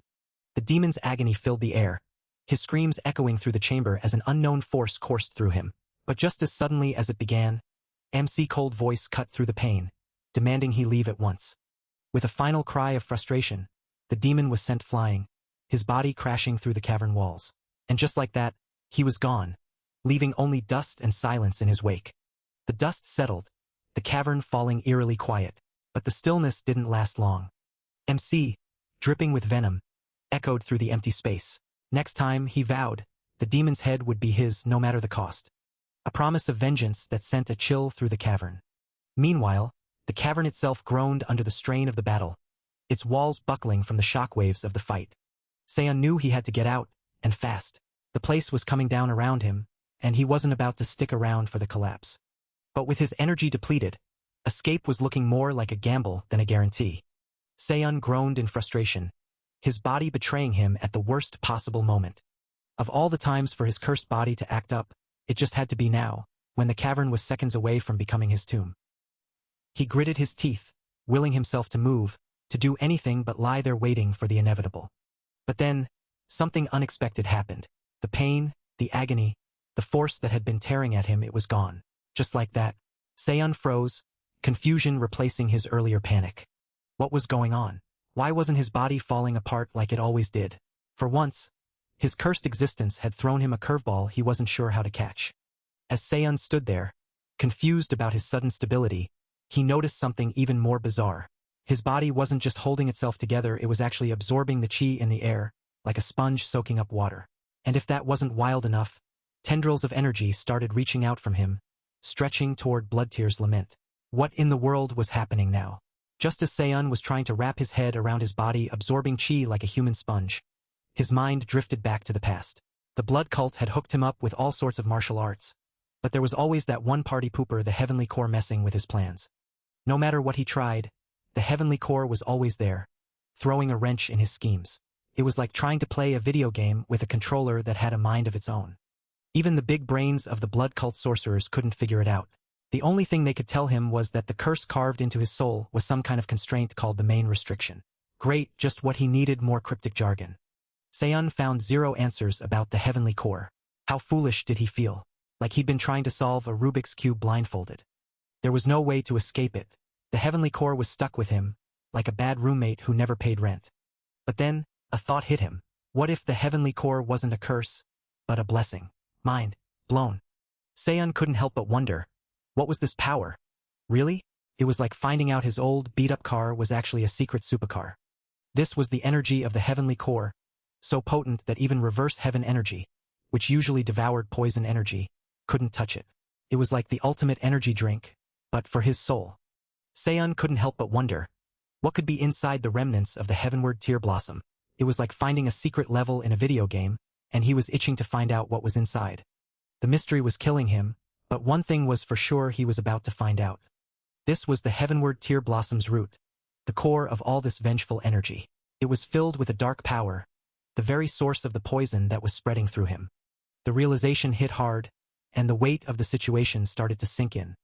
Rocks hung in the air, the kind that made his skin crawl with anticipation. Damn it, this place was going to collapse earlier than expected.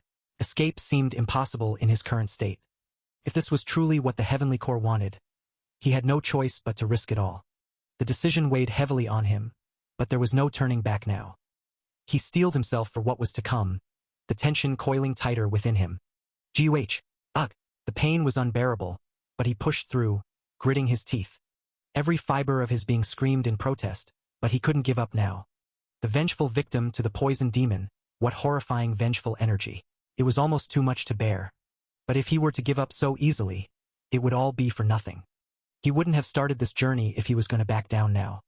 Using the function of the golden energy strengthening art to control the energy throughout his body, he might just bring the heavenward tear blossom's vengeful energy and the heavenly core's energy together.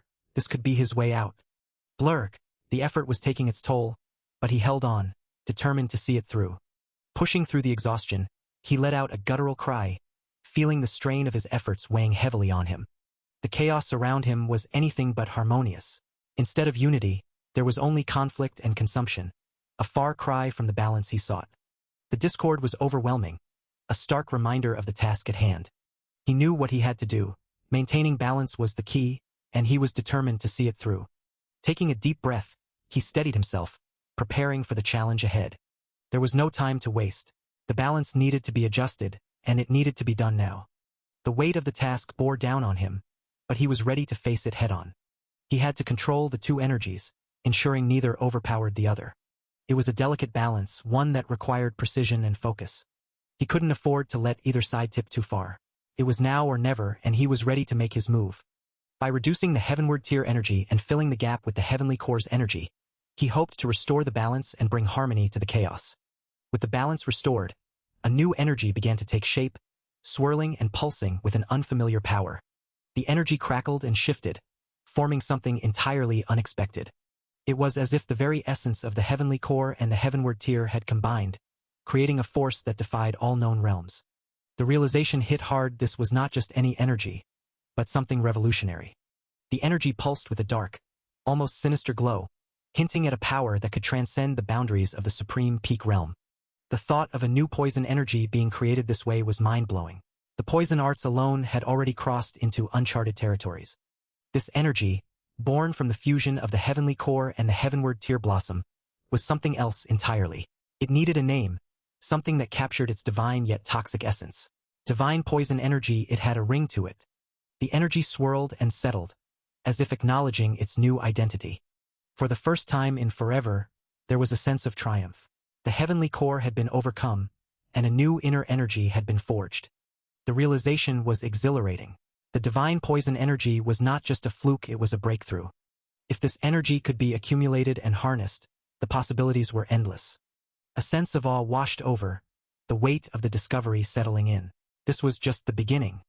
With the weight of discovery still fresh, a grim realization settled in. Time was running out, and the collapse was imminent. The moment of truth had arrived. There was no more time to waste. The only option left was to make a break for it and get out while he still could. Meanwhile, hearts pounding with a mix of fear and determination. Every step felt heavier than the last, the urgency of the situation pressing down on them. Panic set in as they reached the entrance. It was blocked, sealing off the only escape route. There was no choice but to force their way through. Every second wasted only increased the danger he was in. But one figure stood firm, believing that working from the outside would be enough to save him. Tensions flared as accusations flew. They had been called because of the breaking enchantment, and now they were stalling. Were they really going to abandon an alliance member? Frustration boiled over. This was not the time for hesitation. The harsh truth was laid bare. They were abandoning him, but how could they possibly save him now? The poison energy was running rampant, spreading chaos and destruction in its wake. If something went wrong now, the consequences would be dire. Gumwa's voice cut through the air, dripping with disdain. She wasn't happy with how things were going down, and she wasn't afraid to call it out. But before things could escalate further, another voice rings out, desperate to stop the clan head in his tracks. The situation was spiraling, and someone needed to put on the brakes. The clan head wasn't having it, though. He was determined to move forward no matter what. But the pleas kept coming, each one more urgent than the last. The clan head's patience was wearing thin. He repeated his command, voice steely and unyielding. He wasn't going to back down, not now, not ever. The stakes were laid bare. If the clan head walked away now, the clan would be left in shambles. The weight of responsibility pressed down, heavy and unrelenting. The tension was palpable, and then, like a bombshell, a revelation drops. The young clan head was waiting inside, and suddenly, everything was on the line. The clan head needed to calm down, and fast. Emotions were running high, and if he didn't get a grip, things could go south real quick. Gumwa steps up, ready to enter the fray alongside the clan head. She wasn't going to let him face this alone. And just like that, the cavalry arrives. Others were ready to jump in, their eyes sharp and focused. They had the clan heads back no matter what. But then, out of nowhere, a shockwave hits. Everyone's caught off guard, and the game changes in an instant. A loud explosion at the entrance. No one knows what's coming next, but they can feel it in their bones. Something was very, very wrong. What is this explosion? The cave, the young clan head, everything hangs in the balance. The pieces are on the board, and the next move could change the game forever. Like that awkward pause when you realize you've sent a text to the wrong group chat. Suddenly, a gasp echoed through, shattering the silence. Someone called out for the clan head, her voice laced with urgency and a hint of panic, like when you realize you've left your phone at home on a day out. Everyone was on edge, waiting for what would happen next. The silence stretched on, and a mysterious figure loomed. Then, a shout rang out, shattering the silence like a glass dropped on a hard floor. Someone was there, an unexpected presence that sent a jolt of alarm through the group. The tension ratcheted up another notch as Haeyong recognized the presence. It was young Master Tang, but something was off, and the cave seemed to grow colder with the realization. The air in the cave grew thick with tension as a wave of intense poison energy washed over everyone. It was like walking into a room and immediately knowing something was very, very wrong. Someone wondered if it was the poison demon, their voice shaking with fear. The command to prepare for combat rang out, sharp and clear. It was like the teacher calling for order in a chaotic classroom, but with much higher stakes. Everyone snapped into action, their training kicking in as they readied themselves for whatever was coming. The cave was silent once more, but it was a different kind of silence.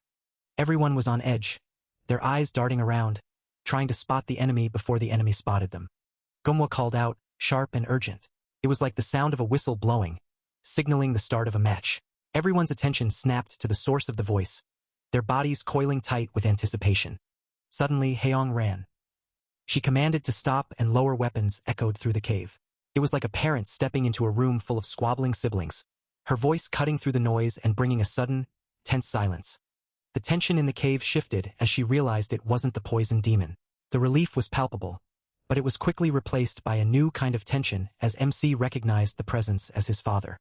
The cave was filled with a new kind of urgency as someone spotted the mark of the half-hound blood plasma, a symptom of the 8 great poisons. The command to fall back was given, and everyone scrambled to retreat, their earlier bravery replaced by a sudden, stark fear. A name was called out, echoing through the cave like a bell tolling. It was Suwon, and the way the name was called sent a chill down everyone's spines. The name hung in the air, heavy and ominous. Then he cut through the tension, low and commanding. The protagonist stepped forward, his voice echoing with an eerie calmness that seemed to make the very shadows tremble. He called out, urging someone or something to not come near. Seon's strength gave out, and he collapsed, his body hitting the cold ground hard. Out of nowhere, Haeyong lunged forward, her arms outstretched just in time to catch him before he hit the ground. She held him tight, her voice steady but urgent as she assured him she had him. She shook him gently, trying to wake him up, her voice rising in panic as she called out for young Master Tang. The urgency in her tone was palpable, her fear for him clear as day. But Seon was out cold, his body limp and unresponsive. Then a flicker, a small smile played on Seon's lips, barely there but unmistakable. Haeyong's voice lit up with relief and urgency as she called out for young Master Tang again, hope surging through her. As hope flickered in Haeyong's voice, the story shifted to a man telling a story. Decades ago, Sichuan trembled under the shadow of a great demon, the poison demon. The land was gripped in fear, until Tang Yuite, known as the Poison Lord, made the ultimate sacrifice, giving his life to vanquish the terror that haunted them all. But the nightmare wasn't over. The poison demon, that terrifying existence, had clawed his way back from the depths of death, returning to spread his venom once more. And just when it seemed all hope was lost, a hidden dragon emerged from the Tang clan, a family many thought had faded into obscurity. The hero of Sichuan, the Tang clan's emerald dragon, Tang Suwon, stepped into the light. His name alone carried the weight of legend, a beacon of hope in the darkest of times. He was the one who had once purged the corrupt Tang Hoyol from their ranks. Now he carried on Tang Yuite's will, facing the poison demon head-on. Alongside the Amaze Sect's Silver Phoenix, he pierced through countless traps and terrifying formations, all to rescue a hostage held captive by the demon's forces. But whispers spread like wildfire. The hostage wasn't even an escort warrior of the Tang clan, just some vagrant warrior. People couldn't believe it. Why would Tang Suwon risk everything for someone who wasn't even bloodkin? What kind of martial artist from Sichuan would do such a thing? The disbelief grew louder. Seriously, the young Tang clan head facing the poison demon himself? Did that even make sense? But anyone who dared to question his courage was quickly silenced. Say something like that elsewhere and you'd get beaten to death. It was an officially recognized fact by the Murim Alliance. And if that wasn't enough, rumors swirled that he had nearly lost his life in the battle against the poison demon, a fight that pushed him to the very edge. Despite the rumors of his near-death experience with the poison demon, the fact that the 10,000 demon sect leader was personally treating him spoke volumes. It was a rare honor, but also a cause for concern. Everyone hoped nothing would go wrong, as he was hailed as the greatest warrior in all of Sichuan. The hero of Sichuan, a title that echoed through the halls, carried the weight of both respect and expectation. Inside the room, the atmosphere shifted. The grandeur of titles faded into the quiet urgency of the moment. Hyang wrung water from a towel, her face etched with worry. The scene was a stark contrast to the battle-hardened exterior she usually presented. It had been over 3 days, yet his fever still showed no sign of breaking. The Silver Phoenix, as she was known, found herself at a loss. Hyang couldn't help but feel a pang of self-doubt. Was she truly deserving of her title if she couldn't heal him? Just then, the master and the Tang clan head arrived. Hyang quickly composed herself, addressing them with a mix of surprise and respect. The master reassured everyone, not wanting to trouble those caring for his child. His words carried a weight of gratitude and concern. Thankfulness was expressed on both sides. The master was grateful for the constant care given to his son, a sentiment that was deeply felt by all in the room. The question of his condition hung heavy in the air. The response was somber, as there were no signs of improvement. The fault seemed to lie with the elder herself, who felt a pang of guilt for being weak in this time of need. In this time of peace, she had forgotten the true duty of a martial artist, a realization that weighed heavily on his heart. Lost in her thoughts, she barely registered the voices around her suggesting she take a break and get some fresh air. He seemed to think she needed some time alone, but her mind was still stuck on her forgotten duty as a martial artist.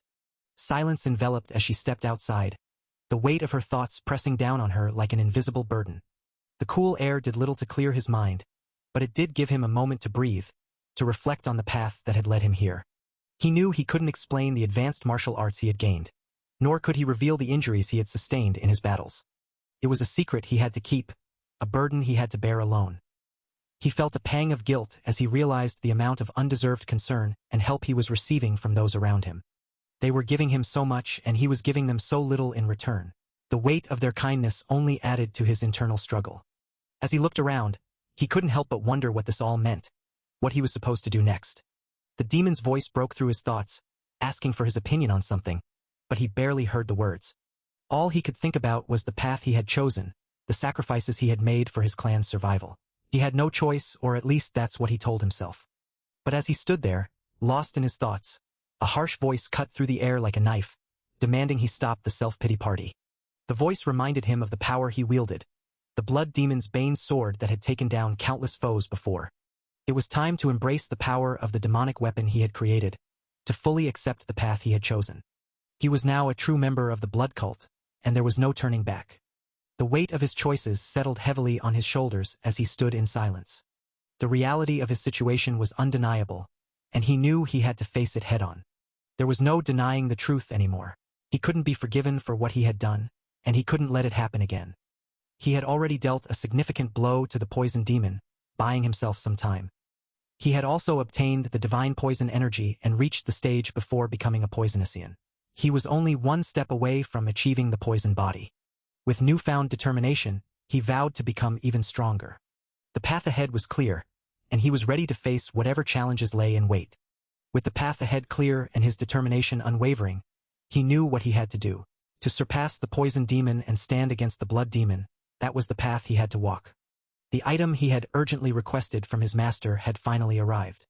This was something that wouldn't normally even be permitted for trade with outsiders. The significance of the item weighed heavily on his mind. However, it seemed his master was also moved by the child's accomplishments. She had actually sent him the lesser golden elixir, a legendary medicine that could save anyone so long as they were still breathing. To think they would offer something so precious.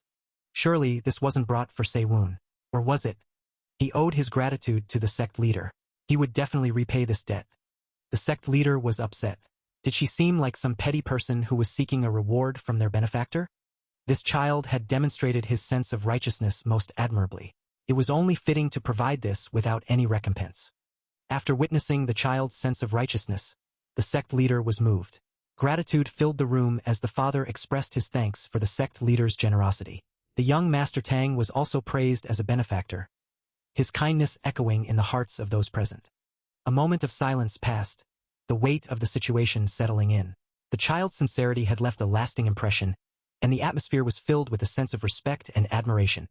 The sect leader then turned to MC, his voice gentle yet firm. She instructed the child to carefully swallow something, a crucial step in the process that was about to unfold.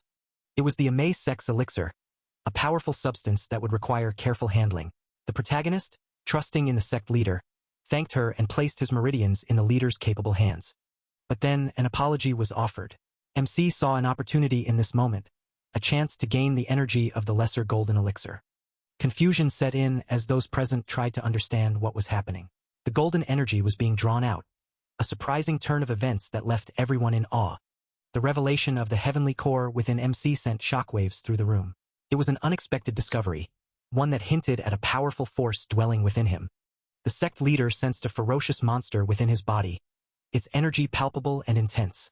The situation was more complex than anyone had anticipated, and the tension in the room rose. A groan escaped her lips, a sign of the struggle she was enduring. The process was taking its toll, and she was reaching her limit. Silence fell once more, the weight of the situation heavy in the air.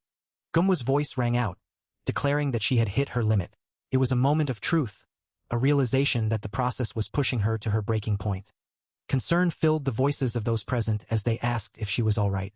The sect leader, having done all she could, looked on with a mix of concern and determination.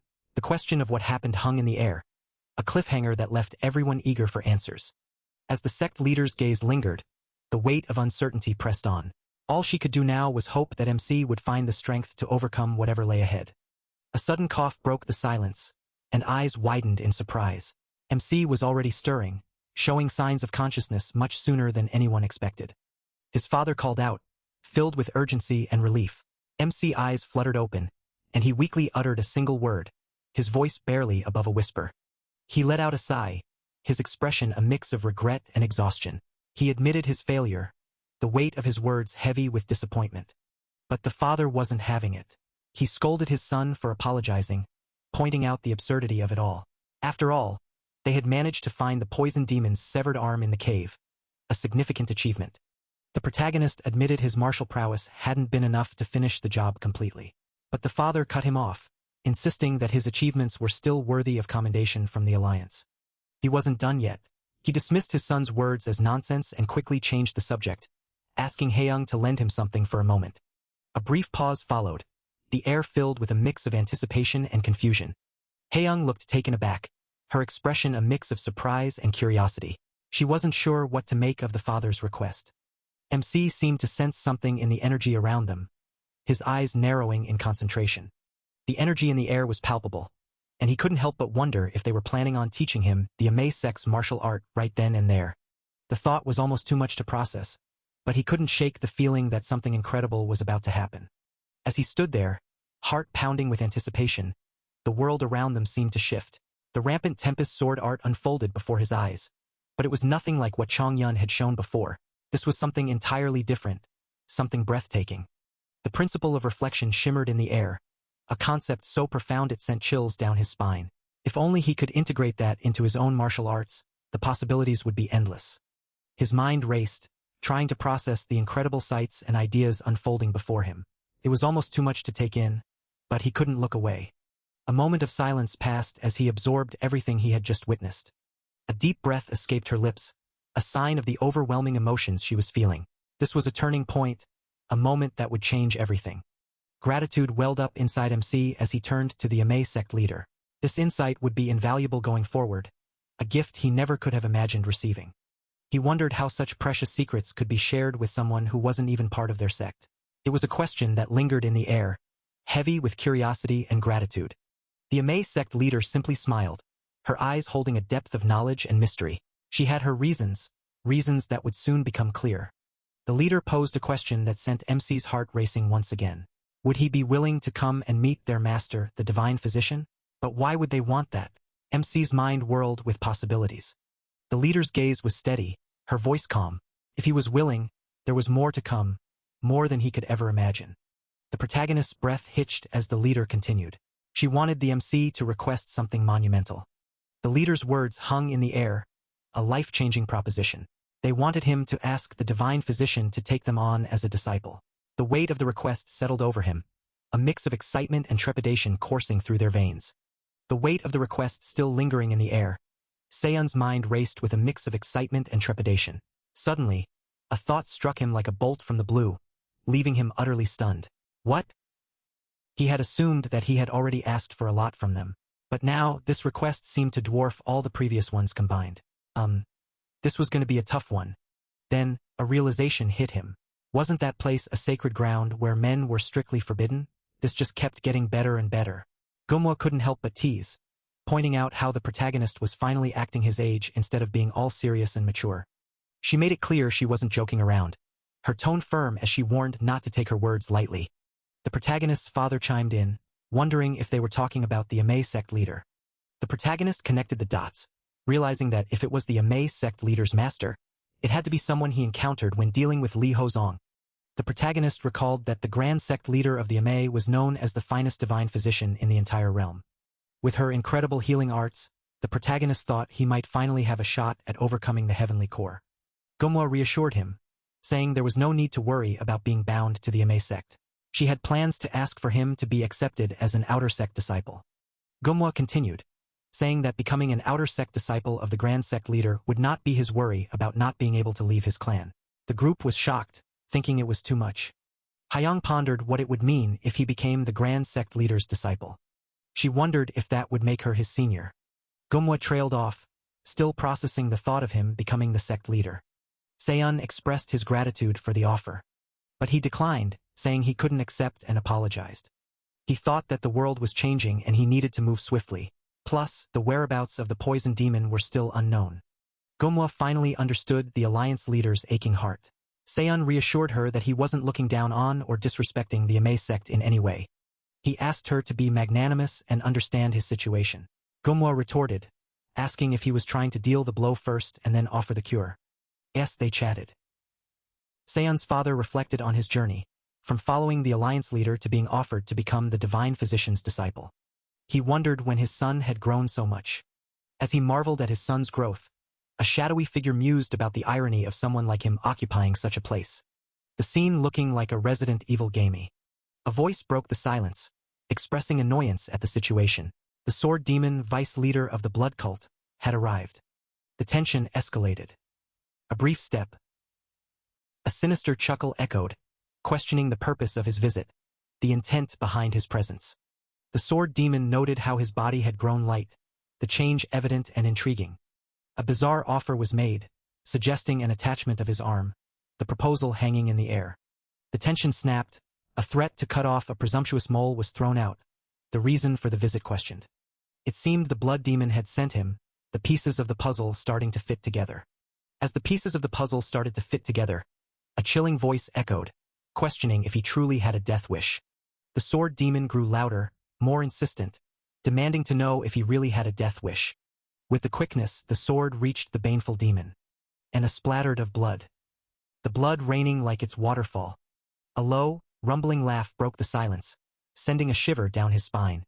The baneful demon, dripping with malice, asked if he found the situation beautiful. The sword demon thinking, revealing that he had crossed the wall and even reached the peak of the evolutionary realm. The baneful demon marveled at his astonishing power, then ordered him to go and tell him something.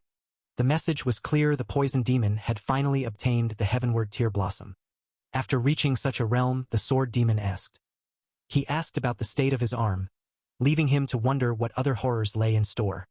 As the echo of the voice's question lingered, a chill ran down his spine, the weight of the unknown pressing down on him like a physical force.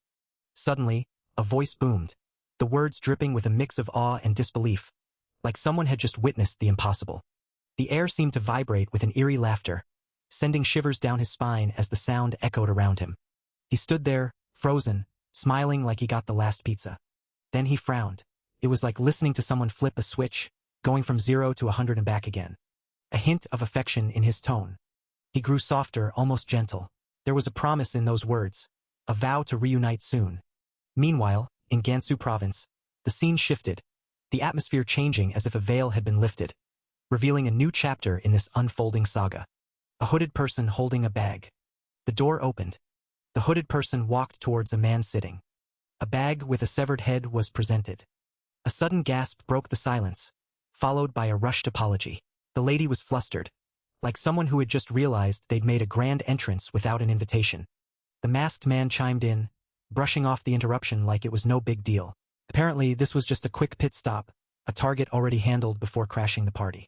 The mood shifted as the man acknowledged the hard work done, insisting it was time to eat first. But the response was a dismissive denial, brushing off the compliment like it was nothing. He continued, downplaying the task as if it was no big deal, like he had just run a casual errand instead of something far more intense. Curiosity shifted the conversation as he wondered aloud about the taste of the tea, like they were testing the waters for something more. The tea was met with a grimace, its bitterness so intense it could have passed for poison. And the reaction? Pure, unfiltered disgust like he had just taken a sip of disappointment. Cue the dramatic gasp from onlookers because apparently, making a face like that in front of the clan head was a big no-no. The man piped up, claiming this was supposed to be the finest tea, but the damage was done. The bitter taste lingered, and it wasn't just the tea leaving a bad aftertaste. In an attempt to salvage the situation, he quickly suggested bringing out desserts, like sweets could somehow erase the memory of that disastrous sip. The urgency in their voice? Pure panic. With the tea fiasco behind them, the conversation pivoted, ready to move on from the bitter debacle. The question hung in the air, blunt and to the point: who was supposed to be the target? The weight of the question lingering like an unspoken challenge.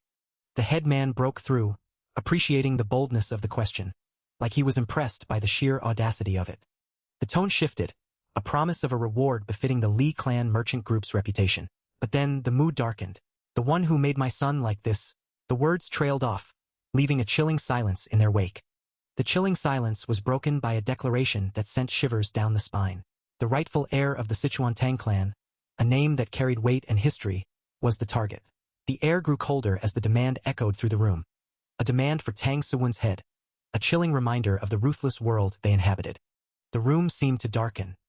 One could almost hear the gears turning, plans being made and discarded, the air electric with anticipation and dread. A low, thoughtful hum broke the silence. Then, a refusal, a single phrase that seemed to echo with finality. I refuse.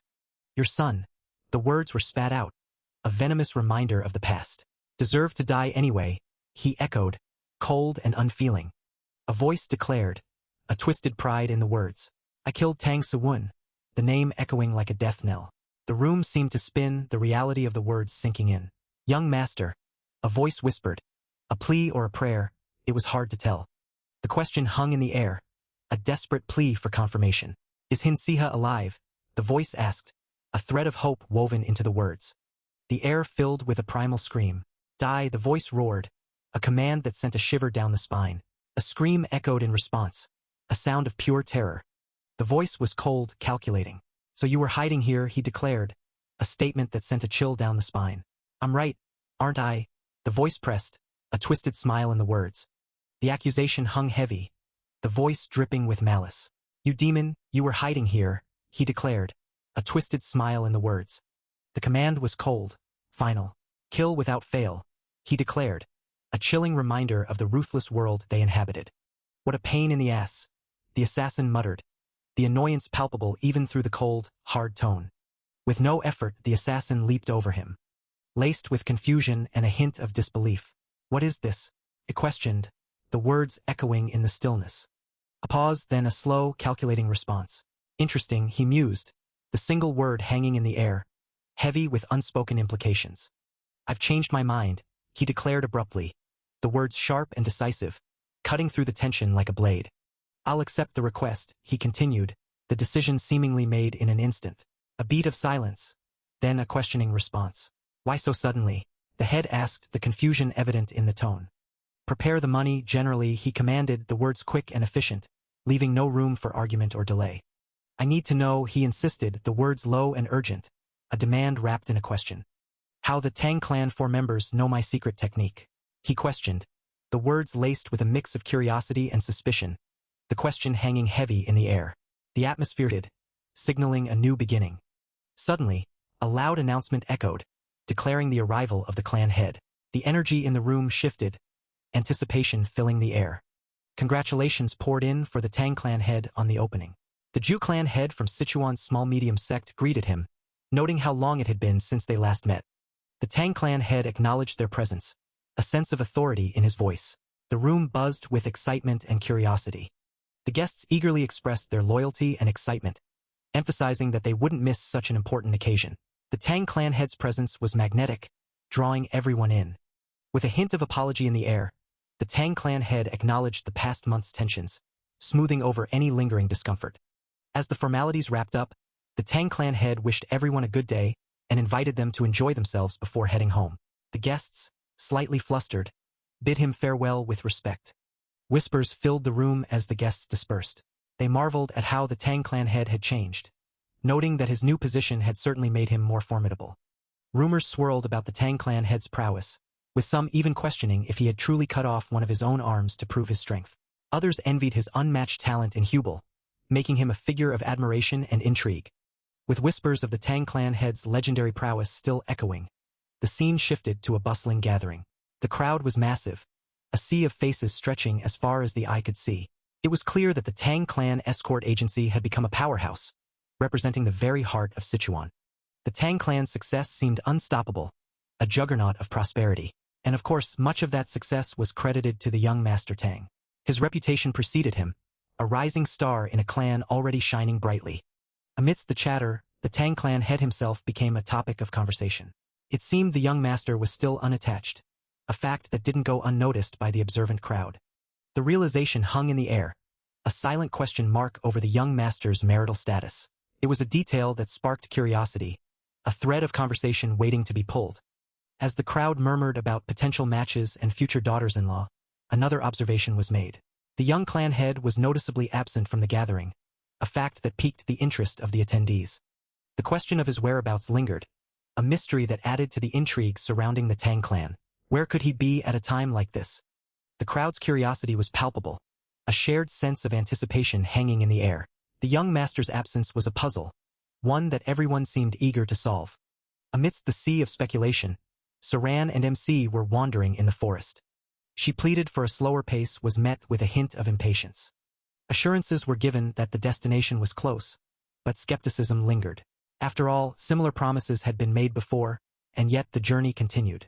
With a final declaration, the promise of arrival was made once more. This time it was insisted it was for real. Since the crack of dawn, preparations had been underway, each step more grueling than the last. This wasn't just any outing, it was a mission that demanded everything. Moving one's body was always beneficial, or so he said. Yet the toll it took was evident. In the past, this would have sparked anger, but now it only brought a quiet sulkiness, a weariness that ran deep. Sewon wasn't sure he understood. Was it really acceptable not to see off the Ame sect? There was a pang of sorrow, a sense of indebtedness to the Ame sect for their precious offering. But moving forward, distance seemed the wisest course, a necessary precaution. To prevent something terrible from happening, constant movement was key. There was no time for idle farewells or lengthy goodbyes, not when the stakes were this high. It was a complication no one needed. The root of their displeasure? A request for a scholar of the Alliance to serve as a security escort instead of them. It was a slight they weren't ready to overlook. Everyone had their own thoughts on the matter, but concern was a common thread. Even the most steadfast among them couldn't shake the unease.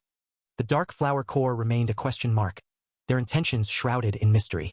What were they truly after? Words went unspoken, yet the complaints never ceased. It was a frustrating cycle, one that threatened to wear thin the patience of even the most composed. The Dark Flower Corps was clearly overstepping, their actions bordering on insubordination. It was a delicate situation, one that required careful handling. Sewon, Saran called out, a hint of urgency in the tone. The situation was escalating, and swift action was needed. It wasn't just about selfish interest. There was more at play here, a deeper motive that had yet to be uncovered. But there was more to leadership than just hidden motives and political maneuvering. Soothing the heart of a sullen comrade was also a virtue a young clan head must cultivate. A lesson to remember, especially when dealing with those closest to him. With a sigh, he accepted the burden, knowing that his role required more than just strength and strategy. The weight of responsibility settled on his shoulders, a reminder of the path he had chosen. A playful scolding echoed through the air, a reminder of the bonds that tied them together. But beneath the teasing, there was a hint of frustration, a longing to be seen as more than just a child. In the eyes of his sister, he was still just a child, a memory of a time long past. But he had grown, and the reminder stung more than her cared to admit. A living proof of the passage of time, a stark contrast to the memories that lingered. The past and present collided in that moment, a reminder of the journey that had led them here. The abandoned mine loomed ahead, a relic of the AVENGES past. A warning echoed through the cavern, a reminder of the dangers that lurked within. The air was thick with a toxic miasma, a silent threat that demanded caution. The poison miasma was incredibly potent, a mystery that defied logic. How could something like this exist in an abandoned mine? The danger was real, and the urgency to leave was palpable. But there was no time for hesitation. Instructions were given, a path to survival laid out. From now on, every step would be a test of her resolve and skill. With the path to survival laid out, the next challenge was presented. Instead of the usual method, a risky alternative was suggested. The poison miasma was to be taken in through the annihilation point, and core energy was to be channeled inward. Disbelief echoed through the air. Taking in poison with a method meant to resist it seemed counterintuitive, even reckless. The potential for energy deviation loomed large, casting a shadow of doubt over the proposed plan. In a moment of quiet intensity, a plea for trust was made. Satan. A brief pause. Saran began to recall, her mind laced with a mix of emotions. Honesty was about to be served, raw and unfiltered. Her words cut deep, a stark command to go away. Hate had once been a familiar emotion, but it wasn't always that way. The past was a tangled web, and Saran was unraveling it thread by thread. The pain of Sewon was evident, and Saran's plea was heartfelt. As the older sister, she urged giving in, a confession of her own childhood needs spilling out. The raw emotion was a punch to the gut, a reminder of the complexities of family. A moment of silence, the weight of the words settling in. The pain of her past words echoing in her mind. Regret was a bitter pill to swallow, and she was about to confess something she wished she could take back. In a fit of childishness, she had uttered words that cut deep. The wish to be alone instead of together was a regret that haunted her. Suddenly, a cry of alarm pierced the air. The young clan head was in trouble, and the urgency was palpable.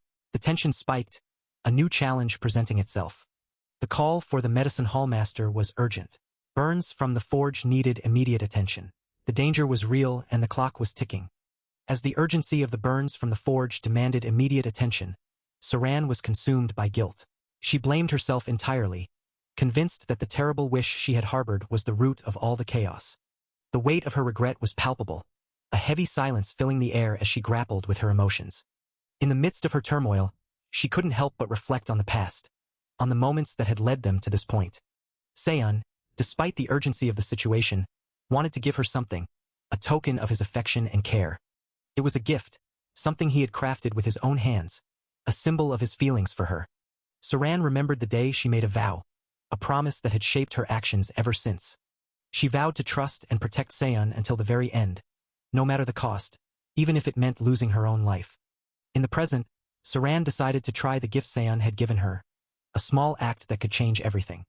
But as she did, she felt something strange. The miasma, a dark and dangerous force, was accumulating inside her body. It was beyond mere accumulation. The miasma was becoming a part of her, intertwining with her very being. Saran realized the gravity of the situation. This was something far more serious than she had anticipated. Confused and alarmed, Saran turned to Seon, asking him what was happening.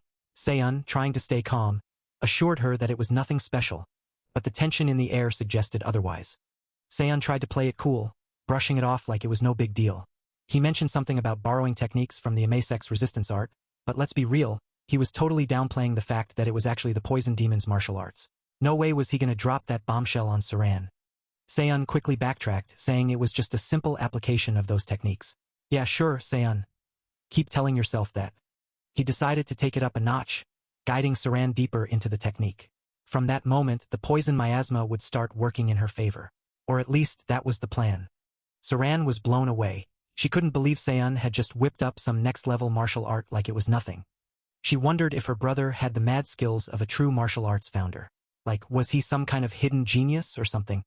Saran felt like she was chugging the essence of 100-year-old snow ginseng on repeat. The technique's power was flooding her system, filling her energy core with poison miasma. Half of the poison miasma was building up as a weapon, while the other half was transforming into pure inner energy. It was an unbelievable ability, and Saran could barely contain her excitement.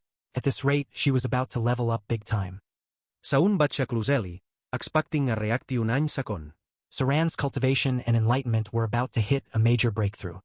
He knew her energy had already maxed out her current level. It was like her power was overflowing, ready to bust through to the next stage. Seon figured getting into a state of enlightenment would be a breeze now.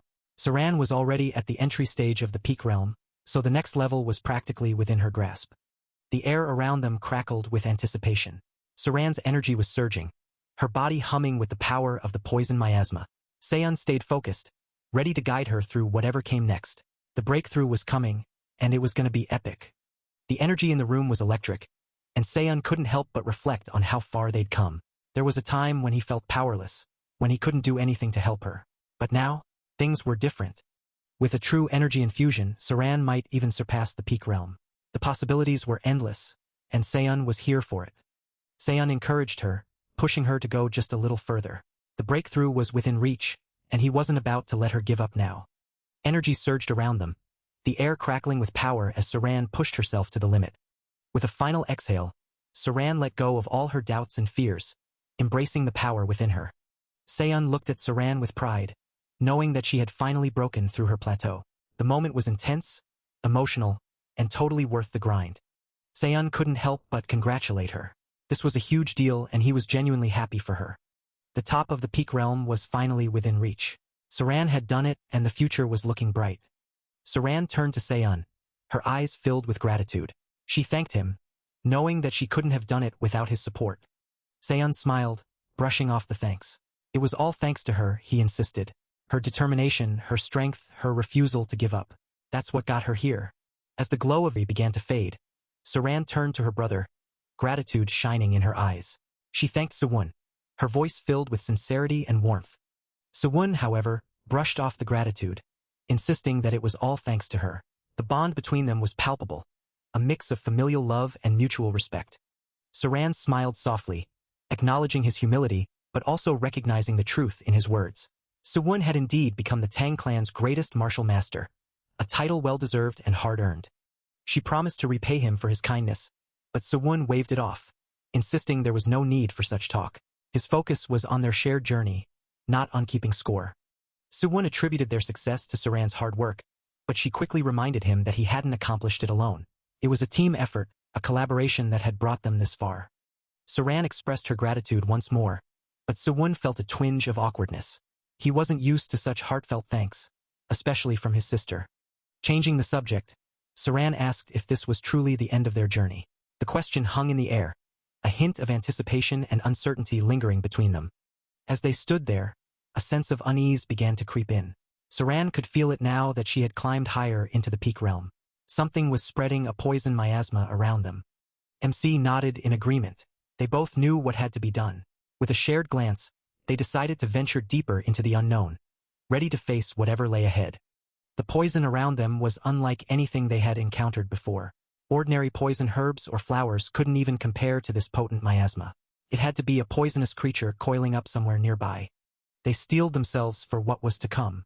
A life-or-death battle might be inevitable, but if they obtained the elusive treasure they sought, it would all be worth it. With the weight of their impending battle still lingering, the group pressed on, their eyes scanning the unfamiliar terrain. The promise of a treasure that could aid Sewon's heavenly core kept their spirits high, even as the path ahead remained uncertain. Suddenly, something caught their attention. A peculiar sight that made them pause and exchange curious glances. The area was devoid of any Fonioso's creatures, and even the usual poison herbs and poison flowers were nowhere to be found. It was as if the very essence of the place had been stripped bare. The desolation was almost eerie, with not a single trace of life or danger in sight. It was a stark contrast to the treacherous lands they had traversed thus far. Their eyes fell upon a peculiar substance, discarded and seemingly insignificant. It was black waste, or a mineral that had been overlooked and ignored by all. Upon closer inspection, they realized that this unassuming mineral held a secret. If exposed to air for over 10 years or infused with inner energy, It released extreme toxicity. It was a mineral poison, long dismissed as a myth, now revealed to be very real and very dangerous. The discovery sent a ripple of excitement through the group. They had only read about such things in books, but now they were seeing it firsthand. Curiosity piqued. She wondered how this knowledge had come to light. It turned out that a miner who had worked in the area had visited the medicine hall, where the terrible poison miasma accumulated in his body over time had been discovered. The connection was made, and the pieces of the puzzle began to fall into place. The miner's condition had led to this remarkable insight. It was a fortunate turn of events, as there had been no definitive proof of the mineral poison's existence until now. With this newfound knowledge, she couldn't help but feel a sense of accomplishment. They had stumbled upon something extraordinary, and it might just be the key to turning the tide in their favor. But their triumphant moment was short-lived. As they dug deeper, the truth started to unravel. The information he had uncovered was nothing but a lie, a deceitful ploy by the blood cult. Still, there was a silver lining. The Black Waste could be the key to reviving their poison arts, which had been on the decline due to lack of funds. The Tang clan's poison arts could be revived with this discovery. The anticipation was palpable, as she couldn't wait to see their father's reaction. The excitement was shared among them, each one looking forward to the new possibilities that lay ahead. Without wasting any time, they decided to begin their work immediately, though not everyone was clear on what exactly they were supposed to be doing. Confusion filled the air as they looked around at the unfamiliar surroundings, wondering what all of this was. Fortunately, the miners had left behind some tools, shovels and pickaxes, which would make their task a bit easier. In their clan, only 2 people had the ability to handle the poison miasma from the Black Waste and those 2 people were none other than themselves. With a sense of determination, they called out to each other, ready to face whatever challenges lay ahead. With their spirits aligned and determination set, MC couldn't help but notice her swinging a pickaxe like she was trying to dig to the other side of the planet. He couldn't resist calling out, questioning who taught her such a bizarre technique, and insisted she needed to swing it properly. He wasn't done, urging her to put her back into it, swinging with full force. She declared that from now on, things were going to change. But not everyone was on board with this sudden training montage.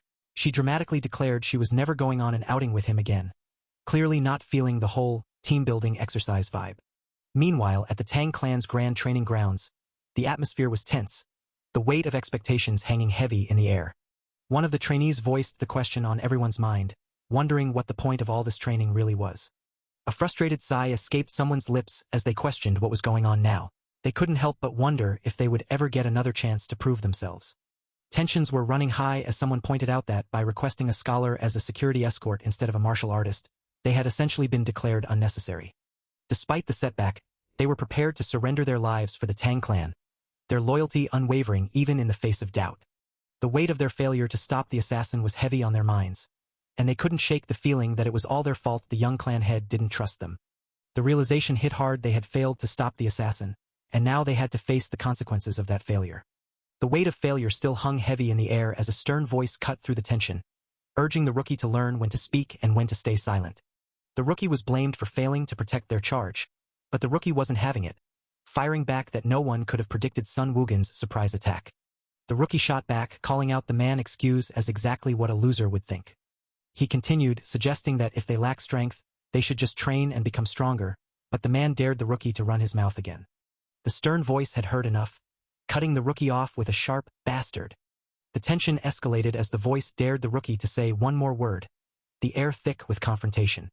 The rookie, not backing down, challenged the voice to mock them again, the room echoing with their defiant words. Suddenly, a new voice cut through the tension, commanding everyone to stop right there, the weight of the confrontation hanging heavy in the air. The veteran broke the silence with an apology, the tension in the room easing slightly. The instructor continued, acknowledging the rookie's concern but suggesting that the young clan head must have had his reasons, urging everyone to understand. Then someone muttered in disbelief, "A scholar as a bodyguard?" The room was still buzzing with the revelation of a scholar being a bodyguard when suddenly, the young clan head's name was called out. The shock on everyone's faces was palpable as they wondered what on earth he was thinking. "Back to the streets where I belong." She declared that this was perfect, and that tonight's meal would be enough to put together a proper feast. She felt a sense of gratitude, knowing that her actions would be appreciated. After all, the young clan head liked this too. Meanwhile, a man was struggling to find his way around Sichuan. He politely asked a passerby for directions, hoping to find someone who could help him.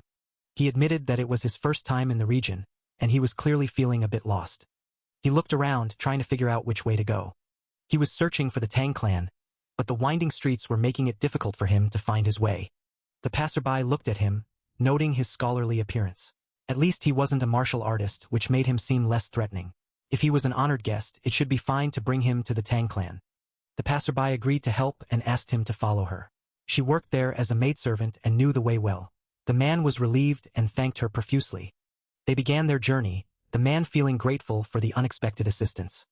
As they walked, the man couldn't help but feel a sense of anticipation. What awaited him at the Tang clan? As he neared the Tang clan, the man couldn't shake off the weight of the conversation unfolding ahead. He boomed, questioning the tragedy of a general choosing the wrong lord. The man pondered, acknowledging the gravity of such a choice, especially in times long past. He continued, citing examples of historical figures who met tragic ends due to their allegiance to the wrong master. The woman listened intently, the weight of the words settling in. The conversation took a lighter turn as he asked if it wasn't terribly sad. The woman agreed, but couldn't help thinking that he sure talked a lot. He wasn't done yet, emphasizing that even a great general under the wrong master could be led astray. The man couldn't help but feel a sense of foreboding. A brief silence fell, the weight of the conversation hanging in the air. The man took a moment to process everything he had heard. Suddenly, the women called out, addressing someone named Seol as young master and young lady. The man turned, curious about the new development. She continued, commenting on their appearance. The man couldn't help but wonder what was so striking about them. What was so special about these two? The maid finally spoke up, asking what had happened. Saran responded that there was too much to explain. Another voice chimed in, describing a man with jet-black pupils, long ears, and high eyebrows. The man listened, trying to picture the person being described. The description continued, detailing a clear forehead, prominent nose, and symmetrical cheekbones. The man couldn't help but feel like he was being introduced to someone important. He went on, describing the harmony of the man's forehead and chin converging towards the nose. The protagonist was impressed by the detailed description. The voice concluded, stating that those facial features were of one who leads the imperial court, the face of the dominating king. The man was taken aback by the grand introduction. The maid apologized, explaining that she had brought a physiognomist who was headed to the Tang clan. Saran realized that this was going to be an interesting encounter. Just as the woman was about to process the apology and the mention of a physiognomist, a loud voice boomed, introducing himself as Yeo Seon. He announced that from that day forward, he had been ordered to serve as the bodyguard to the young clan head of the Tang clan, Tang Sewon. The man raised an eyebrow, thinking this encounter just got a lot more interesting. The protagonist glanced around, noticing the reactions of those present, wondering how this new development would play out. Then, he thought, hailing Yeo Seon as the greatest instructor in all the land across Orthodox history, the myriad insight instructor. The man's eyes widened slightly, realizing that this was not just any bodyguard, but a legendary figure. As the weight of Yeo Seon's legendary reputation settled in, the scene shifted to the training grounds where new recruits half-heartedly struck at dummies. The atmosphere was far from inspiring, with morale seemingly as limp as their practice swings. It was clear that the captain's absence had left its mark, and not in a good way. Amidst the lackluster training session, a voice piped up, questioning if this was really how they were supposed to spend their day. The recruits exchanged glances, their expressions mirroring the uncertainty in their hearts. Suddenly, a commanding voice cut through the air, halting the feeble training session. The recruits froze, their wooden swords mid-swing, as the voice declared that today's training was officially over. Seon, the protagonist, couldn't help but let out a sigh, rubbing his temples as if nursing a sudden headache. Seon's frustration was palpable as he surveyed the scene before him. This was worse than he had imagined, and that was saying something. Just then, a voice called out, urging everyone to greet the young clan head. Seon's eyebrow twitched, and he couldn't help but voice his thoughts out loud, wondering when training had turned into a break time. He continued, his voice dripping with sarcasm, asking if they thought this was playtime. The recruits shifted uncomfortably, avoiding his gaze. A hush fell over the crowd as a voice apologized for the pathetic sight before them. Seon waved it off, stating that he didn't have any expectations to begin with. The recruits exchanged nervous glances, their morale seemingly hitting rock bottom. Shaking his head, Seon decided it was time for introductions. Maybe, just maybe, this motley crew could be whipped into shape. He gestured towards Yeo Seon, introducing him as his newly appointed bodyguard. The recruit's eyes widened, murmurs rippling through the crowd as they took in the legendary figure before them. One recruit, however, seemed less than impressed. He voiced his thoughts out loud, questioning if that guy was really his bodyguard. Seon could only sigh, his expectations sinking even lower. Seon's expectations were already low, but this guy was really not helping. The recruit started rambling about protecting the young clan head like some legendary bodyguard from the old tales. He compared himself to Dian Wei, who, as someone quickly pointed out, ended up dying. Then he switched to Su Chu, the Tiger Marquis. Finally, he declared he'd protect the young clan head with courage. Seon just stared, wondering if this guy was for real. Seon had heard enough.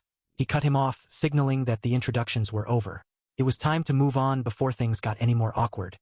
Seon took a deep breath and kicked the bag.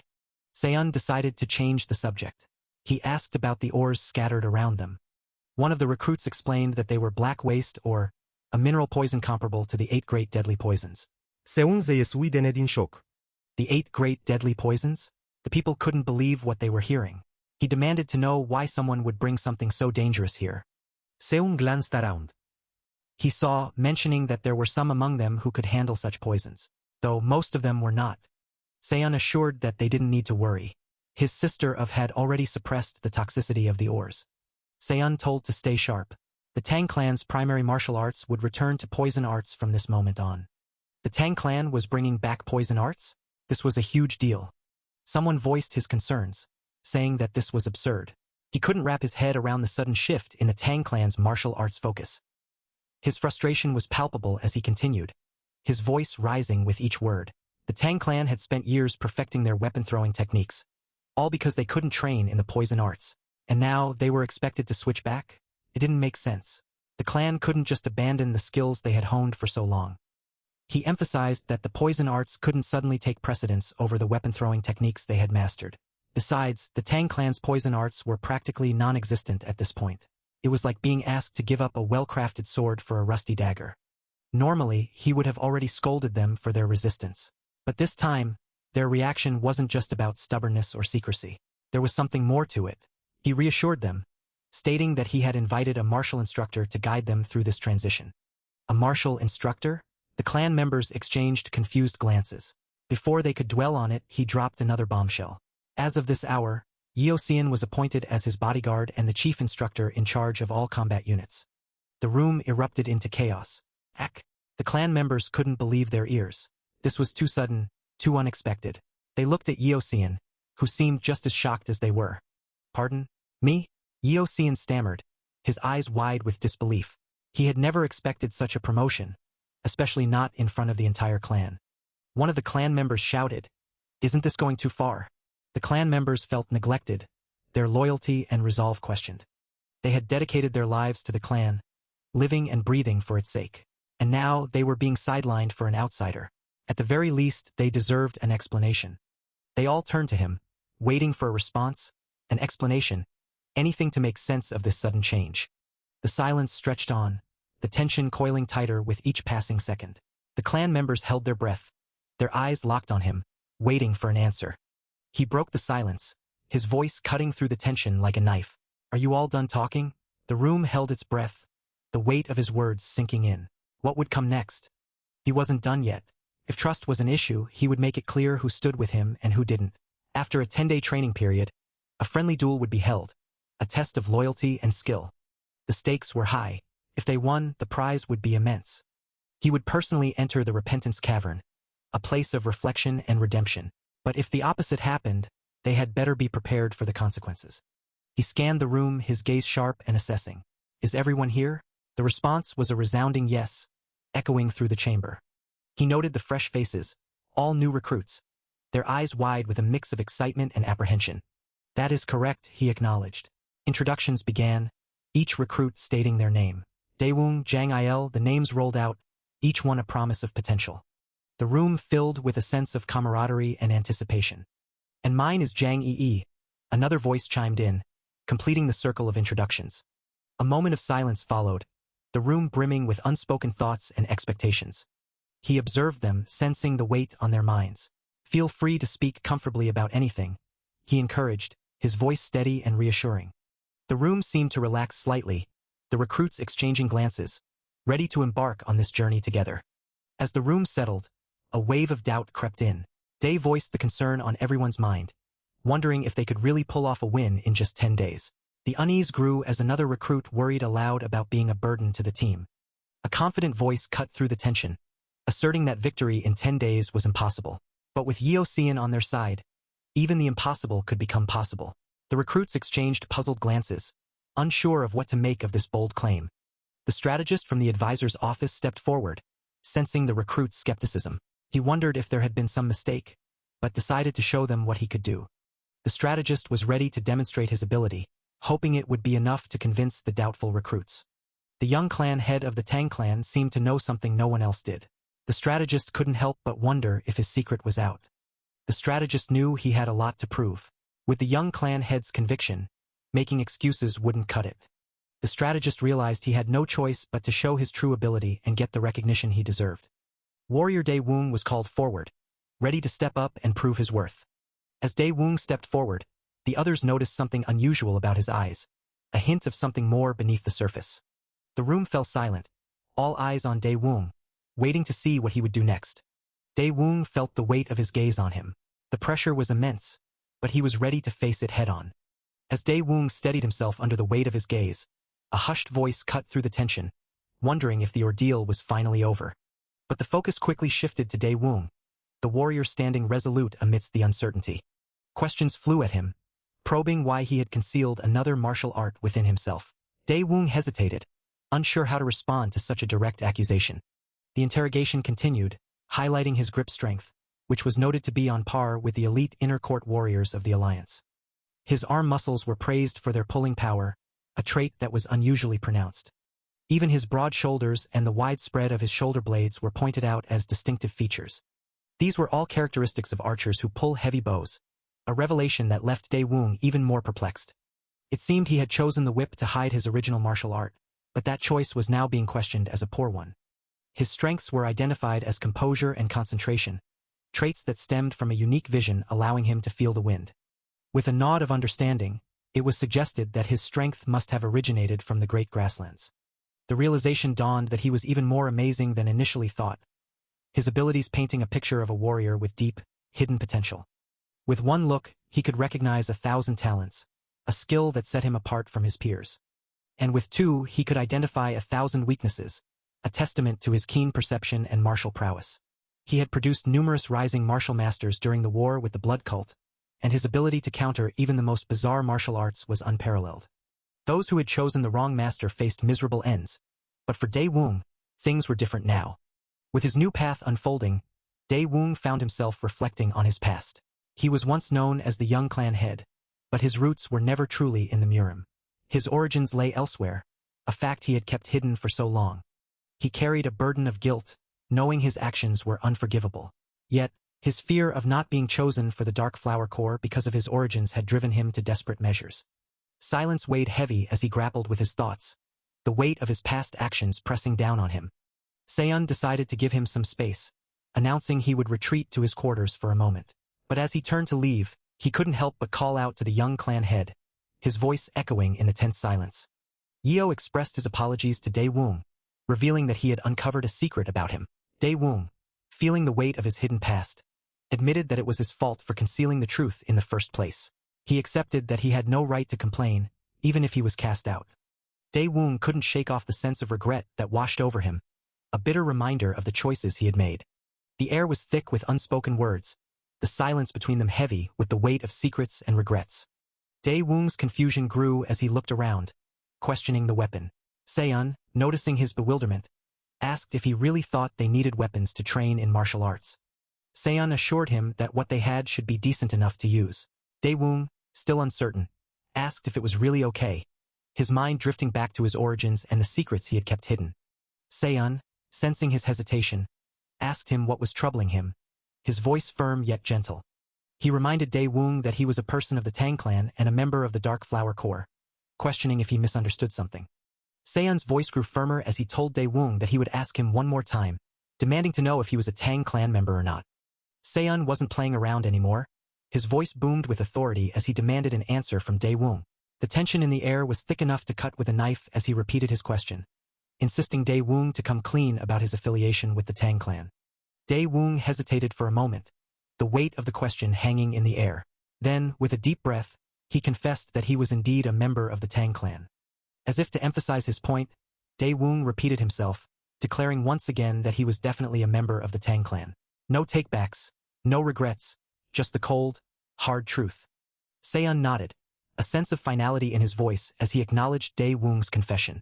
That was all he needed to hear. The truth had been spoken, and it was enough. With the weight of Dae-woong's confession still hanging in the air, Seon turned his attention to the man standing before him. A simple acknowledgement passed between them, a quiet understanding that something significant was about to begin. Seon's gaze sharpened as he addressed the man before him, Chief Instructor Yozian. The man stood a little straighter, a hint of nervousness in his voice as he responded, clearly aware of the gravity of the moment. Seon's voice rang out, clear and determined. He was going to dismantle and recreate all the martial arts that the three possessed. But first, they needed to establish a framework, a solid foundation to build upon. Yozian's eyes widened slightly at the ambitious plan. He couldn't help but wonder if such a feat was even possible. But Seon's confidence was infectious, and soon enough, Yozian found himself nodding along, caught up in the excitement. Seon's plan was set in motion. Yozian would handle the theory, the backbone of their new martial arts, while Seon himself would take care of the completion, the martial arts and poison techniques that would make them unstoppable. A moment of silence passed between them, the weight of their decision settling in. There was no turning back now, only forward. Seon's voice was firm as he declared that from now on, there would be no rest, no sleep. They could sleep when they were dead. It was time to get to work, and every moment counted.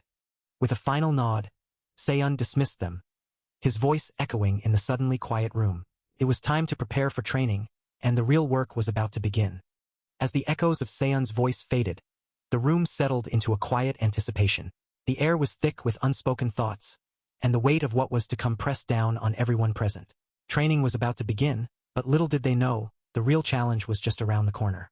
Yeo's voice dripping with surprise and a hint of frustration. He couldn't believe MC had figured out his identity, a secret he had guarded so carefully. MC mind raced back to a year ago, when anonymous letters started circulating among the famous great sections. Those letters had caused quite the stir, even before his regression. The letters contained the weaknesses of their basic martial arts and the supplements to counter them. It was a huge uproar, and the sects were in chaos trying to figure out who was behind it all. Yeo realized that his existence had been discovered through those letters. But sending a letter to the Namgung clan was a mistake, one that he was now paying for. Because of that mistake, the Namgung clan must still be sharpening their swords and chasing after him. In the past, that bastard used the letters as a pretext to lure Yeosian and then discarded him like a used tool. MC was filled with determination as he vowed not to let Namgung Myong have his way this time. He was ready to fight back and protect what was his. He was known as Lu Bu among men, red hair among horses, a legend in his own right. The last descendant of Lu Bu, a legacy that carried weight and power, was none other than Yeosian. The revelation hung in the air, heavy with implications. Yeosian's eyes widened in shock as he processed the information. How did he know about his lineage? It was a secret he had kept hidden for so long. MC waved off Yeosian's surprise, stating that such details weren't important. There were bigger things at stake, and they needed to focus on what was to come. But before they could refocus, he boomed, declaring that Yeosian was about to witness the pinnacle of martial arts, the very thing he had yearned for his entire life. The sheer energy radiating from him was unlike anything Yeosian had ever seen. Yeosian couldn't help but wonder how a single person could possess such an immense amount of energy. But it didn't end there. There were at least 3 distinct energies swirling around the figure, each one powerful enough to leave Yeosian in awe.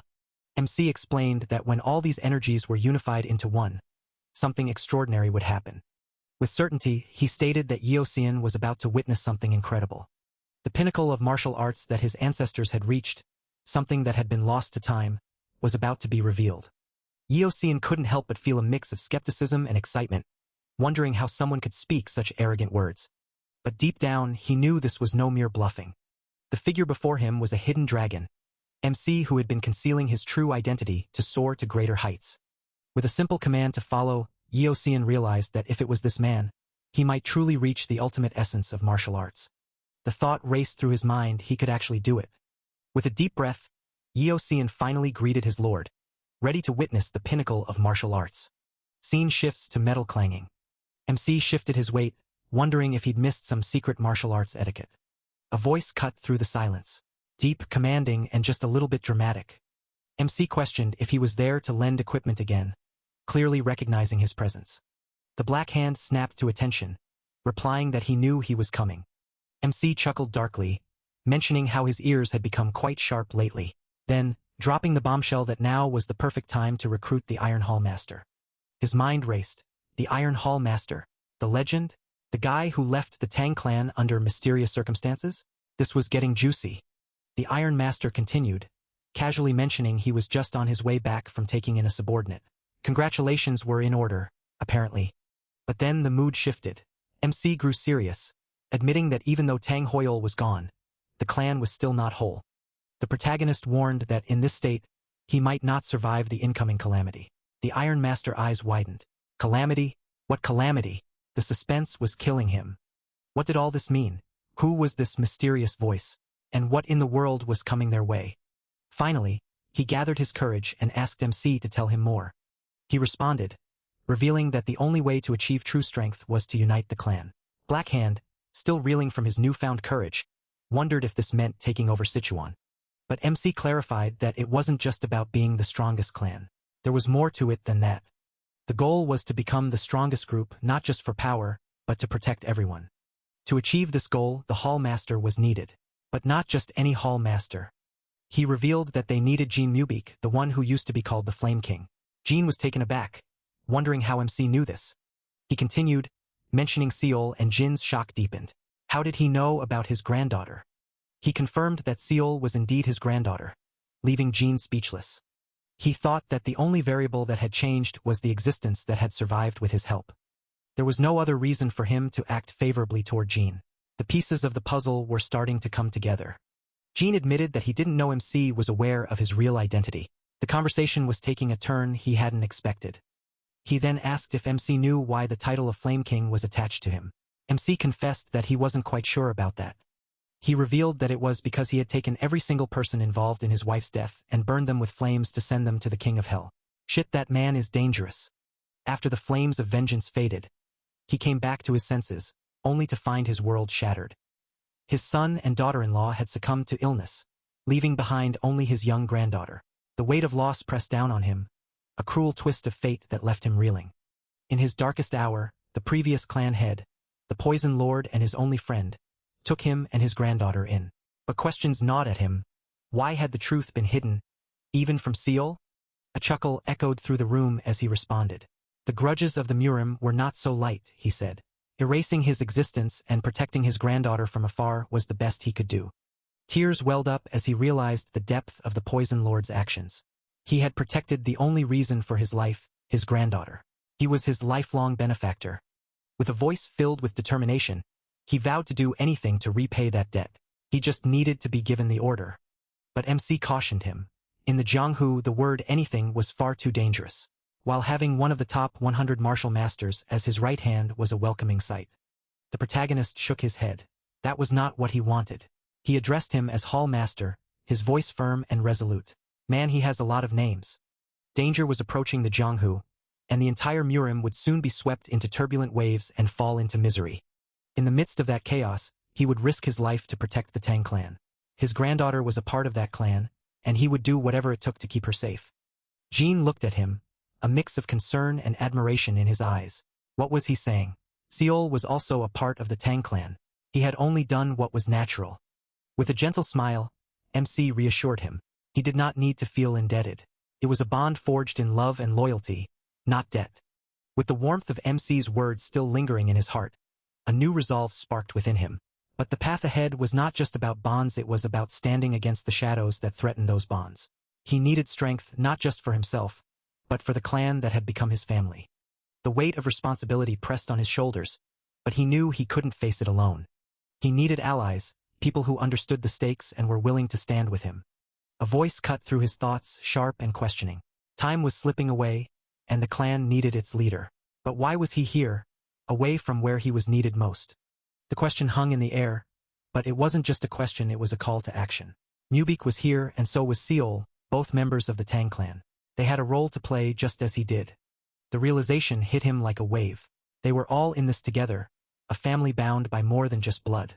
They were bound by loyalty, by love, by the shared dream of protecting what they held dear. The Poison Lord's name echoed in his mind, a reminder of the legacy he carried. The weight of the title was heavy, but it was also a beacon, guiding him forward. He could almost feel the Poison Lord's gaze on him, watching, guiding. The will of the past was being carried on, and it was his turn to step up. The moment was here, and he couldn't afford to waste it. The clan needed him, and he needed them. With a deep breath, he stepped forward, ready to face whatever came next. The path was uncertain, but he wasn't alone, and that made all the difference. As he took that first step, his echoed from the shadows, questioning his priorities and hinting at the mountain of tasks ahead. But he wasn't about to let that kill his vibe. He continued, pushing him to focus on the bigger picture. Yet, he couldn't shake the feeling that this moment, right here, was exactly where he needed to be. He stood there, letting it all sink in, knowing that every step forward was a step into the unknown. The quiet gave him a chance to reflect. He wasn't alone, and that thought alone brought a sense of calm and determination. A smile crept across his face as he realized the truth. He had gained people, friends, allies, and that was something worth more than any task or priority. With a heart full of gratitude for the bonds he had forged, the days began to roll by, leading up to an exciting event that everyone had been looking forward to, the day of the friendly duel. It had been a while since the last duel, and the anticipation was building. The crowd buzzed with excitement, eager for the visual treat that was about to unfold. And it was going to be lit. All eyes were on the participants, the young clan newcomers and their incredibly skilled instructor, Yozian. The young clan newcomers were ready to show their skills, and even though 10 days of preparation might not have been enough, the belief in their young clan head was unwavering. The clan head was arriving, and the excitement was palpable. It had been a very long time since the entire clan had gathered like this. Despite all that had happened within the clan lately, there was a collective hope that for today, all those worries could be forgotten. A day full of laughter and enjoyment was what everyone was looking forward to, a brief respite from the usual tensions. The entire clan was gathered, a rare sight that brought a sense of unity and anticipation. The air was filled with excitement and a touch of nervousness. As the clan head arrived, the crowd erupted in cheers, ready to enjoy a day of friendly competition and camaraderie. The stage was set, the participants were ready, and the clan was united. The friendly duel was about to begin, promising a day of excitement and memories. As the anticipation hung in the air, the scale of the event took everyone by surprise. It was grander than expected, but that only fueled the excitement. For some, this was the perfect stage to showcase their skills and make an impression. The rules were announced with a commanding voice, setting the tone for the friendly duel. Only blunt training weapons were allowed, and any attempt to aim for a lethal spot would result in an immediate stoppage and forfeit. With the rules clear, the focus shifted to the participants. Only the vanguards of both sides were to remain on the stage, ready to face each other in this friendly competition. Amidst the preparations, confusion lingered in the air. Some participants wondered what was going on, trying to make sense of the unfolding events. As the participants gathered their thoughts, questions arose. Why was the instructor still there? The uncertainty added a layer of tension to the already charged atmosphere. Encouragement echoed through the crowd, aimed at calming the nerves of one of the participants. Warrior Daewoo was reminded that there was no need to be nervous, that he could do it. The energy shifted as the participants readied themselves. The young clan head was urged on, the excitement palpable as the duel was about to begin. A wise decision had been made, or so it seemed. The idea of losing on purpose to appease subordinates was floated, adding a twist to the friendly competition. The sight of the unfolding events made it certain. Losing was winning, at least according to one perspective. The protagonist seemed to have a different take on the situation. Confusion reigned as he tried to make sense of the words being exchanged. What was being said? The uncertainty added to the intrigue of the duel. The idea of losing on purpose was met with disbelief. It was a concept that seemed foreign to the competitive spirit of the participants. Amidst the confusion and strategic musings, he said, crushing their opponents was all that mattered, setting the stage for an intense and memorable duel. With the stage set for an intense duel, the focus shifted to Instructor Yeo, who was politely asked to step down so the match could proceed. Realizing he was in the way, he quickly apologized and moved aside. The atmosphere was tense, and the anticipation was building. Someone muttered about the situation being nothing short of a farce, adding a touch of drama to the already charged environment. With the formalities out of the way, it was time to get down to business. The weapons were about to be delivered to both sides, signaling the start of the duel. As the weapons were handed out, murmurs filled the air. One participant was sized up, his choice of weapon raising eyebrows and sparking curiosity. A bow? That was unexpected. Wasn't a whip supposed to be his primary weapon? The crowd buzzed with questions and speculation. It was a surprising choice, but Pyong used a sword, which gave him an advantage on this stage. A bow made it difficult to switch between offense and defense quickly, adding an extra layer of challenge. The tension rose as everyone knew that once the distance was closed, an archer would be finished. With that thought echoing in the air, the duel was declared to begin. One of the participants declared that he had no personal grudge against his opponent, setting a tone of sportsmanship amidst the intense competition. The other participant responded, warning not to misunderstand his intentions. He muttered something about 3 first 5 and inner, leaving everyone puzzled. He repeated his cryptic words, adding that ignoring him really didn't sit well. The tension was palpable as the crowd tried to decipher his meaning. A stern warning was issued if his opponent didn't focus. The consequences would be swift and decisive. With a final declaration, Pyong announced he would end the duel in a single blow. The crowd held their breath as the first attack was about to be unleashed. With a deep breath, he readied his attack, the air around him crackling with anticipation. Suddenly, a movement from the upper right caught his eye, a blur of motion that seemed to defy the very air. Pyong's eyes widened in realization. His opponent had read his movement path, anticipating his every move. In a flash, Black Eagle arrow art, the force of it sending a shockwave rippling through the arena. For some reason, Daewoo's martial art was not performing as expected. Black Eagle arrow art was focused on rapid fire, a flurry of strikes that left little room for precision. Even though the creator's intent was a single lethal shot, it seemed to have lost its way. But Yeo was determined to bring back that original intent. By changing the flow of energy, he hoped to restore the true power of the Black Eagle arrow art. Dae's form shifted, his movements becoming more deliberate, more precise. The energy around him seemed to respond, coalescing into a single powerful force. As the technique reached its pinnacle, he couldn't help but wonder, was this really his martial art? The level of the technique had increased far beyond what he had imagined. With a final cry, he unleashed the attack, the force of it echoing through the arena. Yozian, this isn't over, he thought, his determination burning brighter than ever. As the dust settled from his powerful attack, the determination in his eyes didn't waver. But then, a sudden mission was dropped on him like a ton of bricks: infiltrate the Dark Flower Corps, spy on their training, and come up with countermeasures for everything. He couldn't help but blurt out his confusion. This was not what he had in mind after that intense battle. The sheer absurdity of the task hit him like a wave. There were over 20 members in the Dark Flower Corps, and the idea of sneaking around that many skilled fighters seemed like a recipe for disaster. He voiced his concerns, only to be met with a casual suggestion that left him even more dumbfounded.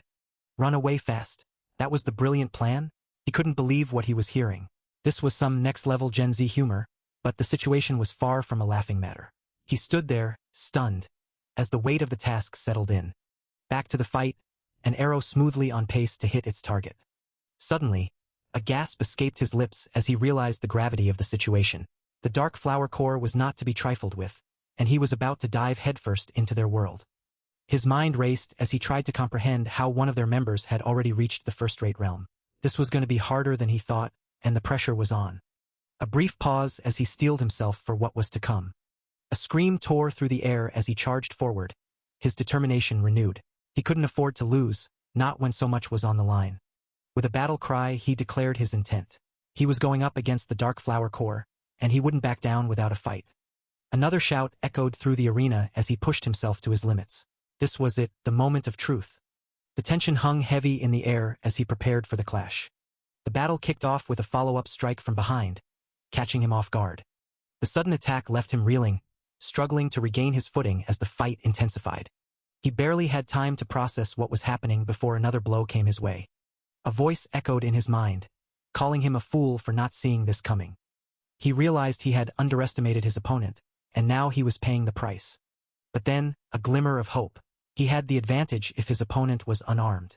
He quickly assessed the situation, looking for any opening to turn the tables.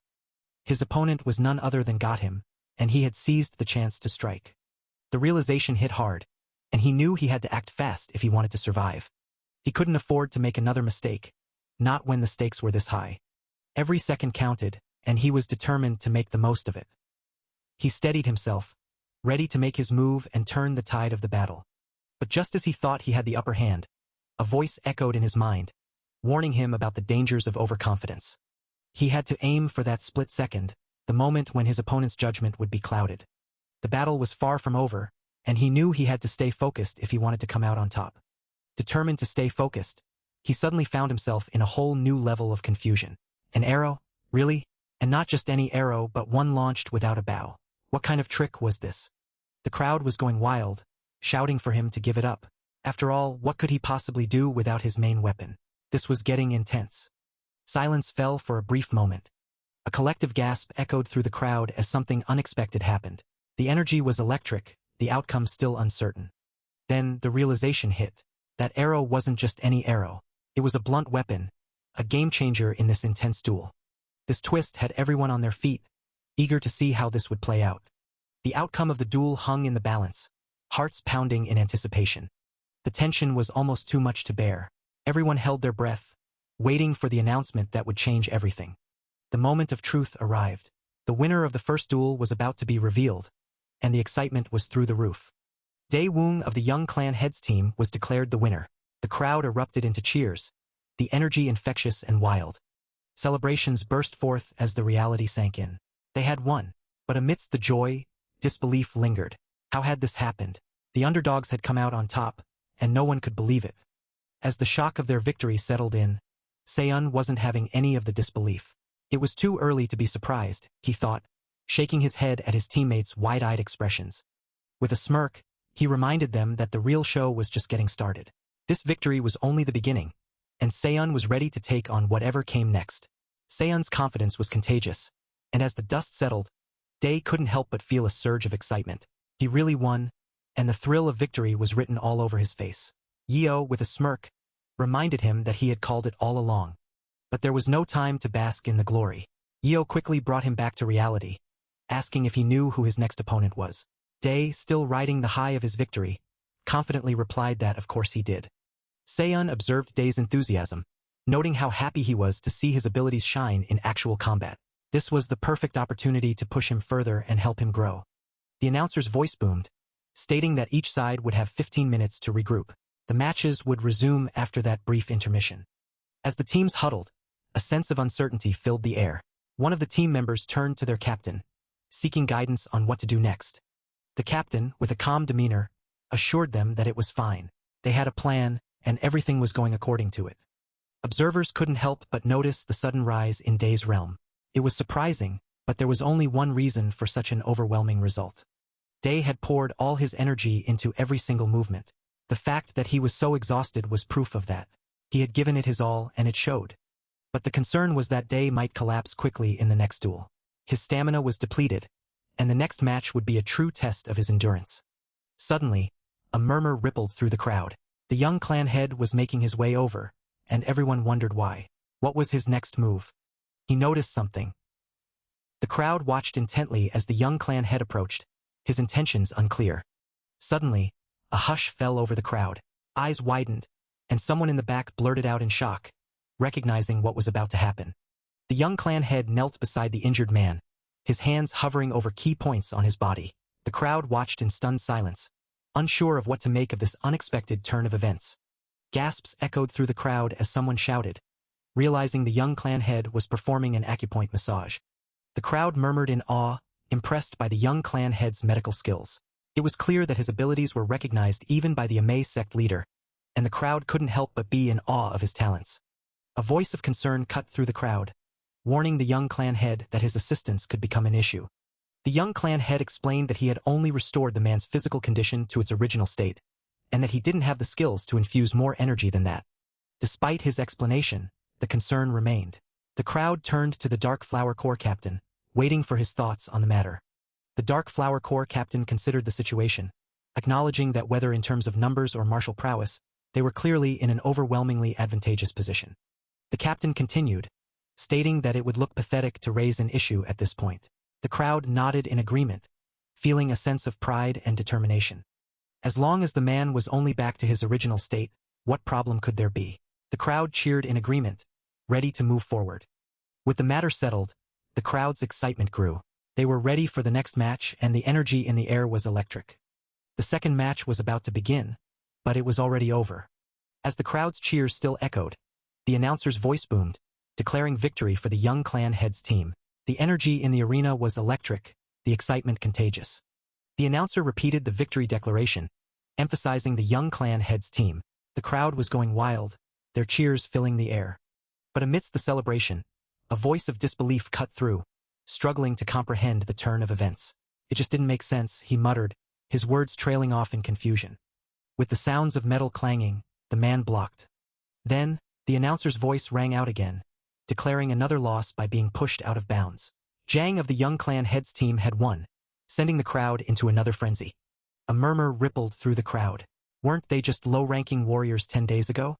Once again, victory was declared for Jang of the young clan head's team. The crowd was in awe, their cheers reaching a crescendo. It wasn't just Daewoo's realm that had risen. Even the remaining members had shown incredible growth. Daewoo had 5 victories, Jang had 4. The numbers were clear, the progress undeniable. 12 people lost in a row, so 9 people remained. And the winner was Jang of the young clan head's team. Only 8 competitors left, the tension was building. How had they not lost even once? The crowd wondered, their eyes wide with disbelief.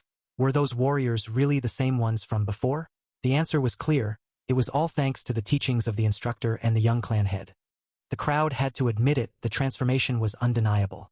Those warriors were not the same as before. Their growth was evident and the results spoke for themselves. Day after day, they had faced every enemy created for them and emerged victorious, perfectly overcoming each challenge. It was almost too good to be true.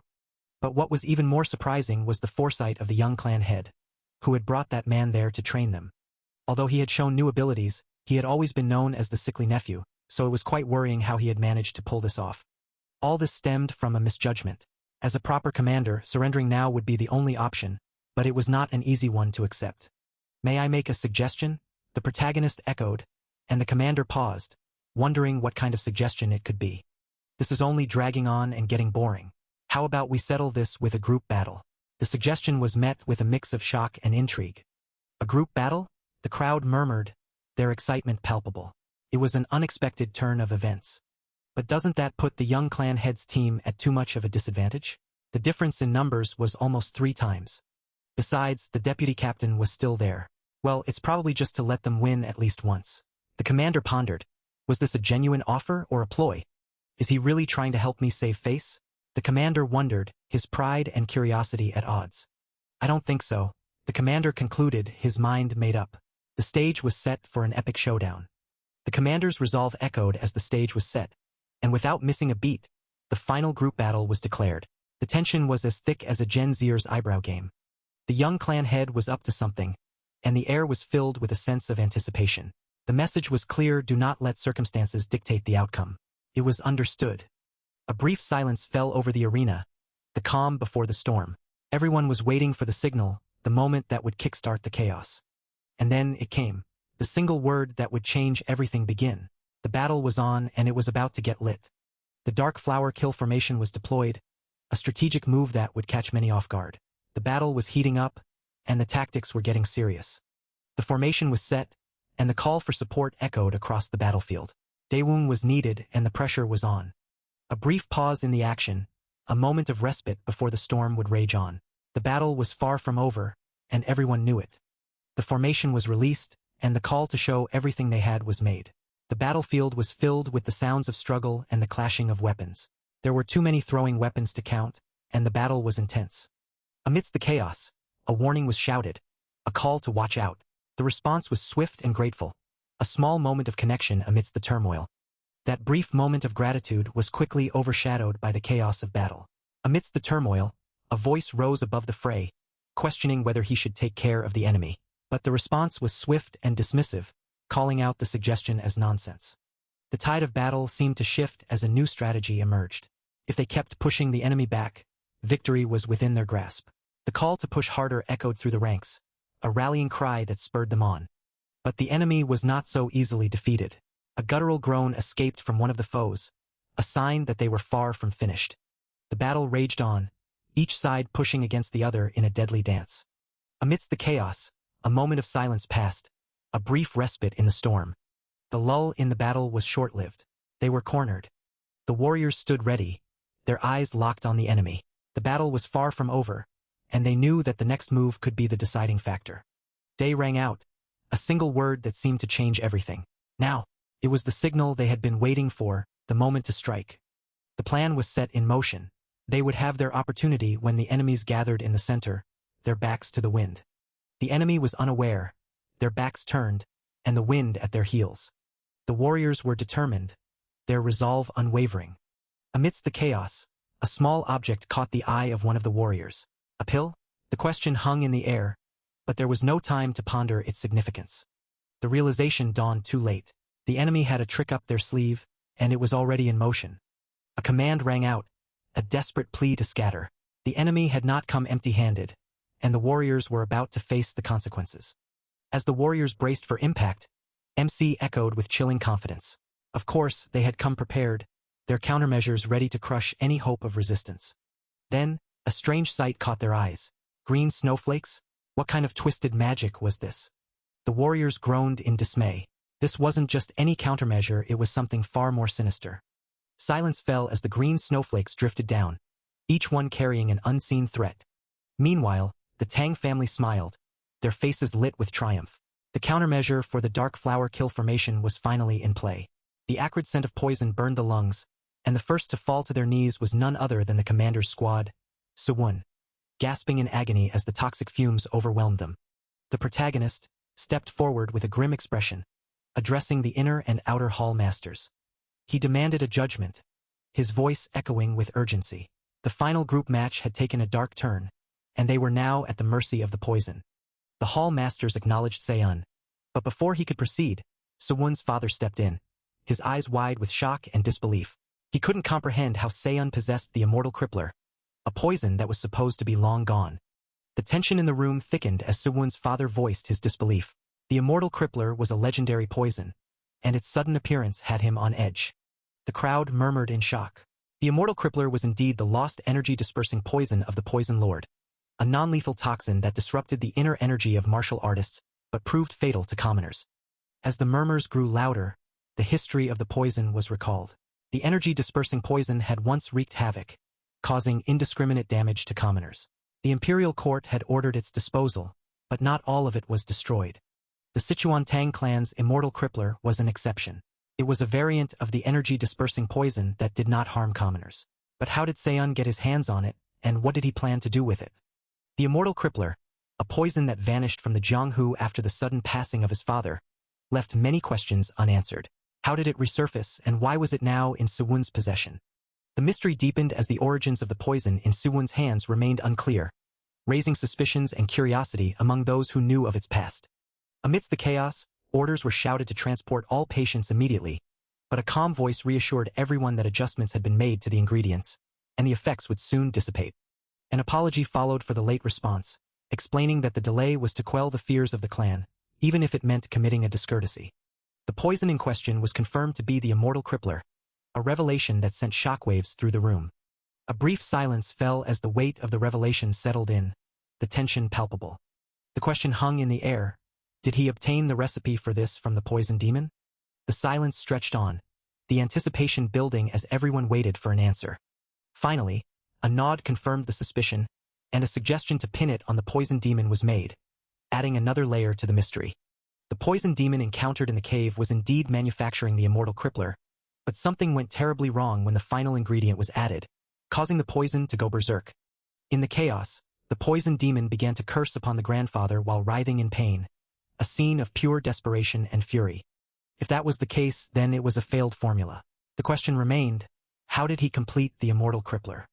It was revealed that the poison demon was looking for another poison that could change the properties of the immortal crippler, but such a poison was nowhere to be found, leaving the fate of the formula hanging in the balance. Just when it seemed like all hope was lost, a glimmer of possibility emerged. The black waste ore had been discovered, and when added to the demon's combination formula, it instantly transformed the properties of the poison. The elusive solution had finally revealed itself. As the completed poison took form, a realization dawned. This creation, infused with the black waste ore, was none other than the legendary grandfather's immortal crippler. The long-lost formula had been rediscovered. The revelation sent shockwaves through the clan. Has the immortal crippler truly returned to the Tang clan? How could this happen? The possibility of reclaiming their former glory and becoming the #1 clan in Sichuan once again seemed within reach. With a heavy heart, the young clan head reflected on his actions. He only wished to carry on his grandfather's legacy, but he knew he had caused an unnecessary disturbance.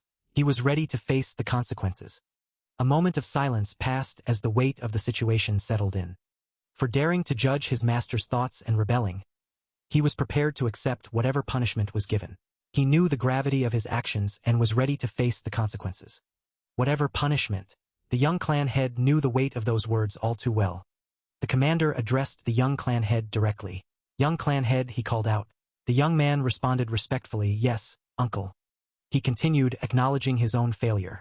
"It is my sin for failing to teach my subordinates properly." He pleaded for the punishment to be bestowed only upon him, taking full responsibility for the actions of his clan. But the elder was firm. "This isn't something that can be overlooked. A fitting punishment is inevitable." MC turned to Yozian, asking if everything was ready. Yozian confirmed that he had already brought the person in question. The stage was set for the punishment to be carried out. With the stage set for punishment, the commander acknowledged Yozian's hard work, addressing him as the Hall Master. The atmosphere grew tense as whispers of the Iron Hall Master's presence began to circulate. Iron, committed to his duty, vowed to carry out the command as instructed. The protagonist, pleased with his dedication, urged him to proceed. He then presented a collection of special weapons, each tailored to the individual's martial arts and unique characteristics. The weapons were not just any ordinary arms, but masterpieces crafted to complement the strengths and styles of their respective users. Iron revealed that all the items distributed were personally crafted by the young clan head over the past 10 days, a testament to his skill and dedication. The crowd murmured in awe, surprised that the Iron Master was now one of the young clan head's people, a clear sign of his rising influence. As the young clan head began distributing the weapons, someone questioned if they were gifts. He clarified that they were not gifts, but final travel money for their journey ahead. The young clan head's words hung heavy in the air, hinting at the challenges and sacrifices that lay ahead for those who chose to accept his offer. He warned that to reach the level he desired, one must endure bone-carving and blood-burning pain, a path not for the faint-hearted. The young clan head gave a stark choice to those present. Those who were afraid were free to leave, with no blame or judgment. However, if they chose to stay, they must be prepared to face death and emerge stronger, a chilling yet inspiring ultimatum that left everyone in deep contemplation. The weight of the ultimatum still hung in the air, but the group quickly rallied, their spirits unbroken. With a determined shout, they vowed to keep the words in mind, ready to face whatever came next. A voice called out, seeking attention, pulling everyone back to the present moment. He declared his intention to gather everyone's strength into one, a united front so powerful that in the future war with the blood cult, not a single person would fall. It was a bold promise, one that sparked a mix of hope and determination in the hearts of all who heard it. Shifting the mood, he suggested that for today at least, they should all drink to their heart's content. It was a moment of respite, a chance to celebrate their unity and forget the challenges ahead, if only for a little while. It was a much-needed break, a moment of camaraderie before the trials to come. Amidst the revelry, MC expressed regret at missing the banquet, noting it had been a while since he had been to one. The celebration continued, but MC was on a side mission. The mood shifted slightly, a reminder of the past and the battles he had already fought.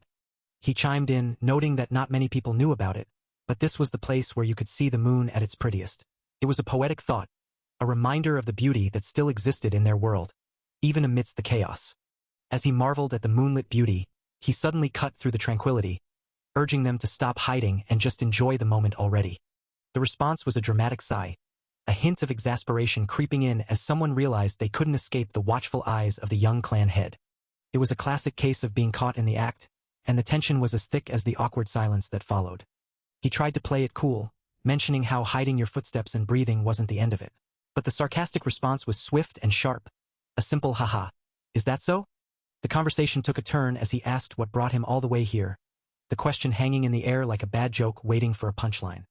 The response was a mix of confusion and concern. He felt like something was wrong and questioned if everyone received a weapon that suits them. A brief pause filled the air, the kind of silence that made everyone shift uncomfortably. Then the bombshell dropped. His main weapon was a short spear, so why was he given flying daggers?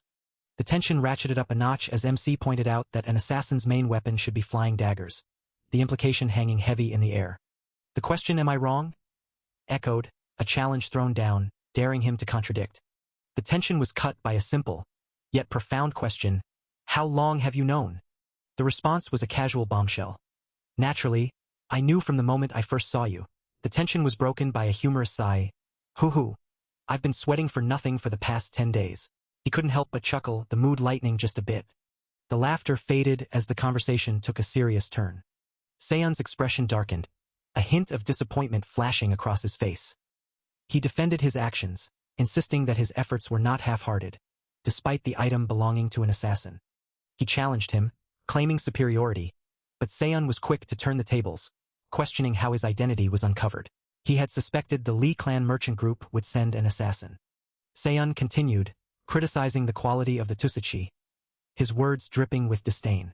A chuckle echoed in response, acknowledging Seon's quick wit, but the compliment felt more like a veiled insult. The assassin removed his mask, revealing a face filled with frustration. He accused Seon of not understanding the true value of the item in question. Seon smirked, mentioning the recent chaos within the assassin sect, hinting at deeper knowledge. The assassin's frustration boiled over. Seon's words hit a nerve, especially the jab about the low-grade skin mask. The tension escalated as the assassin's skills and Seon's knowledge of their secrets were laid bare. A demand echoed through the room, MC seeking to uncover the assassin's true identity. Seon's eyes gleamed with a mix of amusement and challenge. As the tension hung thick in the air, a recall introducing himself as number 3 of the Black Killing Corps. He was here for one thing, a flying dagger, something that could get the job done. Seon raised an eyebrow, asking what kind of dagger he was after. The assassin clarified, he needed something capable of piercing the blood demon's neck. Okay, so not your average grocery list. Seon, ever the businessman, asked about the price. Because even in the world of assassins, nothing comes for free. The assassin pondered what else he had to offer. Either the method to kill a target or killing the target himself. Seon wasn't impressed, questioning if he had even done his homework before showing up. The assassin sect had truly hit rock bottom. Back to the present, guessed the negotiation was over. Seon, ever the pro, blocked the attack with ease. The assassin wasn't giving up, though. He muttered about not getting anywhere and decided it was time to up the stakes. Seon stood firm, blocking the assault with precision. The assassin's blade clanged against his defense, sparks flying in the dim light. The assassin realized he wasn't making progress. He decided to change tactics, suggesting they start talking after he got rid of Seon's arm. Charming, right?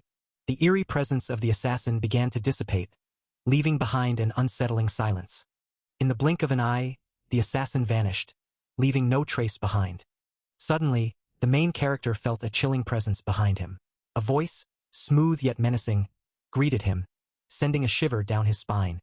Reacting swiftly, the main character threw a knife, his eyes scanning the surroundings, questioning where the assassin could be looking. Before he could process, the assassin reappeared behind him, slashing with a speed that left not even an afterimage. The main character barely managed to block the attack, his reflexes tested to the limit. With a swift motion, the assassin flew back, creating distance between them. The main character quickly threaded his weapon, preparing for the next move. The assassin, now running, taunted him, claiming to have already figured out his weapon. Threads, it seemed, were his method of attack. The main character's mind raced, questioning how much the assassin truly knew. Taking a deep breath, he muttered to himself, trying to piece together the situation. He wondered aloud how much the assassin had discovered before coming there, only to be met with a cryptic response. Suddenly, an explosion rocked the area, sending shockwaves through the air. Bamboos flew around chaotically, adding to the mayhem. The main character's threads began to burn, a dangerous sign of the assassin's next move. Amidst the chaos, the assassin's voice cut through, acknowledging his skill but hinting at a greater threat. The assassin declared that threads like his needed to be burned, leaving the main character in a precarious situation. The assassin's words hung in the air, but the main character wasn't just any ordinary foe. His body was a masterpiece, crafted by the heavens themselves, capable of effortlessly mastering any martial art and reaching its peak. A true prodigy, born with a talent so rare it was recognized even by the blood demon, Mu Myong. This wasn't just some run-of-the-mill assassin. He was a force of nature, a man who never once missed his target. His skills were unparalleled, his body a perfect physical form bestowed by the heavens. And as if that wasn't enough, he had the uncanny ability to master his target's martial arts as if they were his own. It was like he had cheat codes for life, and it was seriously unfair. The assassin unleashed a king of flame attack, the heat intense and the flames dancing with a life of their own. The main character dodged with a grace that spoke of years of training. He couldn't help but wonder if this was a martial art obtained from the South Sea Sun Palace. He knew he needed to close the net with him, and fast. With a burst of speed, the main character rushed towards the assassin, his mind racing as fast as his feet. A knife flew through the air, a silent testament to the assassin's deadly intent. But the main character was ready. He blocked the knife like how my ex blocks accountability. Just as expected, the main character thought. If it was him, he wouldn't be able to overcome the tempered flame. He had to be careful, had to be smart. The main character dodged the flames using threads, his movements a dance of death and life. He knew that even if the assassin used the one-point kill, it would be the same. There was no way his achievement would be high when he just stole and copied it. Flames roared around him, a wall of heat and light. But the main character was not deterred. With a burst of speed, he went through the flames, his body a blur of motion. The assassin's eyes widened in surprise as the knife came dangerously close. It was higher than his, a fact that left him stunned and questioning everything he thought he knew. Before the protagonist could even process what was happening, the mysterious figure vanished into thin air, leaving him standing there, stunned and confused. The main character stood frozen, his mind racing as he tried to comprehend what had just happened. Suddenly, a hand grabbed his wrist, pulling him out of his stunned state. The assassin's hand burst into flames, a power he had never seen before. A massive explosion of fire erupted, sending both of them flying. The main character screamed in agony, the pain from the flames searing through his body. The assassin, barely affected by the flames, laughed mockingly at the sight of the main character's suffering. The main character dropped to his knees, struggling to stay conscious. The assassin sneered, commenting on how pathetic he looked. The assassin demanded to know how to use the one-point kill, a technique he had heard rumors about.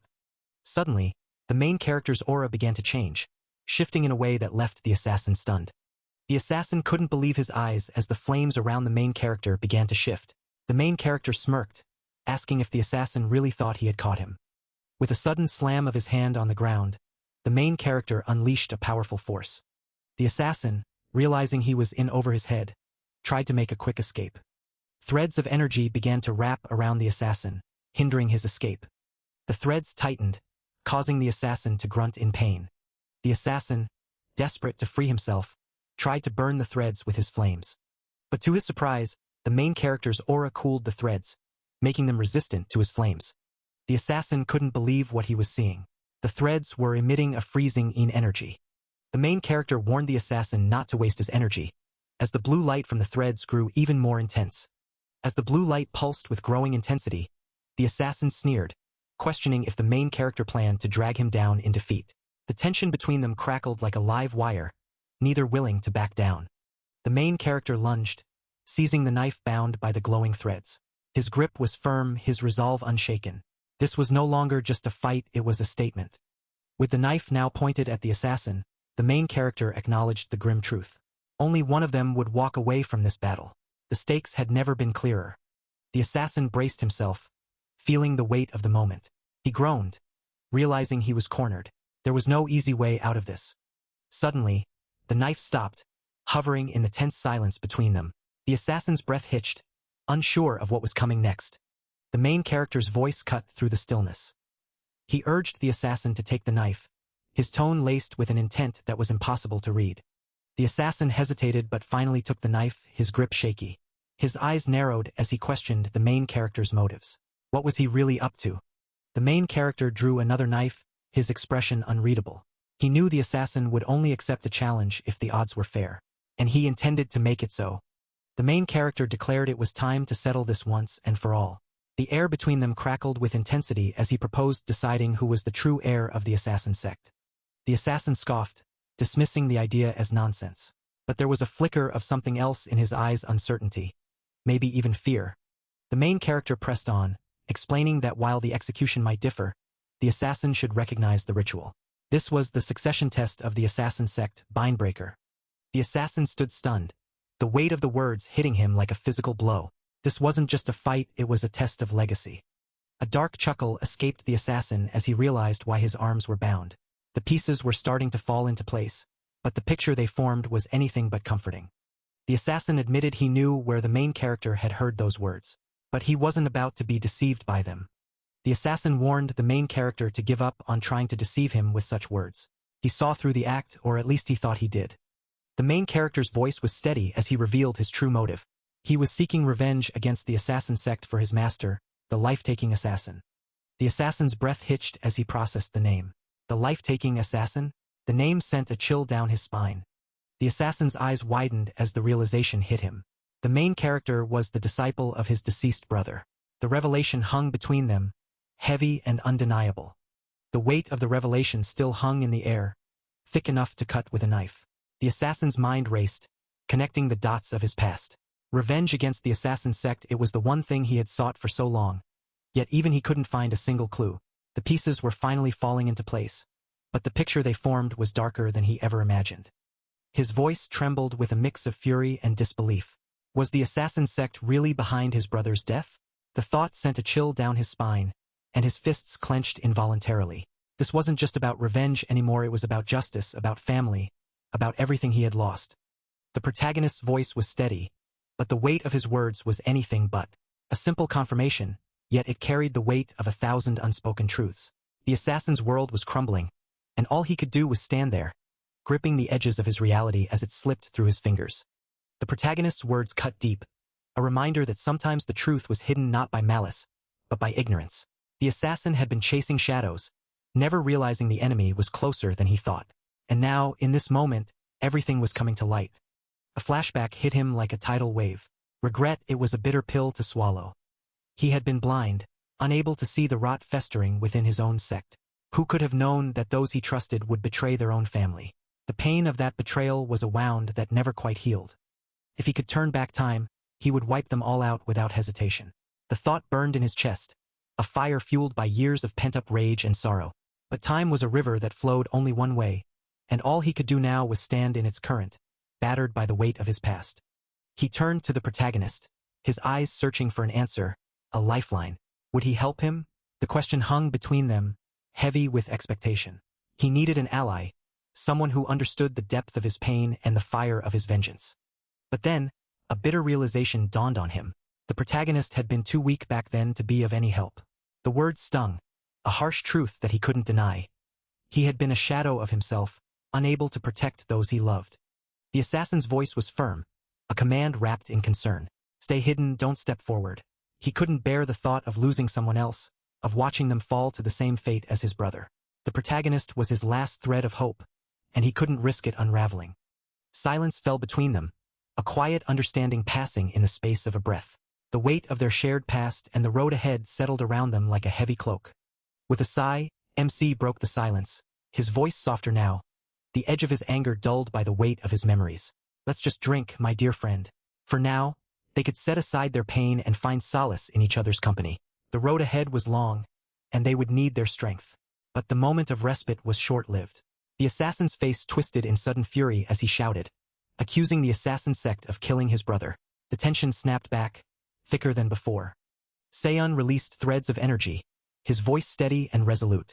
He vowed to carry out his master's dying wish, a promise that hung heavy in the air. With a determined step, Seon moved forward, his body language radiating resolve. Without warning, he attacked, his movements swift and precise. Seon declared that, in accordance with the tradition of the assassin sect, he would begin the bindbreaker. The air was thick with tension. The assassin pushed Seon back, his eyes blazing with a mix of anger and determination. All right, then, he muttered, his voice low and dangerous. He vowed to make Seon beg for a chance to speak, the threat hanging heavy between them. With the vow still hanging in the air, the two clashed, their movements a blur as they blocked each other's attacks in a deadly dance. The tension was palpable, each strike carrying the weight of their grudge. The main character swiftly sidestepped, narrowly avoiding a strike aimed right at him. The assassin's attack barely missed, the force of it creating a gust of wind that ruffled his clothes. In a quick counter, the main character blocked the next incoming attack, the clash of their weapons echoing through the room. His eyes narrowed, focusing on the assassin's movements, ready for the next strike. The assassin, with a swift twist, dodged the main character's retaliatory strike. The dance of death continued, each move a testament to their skill and determination. The main character barely managed to dodge the assassin's next attack, the deadly blade whizzing past him. The intensity of the fight ramped up, each moment a test of their reflexes and will. The assassin wasn't done yet. With a swift kick, dirt flew toward the main character, momentarily obscuring his vision. Talk about a dirty move, literally. Before the main character could recover, the assassin leapt behind him, using the distraction to close the distance.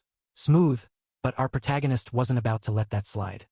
The assassin charged, blade glinting in the dim light. The tension was palpable as the main character braced himself for the next move. With a quick sidestep, the main character dodged the assault, narrowly avoiding the blade. The assassin's momentum carried him forward, leaving him momentarily exposed. The main character seized the opportunity, launching a counterattack. The assassin, however, was quick to react, his instincts honed by years of combat. As the main character's attacks rained down, the assassin deftly dodged each one, his movements fluid and precise. He recognized the technique, his eyes narrowing in realization. It was the exact same flying dagger technique he had seen before. Both combatants exchanged a flurry of kicks, each strike pushing them further apart. The main character wasn't backing down, and neither was the assassin. The force of their kicks created a gap between them, giving each a moment to catch their breath. The assassin's mind raced, connecting the dots. The way the main character utilized the technique was eerily familiar. The assassin's thoughts were a whirlwind of memories and combat experience.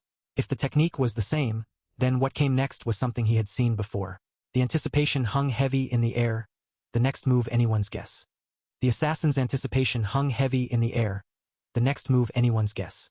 But then, the protagonist's aura shifted, a clear sign that something big was about to go down.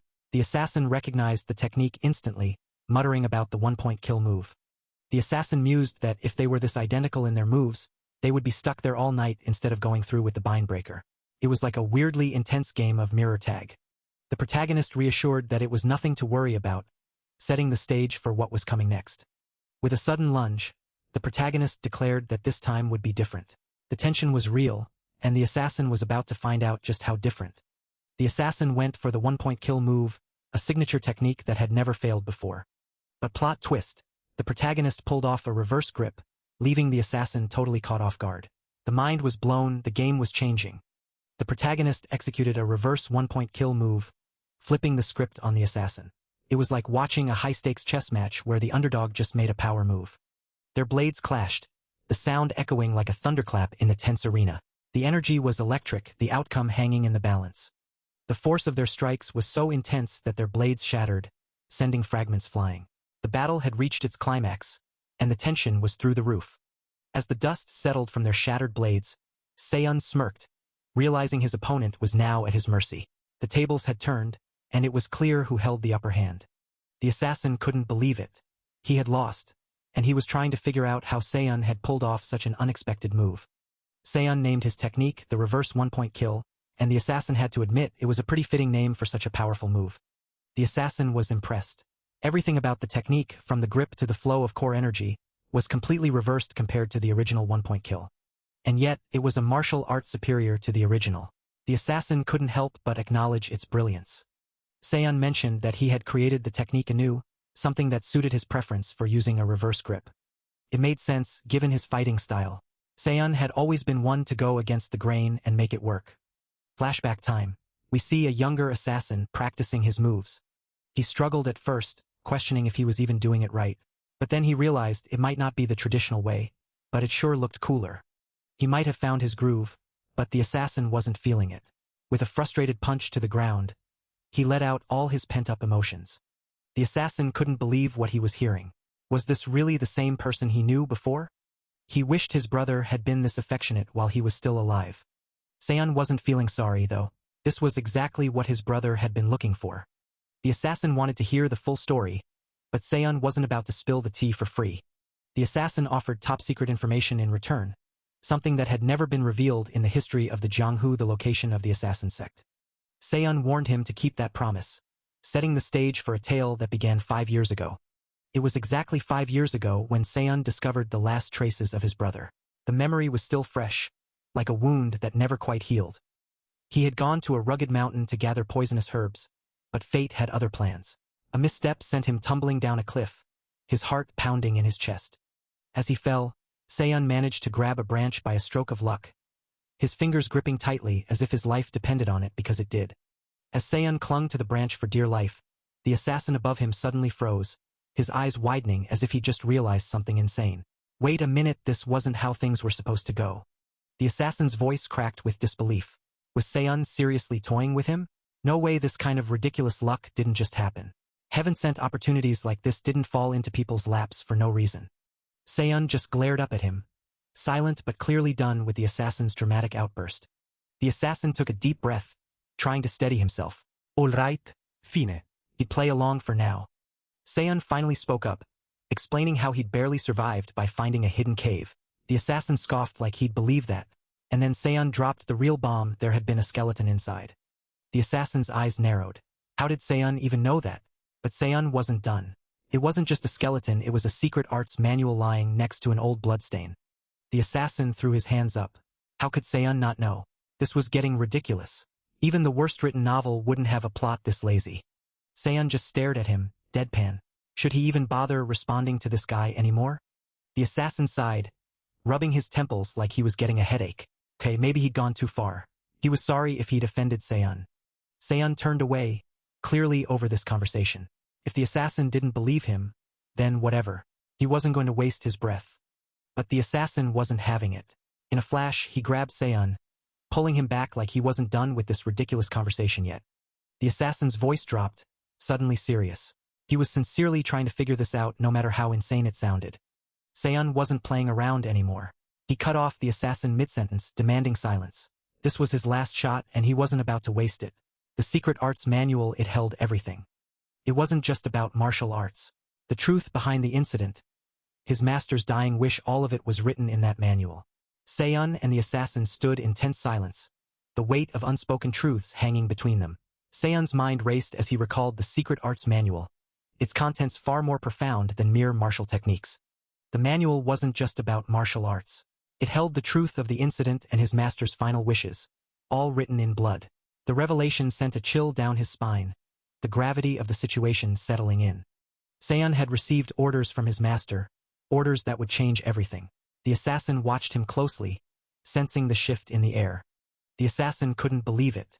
The guy he once trusted had turned out to be the traitor. The betrayal stung, but he had to face the reality. He had no choice but to believe it. The truth was written in a secret code that only the two of them knew. It was a bitter pill to swallow, but the evidence was undeniable. Sur un S saute racède. Ever since his upper energy core opened, all his memories had become vivid. It was helpful at times like this, but the clarity also brought pain. The assassin's voice cut through the silence. Did his brother ask him to take revenge?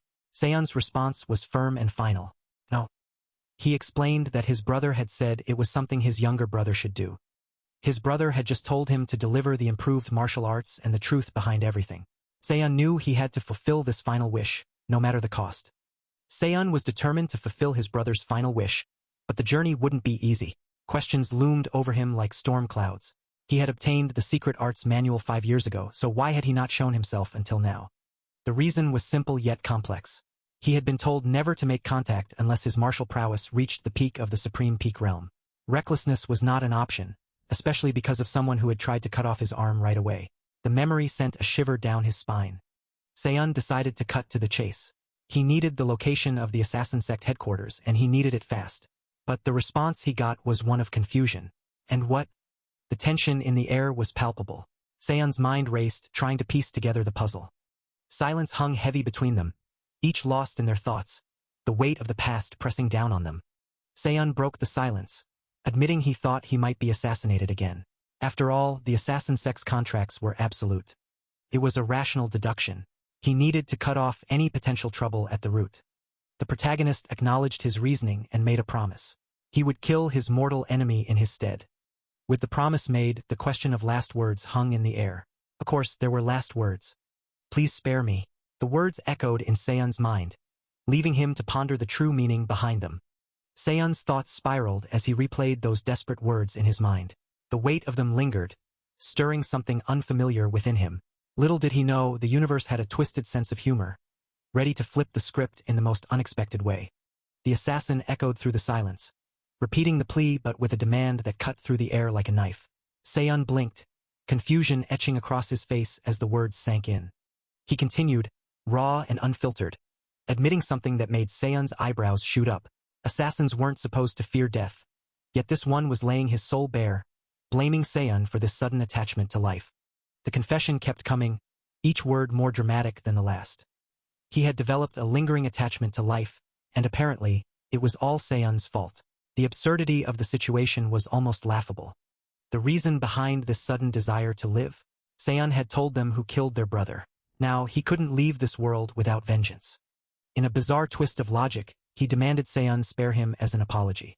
Seon's mind raced, trying to make sense of the nonsensical. Was this some kind of joke? If it was, it wasn't funny. But wait, there was more. While he was at it, Seon was also expected to teach him the 1-point kill counter. The audacity of the request left Seon speechless. This was getting out of hand. Seon had heard enough. This was beyond ridiculous. He was about to put an end to this nonsense when the voice dropped another bombshell.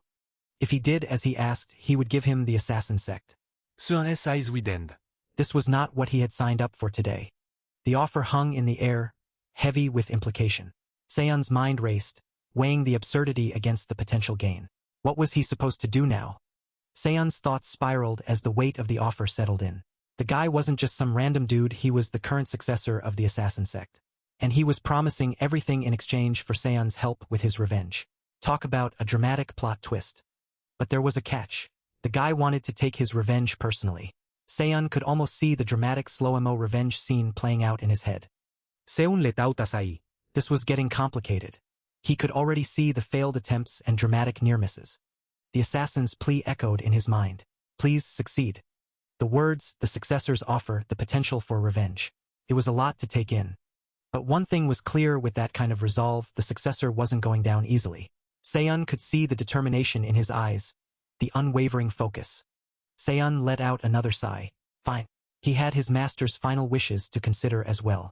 It wasn't just about him anymore. He wasn't exactly thrilled about it, but if it meant he just had to endure it, then maybe it was worth it. Seon could already see the dramatic training montages and epic battle scenes. 397 people waiting for that day. The number seemed to loom over him, a reminder of the stakes and the expectations. Seon took a deep breath, steeling himself for what was to come.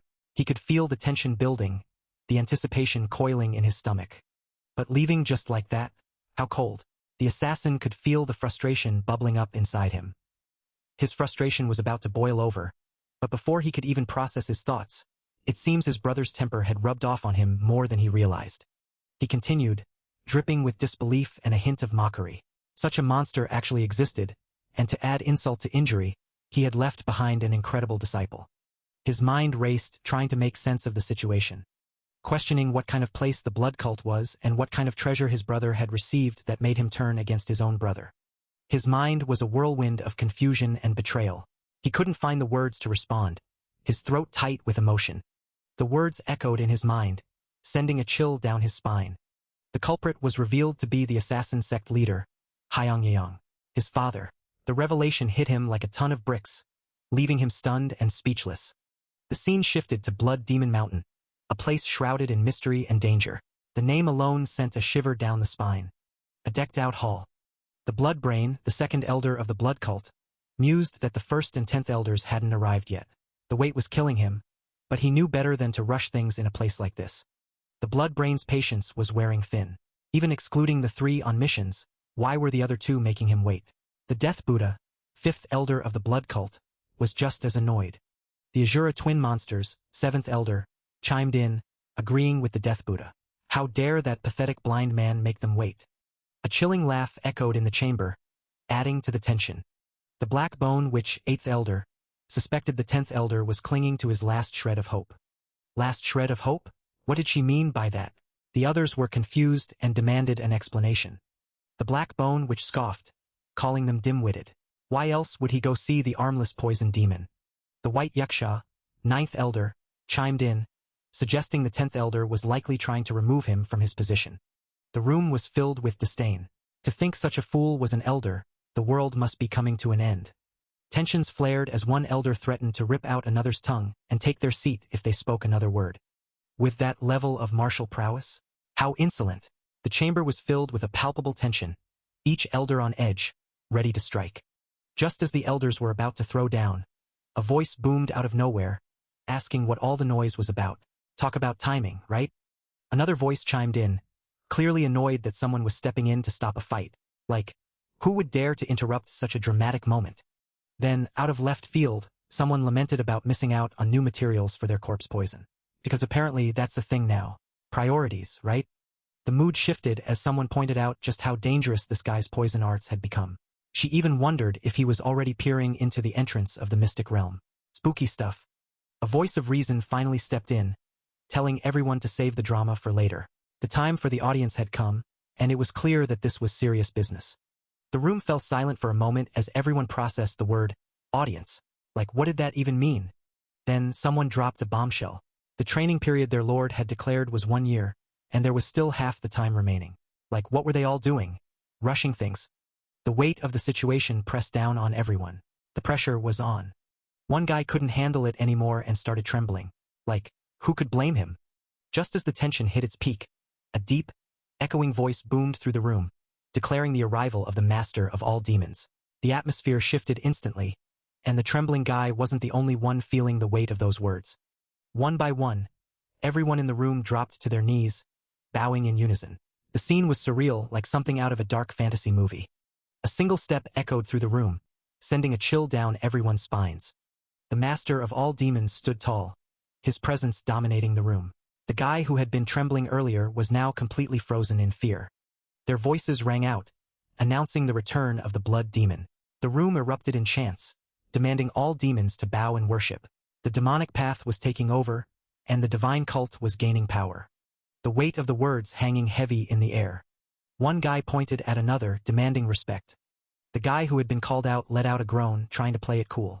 He laughed nervously, wondering if this was just a temporary setback. The blood demon stepped forward, his voice echoing through the room. He declared that the grand plan would be moved up, leaving everyone on edge and wondering what was coming next. The blood demon's declaration left the room thick with tension. And then came the chilling confirmation, it shall be done. The wheels of fate were set in motion, and there was no turning back now. The orders were clear and concise. White Yaksha was to head to Kaifeng, and without hesitation the response came back, yes, my lord. The blood demon's gaze shifted, his focus now on the headquarters of the Orthodox faction's Murim Alliance. The very mention of the Murim Alliance sent a ripple of unease through the room. With a voice dripping with malice, the blood demon issued his command. He wanted the Murim Alliance bathed in blood. The blood demon's chilling command still hung in the air as time ticked on after the friendly duel. The Murim Alliance was left to grapple with the weight of his words, the threat of bloodshed looming over them like a dark cloud. Rumors began to spread like wildfire, whispers of an incredible feat that had everyone on edge. The tension was palpable, and the question hung heavy in the air, did you hear? While on an escort mission, the Tang clan's Emerald Dragon was said to have single-handedly taken down the Nagang stronghold. The news was almost too incredible to believe, yet it spread like a wildfire, sparking a mix of awe and skepticism. Wasn't that one of the 72 strongholds of the Green Forest? The notion seemed far-fetched, almost laughable. It had to be a false rumor, right? There was no way that notorious stronghold chief would be defeated so easily. Or so they thought. But then again, had anyone ever truly trusted a single person in their life? The Emerald Dragon had even gone up against the Poison Demon. Why would he be afraid of those Green Forest bastards? The question swirled, and the doubt began to creep in. The reputation of the Tang clan's Emerald Dragon was skyrocketing, piercing the heavens with its sheer audacity. Yet, despite the hype, no one had actually seen him fight. The mystery only added fuel to the fire, making the legend grow even more. Whether you believed it or not, the tale of the Emerald Dragon's exploits was spreading like a viral meme, too wild to ignore. The wind stirred up by the Emerald Dragon's legend was bringing people to the Tang clan in droves. The place was buzzing with excitement and curiosity, a stark contrast to the earlier tension. The Tang clan was suddenly the center of attention, all thanks to the enigmatic Emerald Dragon. The wind of change brought by the Emerald Dragon had brought all these people to the Tang clan. It was like the ultimate hype train, and everyone wanted a piece of the action. The Tang clan was abuzz with the newfound attention, the legend of the Emerald Dragon drawing in crowds like a magnet. Amidst the chaos, one thing was clear: the Emerald Dragon was a force to be reckoned with. The fact that he had been in the forge since dawn, working tirelessly, only added to his mystique. No one could believe his dedication, his relentless pursuit of strength. It was like he was the ultimate grindset king, and everyone was here for it. The grindset king wasn't just flexing his muscles in the forge. He was out there, juggling responsibilities like a pro, keeping the security agency on its toes and making sure the medicine hall was running smoother than ever. People couldn't help but admire his dedication, whispering about how he was always hustling, always pushing forward. Thanks to his relentless efforts, the whole clan's vibe had done a complete 180. It was like he had flipped a switch, turning doubt into determination. Everyone felt it, they had to step up their game too, no excuses. But even with all that progress, there was still more to uncover, more threads to pull. The journey was far from over, and the next steps were already unfolding. Following the Perseid thread of the ring finger, a path of power and precision, the focus shifted to something even more intricate. The ice will thread of the pinky, a force capable of countering scorching yang energy, had been unlocked. But even with this new power at his fingertips, it still wasn't enough. If he had exerted its true power, the current Mayong wouldn't have even been a match. The gap was still too wide, the challenge still too great. Unlike the pursuit thread, to fully utilize the ice will thread, he needed to absorb the materials of the 10 demonic weapons contained within the heavenly net. It was the only way to bridge the gap. Speaking of the 10 demonic weapons associated with the ice will thread, the white water fan of the white ice demon supreme, Seol Irong, was one of them. The path to true power was becoming clearer, but the journey was just getting started. The path to true power was becoming clearer, but the journey was just getting started. And honestly, how could anyone not be excited about that? In the space of extinction, where legends were born and destinies were forged, something incredible was about to unfold. The demonic artisan, a master of his craft, was there, ready to leave his mark on history. The pieces were falling into place, and the excitement was building. But then, a thought struck like lightning. Could the materials needed to make her white water fan be in the Murim Alliance right now? If so, there was only one thing to do. He would have to go to the Alliance to obtain them. But before that, there was something else that needed his attention. He had to catch that sneaky little rat first. The chase was on, and the tension was rising. But then, something unexpected happened. A figure gripped with his threads and pulled the little roach person down. A groan of frustration echoed through the air. It turned out that the rat he was trying to catch was actually a spy, caught red-handed while snooping on a training session. The rat, now revealed as a spy, was not having a great day. Even in death, excuses seemed out of reach, and all that came out was a frustrated groan. The spy mused that the landing must have gone wrong, leaving him unable to get up. MC grabbed some heat, literally. The spy's gaze fell on a pot of molten iron, wondering about its purpose. The response was chilling, a suggestion to wash his face with it. The spy couldn't help but feel embarrassed, realizing the depth of his predicament. The spy wondered how his Shadow King stride, an ability meant to hide in shadows, had been detected. The answer was simple: the Perseid thread had tracking and detection abilities. 10 days had passed, and the spy was still there. When questioned, the response was cryptic: an assassin's lips must stay sealed. The spy expressed a desire to leave but admitted that the culprit was a big shot, requiring time to prepare. Hyung Yiyong, the sect leader of the assassin sect and Myong's father, must have had a lot on his mind as well. A pause filled the air, the weight of the situation hanging heavy. The spy finally asked to crash there for a while, the tension easing slightly. Silence settled once more, the future uncertain but the immediate threat seemingly neutralized. The assassin revealed his intent, claiming that staying close was the only way to avoid suspicion. The reasoning continued, stating that he must remain near his targets until the end. The response was a muttered acknowledgement of his persistence. He then suggested teaching a one-point kill technique, offering the world's greatest assassin as a personal bodyguard in exchange. The offer was swiftly declined, with the reasoning that a bodyguard weaker than himself was unnecessary. The rejection stung, and the atmosphere grew tense. The assassin trailed off, acknowledging the harshness of the response. A person running to the shop. Suddenly, a new voice called out, addressing the young clan head. The visitor apologized for the early visit and explained that they were there to deliver a message from the Alliance. Despite the early hour, the message was urgent. The clan head responded, telling the visitor to proceed directly with the message. The messenger revealed that the Alliance was asking for the clan head's presence to use the Murim Alliance's forge. MC questioned the request, asking about the Alliance's forge. The messenger explained that the matter the Abyss had asked about had been resolved, and luckily, a justification had appeared at just the right time. The protagonist thanked the messenger for bringing the news so early in the morning and instructed him to see the clan head right away. MC insisted they'd be leaving as soon as possible. The urgency in his voice was clear. A brief pause, processing the implications of the sudden departure. With a deep breath, the MC finally broke the silence, his voice steady but curious. He confirmed the plan, his tone resolute. He was indeed leaving for Kaifeng immediately. Adding to the list of tasks, he mentioned an escort request from the Chinyan finance manor, intending to handle that as well. Concern flashed across the clan head's face. He couldn't let MC go on such a long journey alone.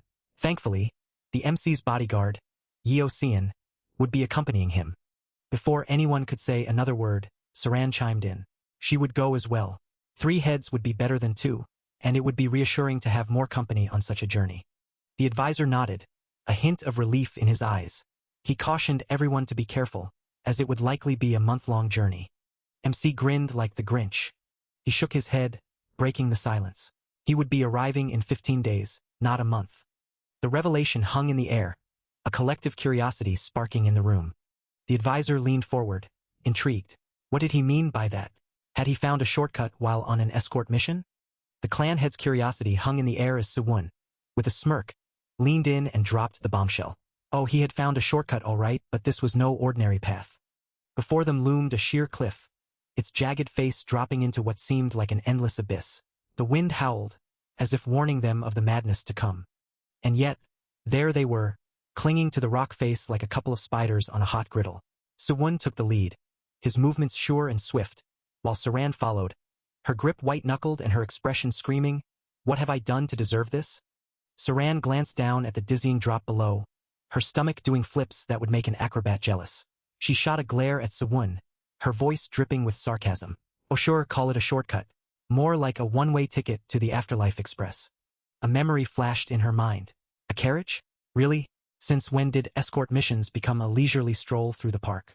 Speed was the name of the game, and carriages were about as fast as a snail on a coffee break.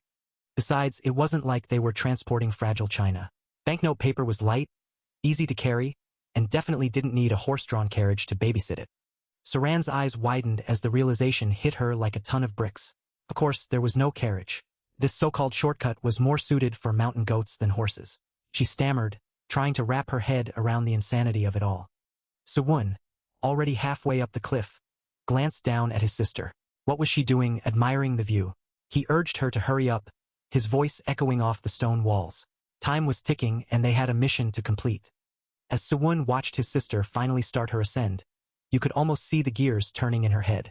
Saran, the ever-dramatic, was already spinning her latest adventure into some grand tragedy. She couldn't believe she'd been tricked again, her internal monologue practically screaming it from the rooftops. You'd think she'd learn, but no, Saran was determined to keep falling for whatever wild scheme came her way. The sun shone brightly overhead, marking the passage of time. 2 weeks later, the world kept spinning, and so did the adventures of our favorite duo. The scene shifted to a grand manor, the Chinyan finance manor, standing tall and imposing. It was a place where money and power flowed like rivers. Suwon couldn't help but marvel at the sheer scale of the manor. The top finance manor in Hunan, with its headquarters in Kaifeng, was truly on another level. It was the kind of place that made you feel small, yet Suwon stood tall, ready to take on whatever came his way. Suwon found himself face-to-face with the chief escort, a man who held the keys to the manor's secrets. The escort greeted Suwon, acknowledging the long journey he had undertaken from Sichuan. It was a moment of respect, a nod to the hard work and dedication that had brought Suwon to this point. With a humble demeanor, Suwon handed over the goods he had been entrusted with. The old man's eyes lit up with gratitude as he received the items, his voice filled with genuine appreciation. The old man inspected the goods, his face breaking into a smile as he declared their condition to be absolutely perfect. It was a job well done, and Suwon couldn't help but feel a sense of pride in his accomplishment. Riding high on the pride of a job well done, Suwon's good mood was about to be tested. The old man, though pleased with the goods, was clearly caught off guard by their early arrival. He stumbled through his words, apologizing for not being properly prepared to welcome them. Suwon, ever the professional, brushed off the apology with a smile. He was just grateful they had been greeted personally. No fuss needed. The old man thanked Suwon for his understanding but couldn't help his curiosity. How had they managed to arrive so quickly? Suwon revealed that they had discovered a shortcut, a secret route that would make all future trades with the Tang clan escort agency lightning fast. The old man's eyes widened at the prospect of such efficiency. But then it hit him those words meant Suwon was suggesting they ditch the Iliang escort agency, one of the 4 great agencies of Sichuan. Here was this young man, barely 20, with the audacity and ambition to challenge the established order. He wasn't just thinking about Sichuan, his sights were set on the entire Central Plains. The old man had heard rumors of Sichuan being in uproar, but now he saw why. Suwon was a genius, a force to be reckoned with, and he was making his move right here, right now. The old man let out a hearty laugh, the tension breaking.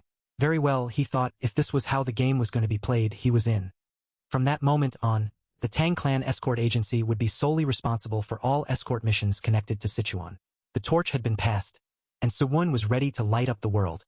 With the torch passed and the Tang Clan escort agency ready to shine, Suwon stepped into a new chapter, greeted by a voice booming with respect, declaring what an honor it was to host the Manor Lord.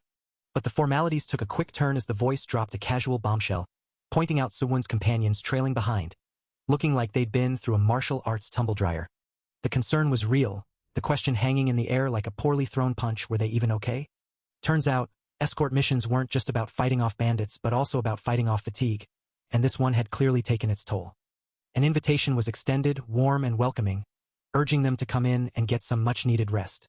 Suwon, ever the gracious guest, accepted the offer, probably thinking about how great a nap would be right about now. As they settled in, the scene shifted, the art of conversation giving way to the art of silence, a quiet moment of respite. But silence, as they say, is golden, and sometimes it's just the calm before the stomach growls. A sudden exclamation broke the quiet, a sound that was either excitement or someone discovering the joy of food after a long journey. A gentle reminder followed, a voice of reason suggesting they eat slowly, unless indigestion was on the menu for the evening. As the last bite settled, the group couldn't help but notice how one among them seemed unusually fresh-faced. Saran had to call it out. How was this person looking so well-rested? Shortcut? More like a 2-week-long nightmare hike with zero sleep. Even a top-tier martial artist would have struggled with those sketchy paths. This was no walk in the park. Wait a second, did she even realize just how strong their leader really was? Shifting gears, the conversation turned to plans. They'd made it to Hunan ahead of the Murim Alliance's schedule. But the question hung in the air, were they heading straight there? Or what? Nope, no rush. The plan? Take it slow. The Murim Alliance could wait. Cue the confusion. Why the sudden chill approach? Turns out, the grind had been real, and this was their first time in Hunan. A little rest and sightseeing seemed like a solid idea before diving back into chaos. Saran wasn't buying it. That sounded an awful lot like a recipe for trouble. But when had this person ever actually caused trouble? Okay, maybe a few times. Either way, tomorrow was a free day. The only orders?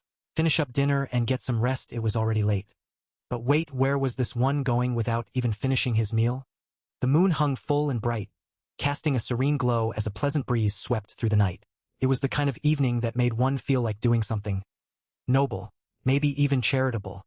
The streets were quiet, the night was young, and the vibes were immaculate. What could possibly go wrong?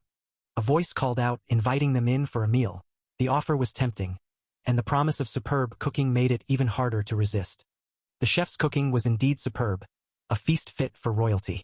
Yet, despite the delicious spread, a sense of unease lingered. In the end, he found themselves back on the streets, the weight of the night pressing down on him. Little did they know, from that moment on, a horrific tragedy was set to unfold on the streets of Kaifeng. The first rebellion the blood cult unleashed would soon be known as the Kaifeng blood disaster. The Kaifeng blood disaster was just the beginning, and he knew he had to act fast. Rushing ahead of schedule, his mission was clear: stop the bloodshed and save as many innocent lives as possible. But to do that, he needed to shut down the anti-alliance leader faction causing chaos from within. The internal strife was threatening to oust the Sword Emperor from his position, making the situation even more dire. As the damage from the Kaifeng blood disaster became even more catastrophic, the urgency to act grew stronger. Their dirty backroom dealings were not going to slide. A firm resolve was set: those shady moves would be stopped, no matter what. Silence fell, the weight of the mission hanging heavy in the air. Escaping the stifling atmosphere of the Alliance, a secret gathering was underway, a rare moment of respite amidst the chaos. It felt like a weight had been lifted off their chests, a brief escape from the relentless pressure. Guan Muriang, the Kongdong sect leader, couldn't help but feel a sense of relief. Though not everyone was on the same page. Wangbo Jian, the clan head of the Wangbo clan, was left scratching his head. Why switch the meeting room to such a shabby place? The excuse was to reduce wasted funds and use them for the relief of the common people, but something felt off. As Wangbo Jian scratched his head, wondering about the sudden change of venue, whispers began to spread. The Qingchang sect leader, Jik Xiangja, was dismissed as just some outer sect member, his actions seen as a mere facade to appear ascetic. Others scoffed, suggesting his behavior was all for show, a desperate attempt to be seen as a true ascetic. A light chuckle echoed through the room, as if someone found the situation amusing. Namgong Myong, the clan head of the Namgong clan, sighed, expressing his disappointment but hinting that there might be reasons behind the sect leader's actions. The weight of the situation hanging heavy in the air. A voice cut through the silence, dismissing the idea of reasons and claiming that the sect leader was off on another leisurely excursion.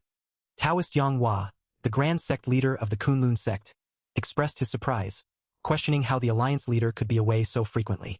The room buzzed with tension, the absence of the alliance leader casting a long shadow over the gathering. Voices rose, expressing frustration at the state of the alliance's affairs, insisting that this couldn't continue. The call for action grew louder, with demands to propose the selection of a new alliance leader immediately. As those who walked the righteous path, they vowed to restore the order that had been thrown into disarray, their determination echoing through the chamber. With their vow still echoing, the political landscape of the Murim alliance. Among the 10 sects and 7 great clans, 6 stood firmly behind the alliance leader. But as always, the Manhwa sect, the Shaolin, and the Beggar sect played hard to get, maintaining their neutrality since day one. That left 3 sects sitting on the fence, undecided, as the political drama unfolded. But with 8 out of 10 gathered, the stage was set for something big. A new sun was about to rise over the Murim alliance, and the vibe was electric. The room buzzed with agreement. It was a moment worth celebrating, especially for clan head Namgong, who was clearly the star of the show. The title Alliance Leader hung in the air, heavy with responsibility and power. The crowd erupted in congratulations, the energy in the room shifting from tense to festive in an instant. A brief pause settled over the gathering, the weight of the moment sinking in. If this was truly the will of everyone, then there was no turning back. The decision was made and the path was set. The new alliance leader stepped forward, vowing to restore the prestige of the alliance, their voice ringing with determination. Looking ahead to the next grand meeting, whispers began to spread. The legitimate son of the Tang clan, invited by the alliance, was on his way, adding another layer of intrigue to the unfolding drama. As the whispers of the Tang clan's legitimate son spread, tensions rose. The man had dared to lay hands on his subordinates, Li Hozong and Sun Wugen, leaving him unable to act freely. The question hung heavy in the air: how could they just let him be after such an affront? Some argued that stopping him might be pointless, especially if he was merely coming to borrow a forge or something equally trivial. But the offense was already too great to ignore. However, the situation was more complex than it seemed. Rumors swirled that Elder Y, who had been absent for so long, was finally returning to the alliance. The great elder of the Hainan sect, known as the Sea-Sword Demon Waitito, was making his way back. His reputation alone was enough to send ripples of unease through the gathered factions. Consumed by grief over the loss of his disciple, he had remained hidden until now. But his disciple was no ordinary figure, and his return signaled a storm on the horizon. To think that someone had already planned a scheme to evade by hiding behind the sword demon's sword. The sheer audacity of it was staggering. How truly meticulous and terrifying. The layers of deception and strategy at play were enough to make anyone's head spin. Of course, the resentment of the Qingqing sect was understandable, but harming a child of the Tang clan was a line that must never be crossed. The stakes were higher than ever, and the tension was palpable. The weight of the Tang clan's honor hung heavy in the air, a reminder that some lines should never be crossed. For a martial artist walking the orthodox path, there was a righteous code that demanded respect, a code that now felt more vital than ever. In the quiet of the moment, a voice seemed to echo, acknowledging the gravity of the situation. There was understanding, a silent agreement that the path ahead was fraught with peril. Surrounded and outnumbered, the main character stood his ground. The odds were stacked against him, but there was a sense of inevitability in the air. In any case, he was bound to face his destiny head-on. Weapons pointed at him from every direction. The tension was as thick as the fog rolling in. He was on a narrow bridge, not just physically, but metaphorically, about to meet his mortal enemy in a showdown that would test the very limits of his martial prowess. But before the final clash, let's rewind 30 minutes ago under the pale glow of the moon. The night was young and so was the drama. A voice cried out, echoing through the streets like a meme that just wouldn't die. "Oh dear sir." It seemed like someone was in desperate need of attention. A beggar was there, hands outstretched, begging for a coin like it was the last slice of pizza at a party. He hadn't eaten a single meal that day, and his stomach was probably throwing more shade than a Twitter feud. But not everyone was feeling generous. A voice snapped at the beggar, questioning where he thought he was touching with those filthy hands. If he needed money, why not just get a job? As if it was that easy, like finding a decent Wi-Fi signal in the middle of nowhere. Then, our main character stepped into the frame, walking towards the beggar. The old man's eyes lit up like he'd just spotted the last avocado in the supermarket. "Oh, young sir, could he spare just a coin?" The night was about to get a lot more interesting. Instead of a coin, the young man handed over a jug.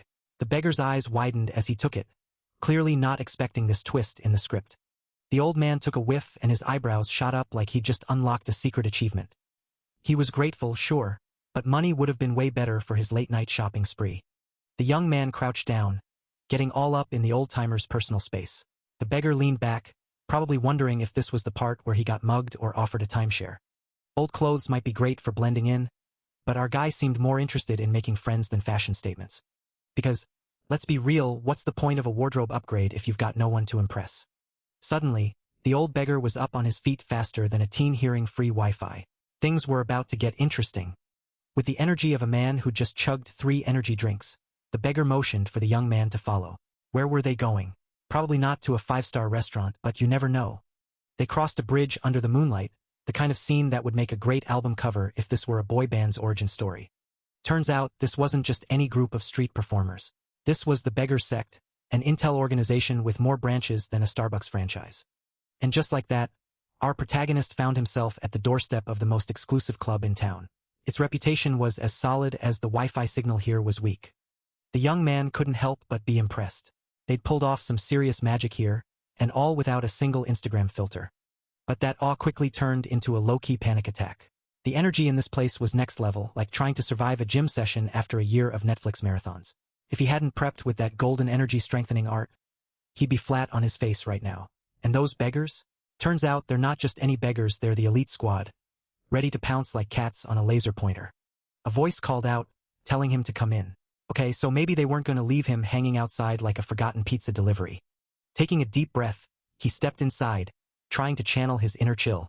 All right, time to play it cool. Pardon the intrusion, he thought, hoping he wasn't about to regret this. Hidden people from the ceiling leaped. He stood there, wondering why weapons were pointed at him.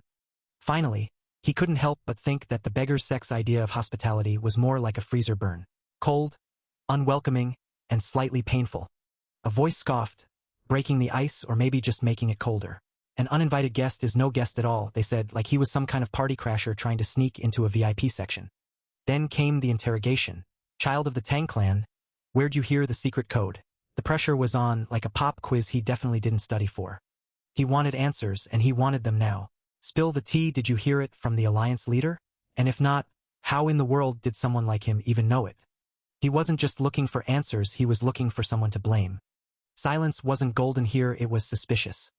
His refusal to speak only fanned the flames, making him look guiltier by the second. The old man wasn't buying the quiet act, and he was ready to call him out on it. Oh, he wasn't having it. Guilty conscience? As if, but before he could fire back, the room seemed to freeze. The energy shifted, and suddenly it wasn't just about answers anymore. A sharp warning cut through the tension. He was done playing nice. The threat was clear: stop pushing, or things were about to get ugly. Respect had its limits, and apparently he'd just been hit. The gloves were off, and the seniority card was officially revoked. This wasn't just a disagreement anymore, it was a standoff. The insult hit like a slap. Insolent brat. Oh, it was on. The old man wasn't holding back, calling out his arrogance, questioning if he even knew who he was messing with. The room was a powder keg, and someone had just lit the fuse. The name dropped like a bomb. Enforcement beggar Peng San. Suddenly, the weight of the situation hit hard. This wasn't just some random argument, it was a clash with someone who had a reputation, and it was about to get real. MC fired back, calling out the rudeness and standing his ground not just as a junior in the Jianghu, but as a representative of his clan. He had followed protocol, spoken the secret code to meet with the main branch leader of the beggar sect. Yet, despite doing everything by the book, he was still being treated like an unwelcome guest crashing the party. The response came sharp and direct. The main branch leader was right in front of him. The game of words and power plays was still in full swing, and it was clear this wasn't going to be a simple conversation. A beat of silence followed. Then, a question cut through the tension. Hadn't the main branch leader changed over a month ago? The confusion was palpable, and the air grew even thicker. The words hung there, unfinished, as if he was piecing together a puzzle in real time. The pieces weren't quite fitting yet, but the picture was starting to take shape.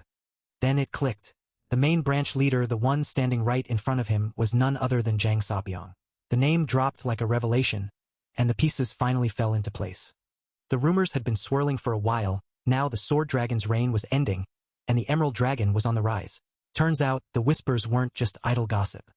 With that realization, the tone shifted. The young clan head was offered an olive branch, a chance to set aside the tension and the misunderstandings, to finally have an honest conversation. The divine fighting beggar, Jang Sapyeong, stood before him, ready to talk. The question was, would this conversation finally bring clarity, or just more questions? As the anticipation hung in the air, it became clear that this was no ordinary beggar. He was one of the 3 leaders who stood against the blood cult alongside Du Haeyoung. The conversation was about to take a serious turn. The aura radiating from him was already extraordinary, setting the stage for a high-stakes interaction. To oppose the blood cult, winning over the beggar's sect and Jang Sapyeong was crucial. Because more than anything else, it was the beggar's sect that had saved the commoners in Kaifeng during the killing disaster. The weight of history and responsibility hung heavy in the air. A moment of silence passed as both sides sized each other up, the unspoken questions lingering between them. There were a lot of questions to be asked, but first, there was one burning inquiry: did he hear about him from Saran? The name hung in the air, sparking curiosity and a hint of tension. Serin? The mention of the name brought a swift clarification. Don't misunderstand their relationship just because they're part of the 9 dragons and 4 phoenixes. The dynamics were more complex than they seemed. So, for what reason did he use the secret code to try and meet him? Why else? The answer seemed straightforward: it was to obtain information. A sharp laugh cut through the tension. He must think the beggar's sect is the Hao faction. The comparison was bold and unexpected. Is it any different? The question hung in the air, leaving everyone to ponder the similarities and differences between the 2 factions. The question lingered, and the tension in the room was as thick as a Gen Zer's eyebrow game. Whether it was the Hao faction or the beggar sect, they were both essentially information organizations. So why did they have to play hard to get? The shade was real and the tea was piping hot. The Tang clan dared to say that? The audacity! Did he really think he could just waltz in and give the beggar's sect what he wanted? The side-eye in the room could have powered a small city. Silence fell, heavy and full of unspoken words. Well, it might be hard for the Tang clan, but he could give them what they wanted. The plot was thickening, and the suspense was killing everyone softly. The room was filled with a mix of curiosity and suspicion, like when someone says they have free samples but you know it's a trap. Recently, the traces of the demons they'd been chasing had been vanishing into thin air. The enforcement beggar, Peng San, must have hurried the election of the new main branch leader to personally investigate the truth of the matter. The plot was getting juicier than a reality TV show reunion. Am I wrong? The question echoed, and the room was filled with a mix of doubt and intrigue. The kind of moment that makes you want to yell at the screen, "No, girl, you're not wrong." But no one did, and the tension just kept building. Damn it, how much did he know? The question was on his mind, and the paranoia was real. Had a spy infiltrated their inner circle? The room was filled with a mix of fear and suspicion, like when your mom suddenly knows about that one thing you did. The room was filled with a mix of fear and suspicion, and the tension was as thick as a Gen Zer's contour. Don't worry, just take a sniff of this first. The suggestion was met with a mix of confusion and curiosity. A stone? To smell? The room was filled with a mix of skepticism and intrigue, like when someone offers you artisanal air in a jar. A stone to smell? And it didn't even have a scent? The room was filled with a mix of confusion and suspicion. Jang was freaking out, unable to detect the traces that should have been there. The kind of moment that makes you think, okay, what fresh nonsense is this? Just as the confusion hit its peak, a realization dawned. Could this be something more sinister? MC seemed to confirm the suspicions, adding to the mystery. The revelation dropped like a bomb. It was a divine artifact, created by the heavenly thief. A scent-dissipating perfume. The kind of plot twist that makes you want to yell, "No way!" The pieces started to fall into place. The demons must have used this to evade pursuit. If that was true, it explained everything. The kind of moment where everything clicks, and you think, oh snap, that makes sense now. Memories of past suspicions surfaced. There were rumors that the poison demon used the scent-dissipating perfume in Sichuan, but it was concluded to be a false report. The kind of twist that makes you question everything you thought you knew. The legitimate son of the Tang clan claimed to have tracked the scent-dissipating perfume, but his story sounded absurd. It was easy to assume that a declining clan was desperately trying to claim credit. The kind of drama that makes you roll your eyes and think, here we go again. But what if it wasn't all a lie? What if there was a grain of truth in the absurdity? The Tang clan obtained a sample of the scent-dissipating perfume while tracking the poison demon. The kind of revelation that makes you sit up and pay attention. The room was silent, the weight of the revelation hanging heavy in the air. And then it came. The Tang clan had created a poison that could track the scent-dissipating perfume. The kind of mic-drop moment that leaves you thinking, well, that escalated quickly. Talk about a plot twist. The Tang clan just dropped a bombshell with their new invention. A tracking poison that can follow even the scents erased by the scent-dissipating perfume. And we're not talking about just any perfume, but the kind that even the chief advisor and the divine physician couldn't crack the code on in the past. They're calling it the 10,000-mile pursuit scent. With this game changer, the Beggars sect can finally resume their pursuit of the demons. It's like the demons just got a big, fat, you can run, but you can't hide signs slapped on their backs. This could be the key to clearing the path that's been blocked for so long. But there's a catch, a nagging feeling that won't shake off. The scent-dissipating perfume is no joke. It's a divine artifact. Even for someone as notorious as the poison demon, getting their hands on it must have been a tall order. But here's the kicker. Too many demons have pulled a disappearing act around the same time. It's almost as if someone's playing puppet master, pulling the strings and causing chaos in the Jianghu.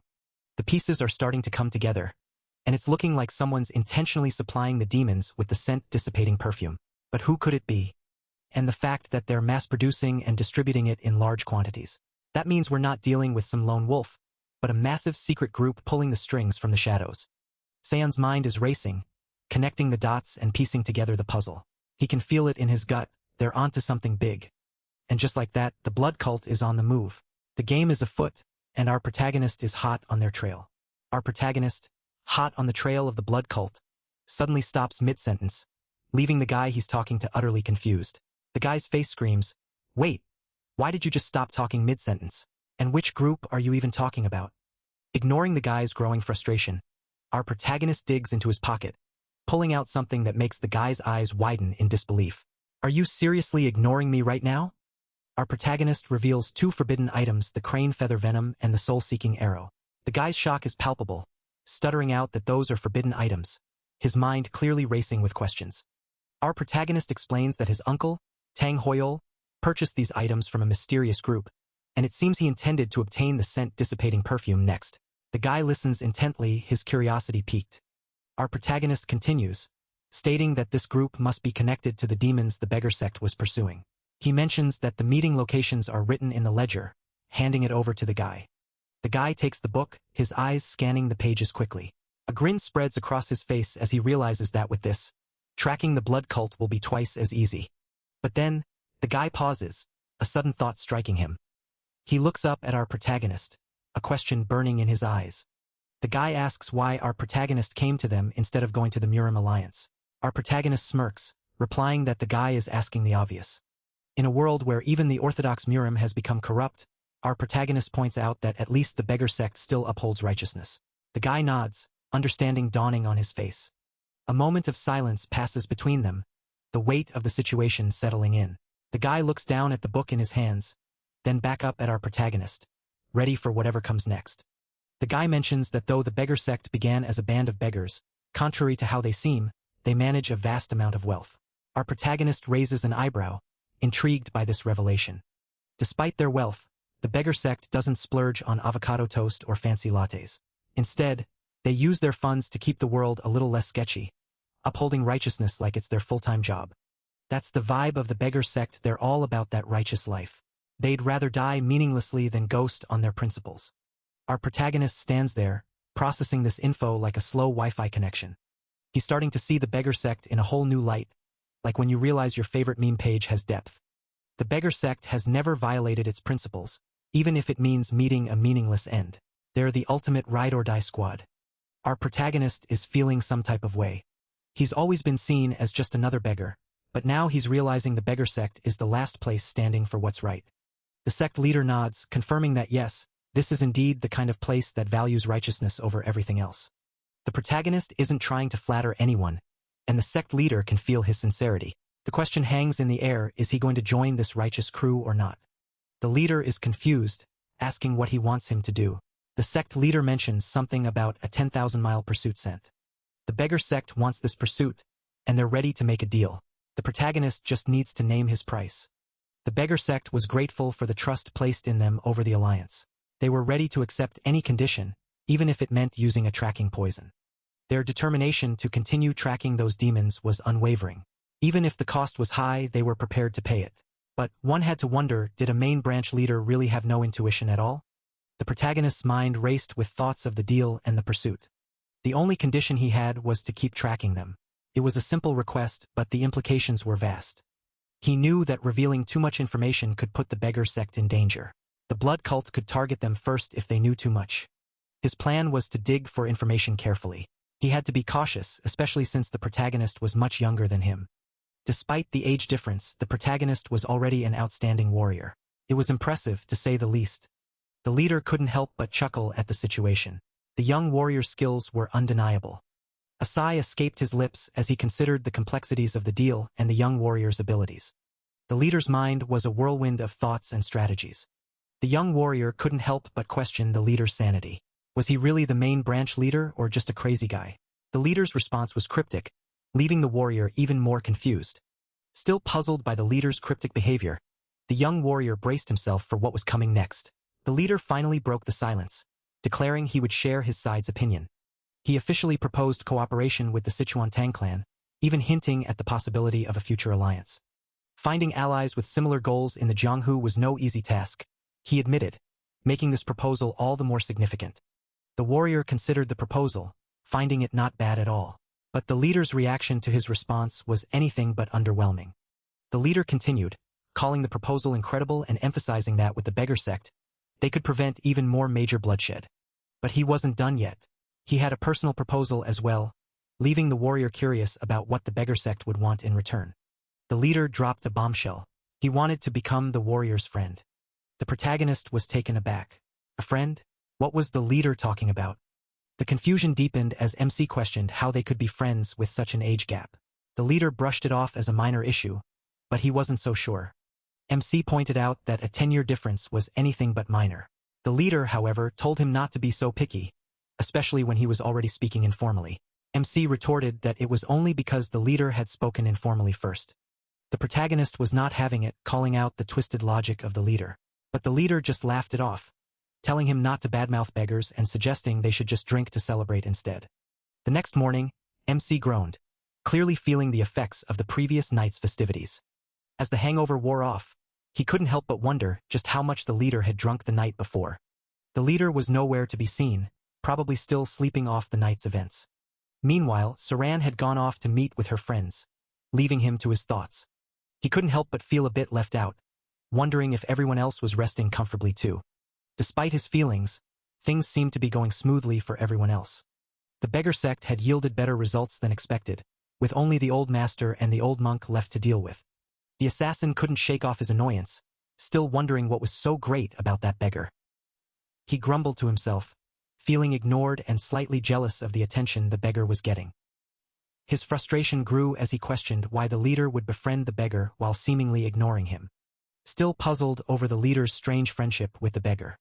Suddenly, a sharp reprimand cut through his grumbling, silencing his internal rant. The assassin couldn't help but wonder why the leader was so quick to befriend the beggar. But befriending an assassin who had tried to take his life? That was a whole different level of absurdity. The assassin scoffed, recalling how it had all been a massive misunderstanding. He grumbled about the difficulties of staying hidden in the shadows, MC questioning if anyone had even asked him to do so.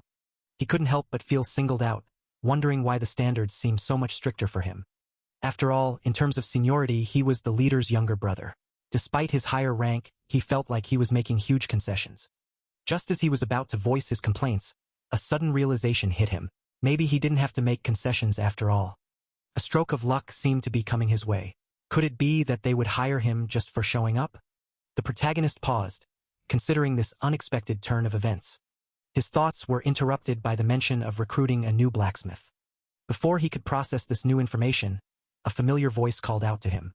As the assassin grumbled about being summoned, MC echoed, asking if he could grant a friend's request. The assassin, full of enthusiasm, urged him to just say the word. He mentioned he needed a human skin mask. The assassin responded that since it was a friend's request, it was nothing and that he happened to have one. He presented the mask, and MC thanked him, taking it without another word. Just as the assassin was about to speak, a sudden exclamation of surprise interrupted him. He really just kicked bro. A command echoed through the shadows, telling him to get out of the shadows. Confusion filled the air as a voice muttered, wondering if he had just been kicked out after his stuff was taken. He continued, reminding Mu Myong that he had said the virtue of a friend is understanding. He was being left behind for a reason and was told not to be too angry about it. A sudden shout rang out, calling him a swindler, the tone full of accusation and betrayal. The protagonist then suggested they go to the Alliance's forge, the tone shifting to a more determined and focused one. A command was given for new assistants to line up, and a respectful response echoed in return, signaling the beginning of a new task. As the new assistants lined up, a voice echoed through the room, acknowledging the hasty recruitment process. It was clear that these were all novices, fresh and untried. But then, something caught their attention. A murmur rippled through the group as eyes fixed on an unexpected sight. His face twisted in anger as he stared at the source of the disturbance. Where did such an oddity come from? Amidst the commotion, the main character pretended not to pay attention, as if the whole scene was beneath his notice. But the question hung in the air, where did such a piece of junk come from? As the main character kept up his act of indifference, a stern voice suddenly cut through the noise. The deputy blacksmith, pointing directly at him, demanded he stand up straight.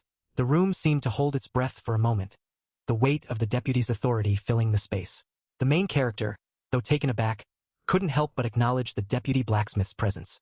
The deputy blacksmith continued, explaining that everyone had been gathered in a hurry, so they should bear with the situation for a bit. The atmosphere was tense, and it was clear that they needed all the help they could get. He added that once the reinforcements from the White Knight Forge arrived, they should make sure to kick out that rude brat. The main character couldn't help but feel a pang of unease, wondering if he was the one being referred to. The deputy blacksmith's voice boomed again, asking what they were all doing and urging them to start working if they were done with the introductions. The room buzzed with a newfound energy, everyone scrambling to their tasks. Amidst the chaos, a timid voice piped up, introducing himself as Wunhui. The main character glanced over, noting the nervous energy radiating from the newcomer.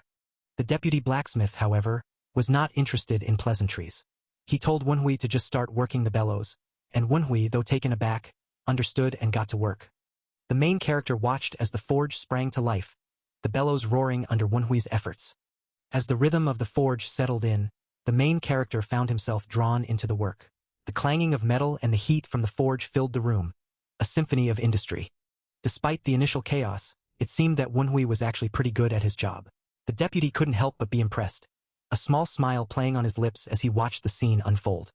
The man's smile faded as a stern voice cut through the air, demanding to know why he wasn't focusing on his forging. Caught off guard, the man stammered out an apology, his confidence wavering. He couldn't help but question his own reaction. He was the senior here, yet he had just apologized to the newcomer. The irony wasn't lost on him, and he found himself even more flustered. The stern voice wasn't having any of his distractions and called him out on losing focus yet again. Feeling the pressure, the man apologized once more, his earlier confidence completely shattered. Suddenly, a sense of familiarity washed over him. This nagging, it reminded him of the constant scolding he received when he was just a rookie. Before he could dwell on it, the stern voice interrupted his thoughts with a sharp, "Hey!" The voice pointed out that his forging rhythm was all over the place, questioning if he was planning on handing the client a piece of trash. The main character felt a pang of embarrassment, realizing he was letting his nostalgia get the best of him. The stern voice wasn't letting up, asking if he was ever going to focus. Determined to redeem himself, the main character declared that he would correct his mistakes. He couldn't help but reminisce about the old days, when he learned while getting beaten. But he quickly reminded himself that he was the senior now, and he needed to act like it. The stern voice cut him off, telling him not to talk back. With a deep breath, he steadied his hands and prepared to forge, the clanging of metal echoing through the room as he tried to find his rhythm once more. As the rhythm of the hammer found its groove, a surge of confidence flowed through him. His body moved in sync with the rhythm, each strike of the hammer feeling more natural than the last. The clanging of metal filled the air, a symphony of creation that seemed to resonate with his very soul. He couldn't help but marvel at the beauty of the process, the way the metal bent to his will. All the hammering, all the effort, it was all leading to this moment of pure creation. He stepped back, admiring his work. It was hard to believe that he had created something so magnificent with his own two hands. A sense of accomplishment washed over him as he inspected the artifact. It wasn't perfect, but it was decent, more than decent. It was passable, a true testament to his skill and dedication. He couldn't help but feel a swell of pride. He felt a deep sense of gratitude, a thankfulness that he had been able to create something so beautiful. But his moment of reflection was interrupted by a voice calling out to him. He turned, curious to see who it was. It was Pomo, the deputy blacksmith, looking a bit worse for wear. He had collapsed, exhausted from his efforts. Pomo had pushed himself too hard, but what he had created was nothing short of amazing. A low-grade treasure artifact, imbued with the power of detection. It was a remarkable achievement, something that Pomo should be proud of. But for now, he needed rest. Pomo had overexerted his mental energy, but with some rest, he would be fine. The artifact he created was a testament to his skill, and it would not be forgotten. MC observed from afar, thinking that with everyone preoccupied, it was the perfect time to start their own work. The resources were scarce, and the old master's superheat furnace was out of reach, but that didn't deter the figure from pursuing their goal. Despite the limitations, he was confident that crafting a high-grade treasure artifact would be a breeze. He reminisced about the legend of the world's greatest artisan, White Cat Seo Jungle, who had spent a year of desperate effort to create the Lightning Sword, a treasure artifact of the Namgung clan. Comparing their own situation, he mused that 15 minutes would be enough time to accomplish his task.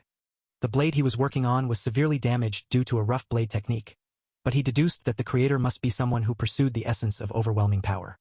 For someone with such domineering energy, the function of wind would be perfect, he thought.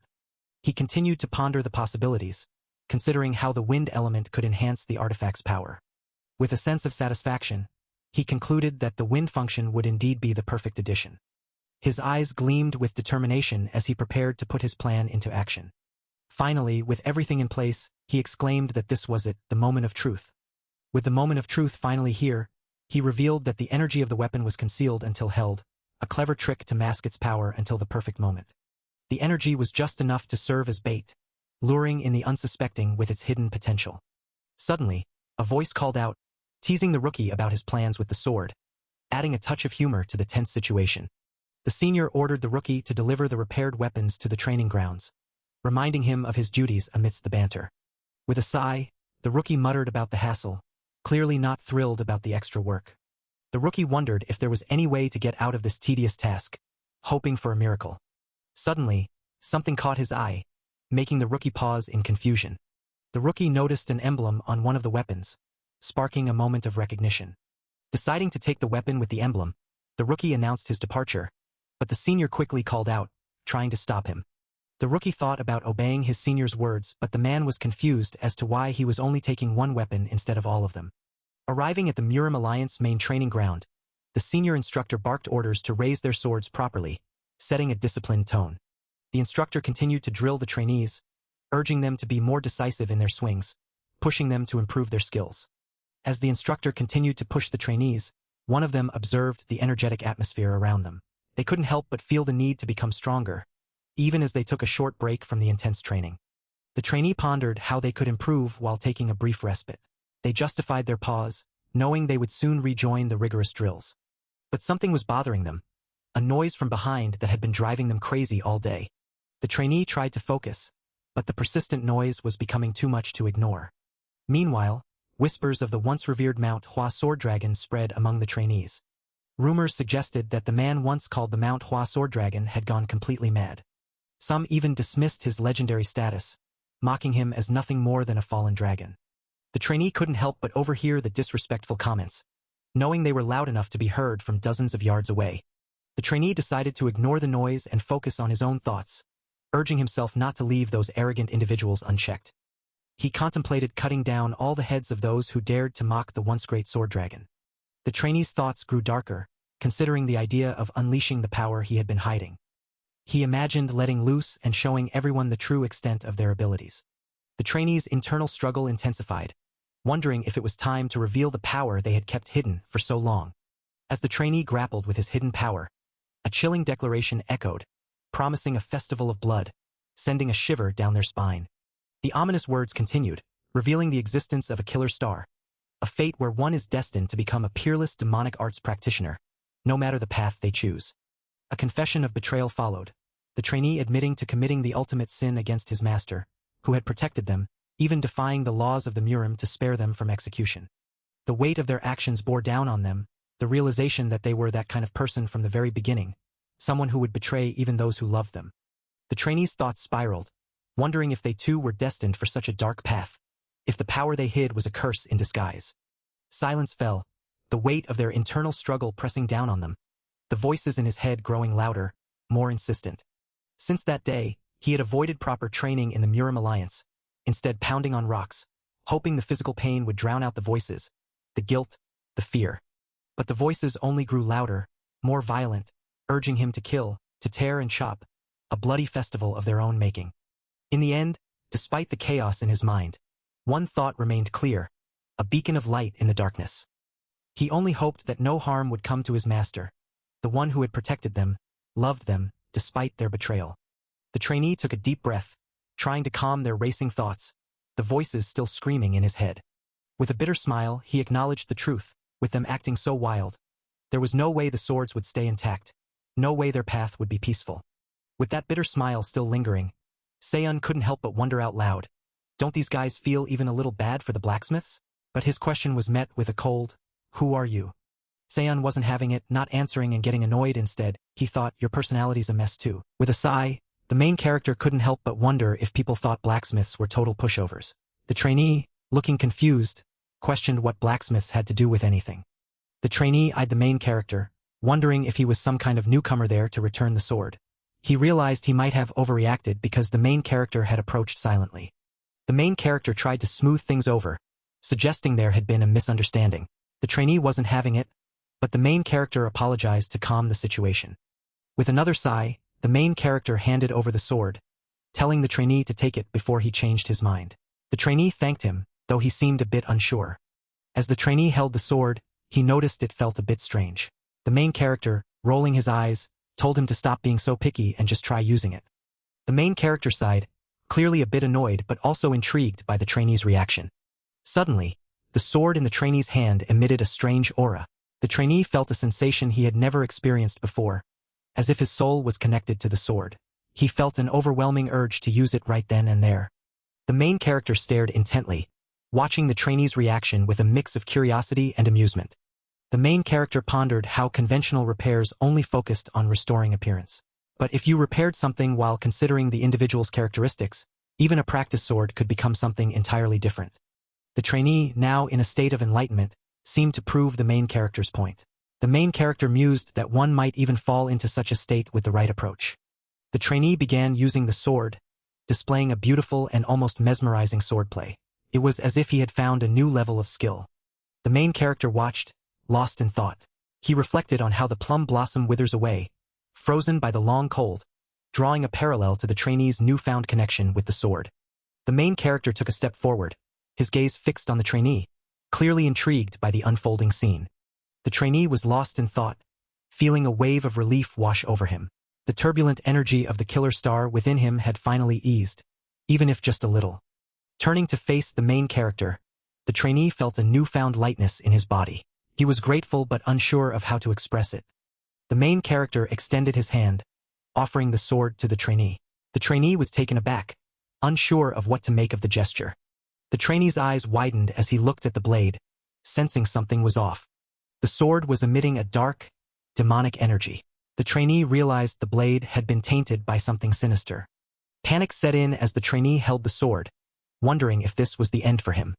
Despite his fear, the trainee handed the sword back to the main character, accepting whatever fate awaited him. The trainee's thoughts turned to his master, wondering what would happen to him.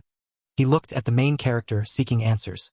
The main character began to cleanse the sword, layering energy onto its surface with threads of blue light. The trainee was amazed, recognizing the blue light as innate core energy. The trainee watched in awe as the main character burned his own energy to cleanse the sword for a complete stranger like him. With the sword cleansed, the main character handed it back, telling him to start again. The trainee couldn't believe the main character was going this far for him. He saw it as an opportunity he couldn't afford to waste. With a determined look, the trainee gripped the sword, ready to face whatever came next. But just as he did, the sword turned demonic again. The main character began the cleansing process once more. The sword was tainted by demonic energy again. And again, the main character cleansed it, his determination unwavering. With the area cleansed, the protagonist watched as the trainee swung his sword, now infused with pure energy. The protagonist wondered if the trainee had finally realized the truth. The protagonist continued, explaining that defying one's innate nature would only lead to failure in overcoming it. As a flower bloomed, the protagonist stated that if the killer star wanted blood, then it should be given. The trainee's swordplay displayed a beautiful bloom of flower petals as the protagonist advised, ensuring the blade's tip was pointed in the right direction. With each strike of the trainee's sword, flowers bloomed, creating a stunning display.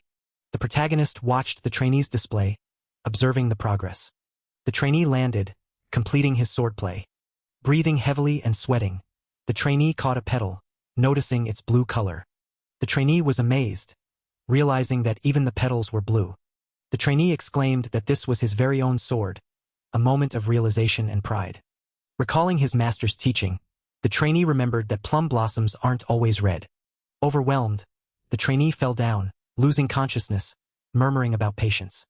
The protagonist quickly caught the trainee, ensuring his safety. Holding the trainee, the protagonist acknowledged that he had worked hard. As others ran towards them, the protagonist noted that with this, the Manhwa sect was mostly settled. But the approaching group had other plans, shouting to catch the trainee. Just as the protagonist thought things were settling down, a group of people surrounded him, accusing him of being a spy and demanding his surrender. They were furious, claiming he had already harmed a disciple of the Manhwa sect. Their leader stepped forward, declaring that in the name of the Murim Alliance, he would apprehend the protagonist, branding him a criminal. Meanwhile, an old man observed the scene from afar, chuckling at the total mess unfolding before him.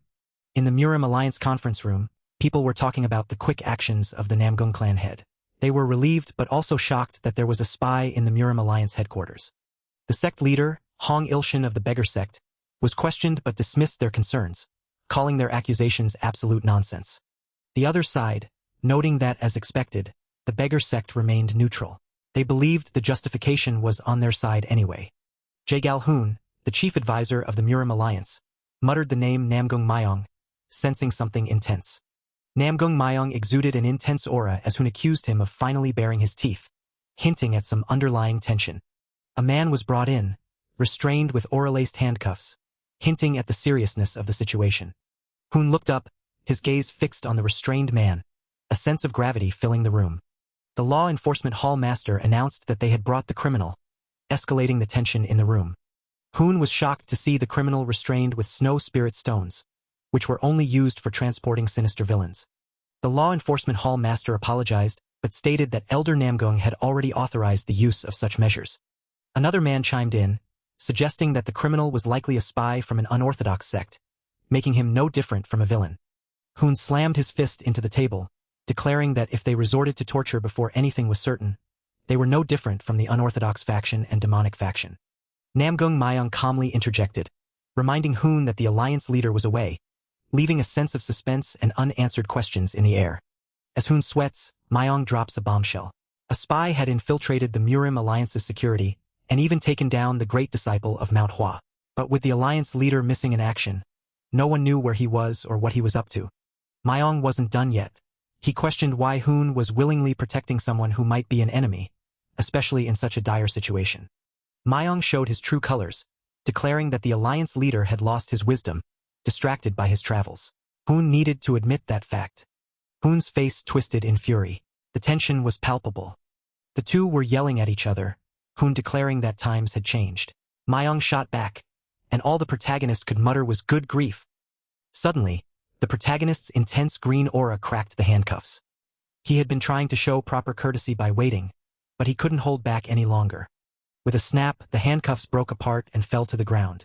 Hoon and Myong looked on in shock, their faces a mix of surprise and disbelief.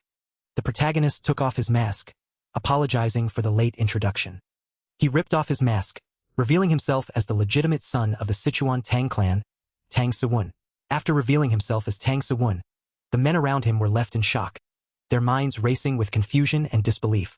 The atmosphere grew tense as they struggled to comprehend why he was there. One of the men grew angry, his frustration boiling over as he questioned the situation. He couldn't understand how Tang Sewun had managed to arrive wearing a human skin mask, sensing that something was seriously off. The lawmaster, unable to contain his fury, drew his sword and confronted Tang Sewun, demanding to know his intentions and accusing him of seeking death. Tang Sewun looked at the lawmaster, his gaze steady and unyielding. He challenged the Law Master's accusations, questioning how he could be mocking the alliance. With a smirk, Tang Sewon held up the human skin mask, taunting the Law Master. He had worn it so openly that he thought they were just ignoring it. The Law Master's anger intensified as he realized they hadn't even noticed the mask. Tang Sewon apologized sarcastically, further infuriating the Law Master, who struggled to maintain his composure. The Law Master's aura flared with a strong yellow light as he commanded Tang Sewon to kneel, his voice echoing with authority and rage. Despite the overwhelming pressure from the Law Master's aura, Tang Sewon stood firm, unaffected while everyone else around him struggled to stay on their feet. Tang Sewon fixed the Law Master with an intense stare, calmly telling him to lower his voice. He warned that this would be the last time he would be patient. Ilshin watched in shock, amazed that Tang Sewon could withstand the pressure of the Law Enforcement Hall Master. He couldn't believe that someone so young could be eyeing the Supreme Peak realm. Ilshin burst into laughter, declaring Tang Sewon a masterpiece. He admitted that Tang Sewon was even crazier than what he had heard from his own disciple. Hoon stepped in, demanding to know what was going on. He ordered the Law Master to sheath his sword immediately, trying to restore order to the chaotic scene. Hoon turned his attention to Tang Sewon, asking if his name was indeed Tang Sewon. Tang Sewon greeted Hoon with a nod, confirming that he was Tang Sewon of the Sichuan Tang clan. Hoon's expression darkened as he accused Tang Sewon of committing a grave crime. He demanded to know why Tang Sewon had done such a thing, the tension in the room reaching its peak. With Hoon's accusation hanging heavy in the air, the protagonist dropped a bombshell, claiming he had been asked to commit the crime. The guys in the room were not having it, rolling their eyes as the protagonist listed off the alliance's flaws like a bad Yelp review, security full of holes, medical arts that barely passed the test, and blacksmithing skills that belonged in a middle school shop class. Suddenly, the protagonist was glowing like a superhero, dramatically declaring he was asked to find these flaws within the alliance. Cue the eye rolls. The Law Master was having none of it, shouting nonsense and demanding to know who in the alliance would ask for such a thing. The protagonist, ever the man of mystery, claimed he couldn't say. Hoon leaned in, asking if the protagonist would keep his lips sealed even if his life was on the line. The tension was so thick you could cut it with a knife. The protagonist stood his ground, repeating that he couldn't say, even if his life was at risk. This guy really knew how to keep a secret. Hoon's mind was racing, wondering if someone had ordered an infiltration into the alliance. Could it be the alliance leader's doing? The plot was thickening like a stew left on the stove too long. Just as the tension was about to explode, a voice cut through the room, calling the protagonist child. Everyone turned, wondering who had spoken. Myong approached, smirking as he said that it wasn't a bad story for something made up on the spot. The room was filled with a mix of tension and curiosity. Myong wasn't done, pointing out that the protagonist's claim was just a one-sided assertion. He questioned why they should believe someone who had caused harm to the alliance. The room was divided, some agreeing with Myong, others still skeptical. The guys in the room started agreeing with Myong, shouting that they must torture the protagonist to get a confession that he was a spy. The protagonist's situation was going from bad to worse. The protagonist's aura intensified as he asked what harm he had caused. Myong shot back, asking if he hadn't inflicted harm upon a disciple of the Manhwa sect. The accusations were flying fast and furious. Myong continued, stating that they already knew the protagonist had disrupted the order of the forge by taking advantage of the grand artisan's absence. The protagonist was cornered, but he wasn't down for the count yet. The protagonist fired back, asking if it was a crime to repair weapons at the forge, especially when he had transformed it into a treasure artifact. The room was filled with a mix of shock and disbelief. Myong scoffed, asking if the protagonist was now claiming it was a treasure artifact. He accused the protagonist of spewing even more nonsense now that he was cornered. The tension in the room was palpable. The protagonist pointed at the grand artisan, telling them to see for themselves. He claimed that the grand artisan had brought it just in time. All eyes turned to the grand artisan, waiting for the truth to be revealed. The weapon was coming, and everyone held their breath, waiting to see what would happen next. The room was filled with anticipation and tension. The guys in the room were shocked, exclaiming about the invisible grasp. The weapon was revealing its secrets, and everyone was on the edge of their seats. Someone noticed a thread connected to the weapon, and the room erupted into chaos. The truth was coming out, and it was more shocking than anyone could have imagined. As the chaos unfolded, everyone stared at the weapon floating in the air. Someone recognized it as the training weapon of the Hebei Peng clan. The protagonist stepped forward, suggesting that clan head Peng Taesan should assist with verifying the proof. All eyes turned to Taesan, who was now sweating under the pressure of the situation. Tae-san, taken aback, could only mutter in disbelief as the protagonist insisted he would understand once he held the weapon. Tae-san, trying to save face, claimed it was just an ordinary training weapon, nothing special.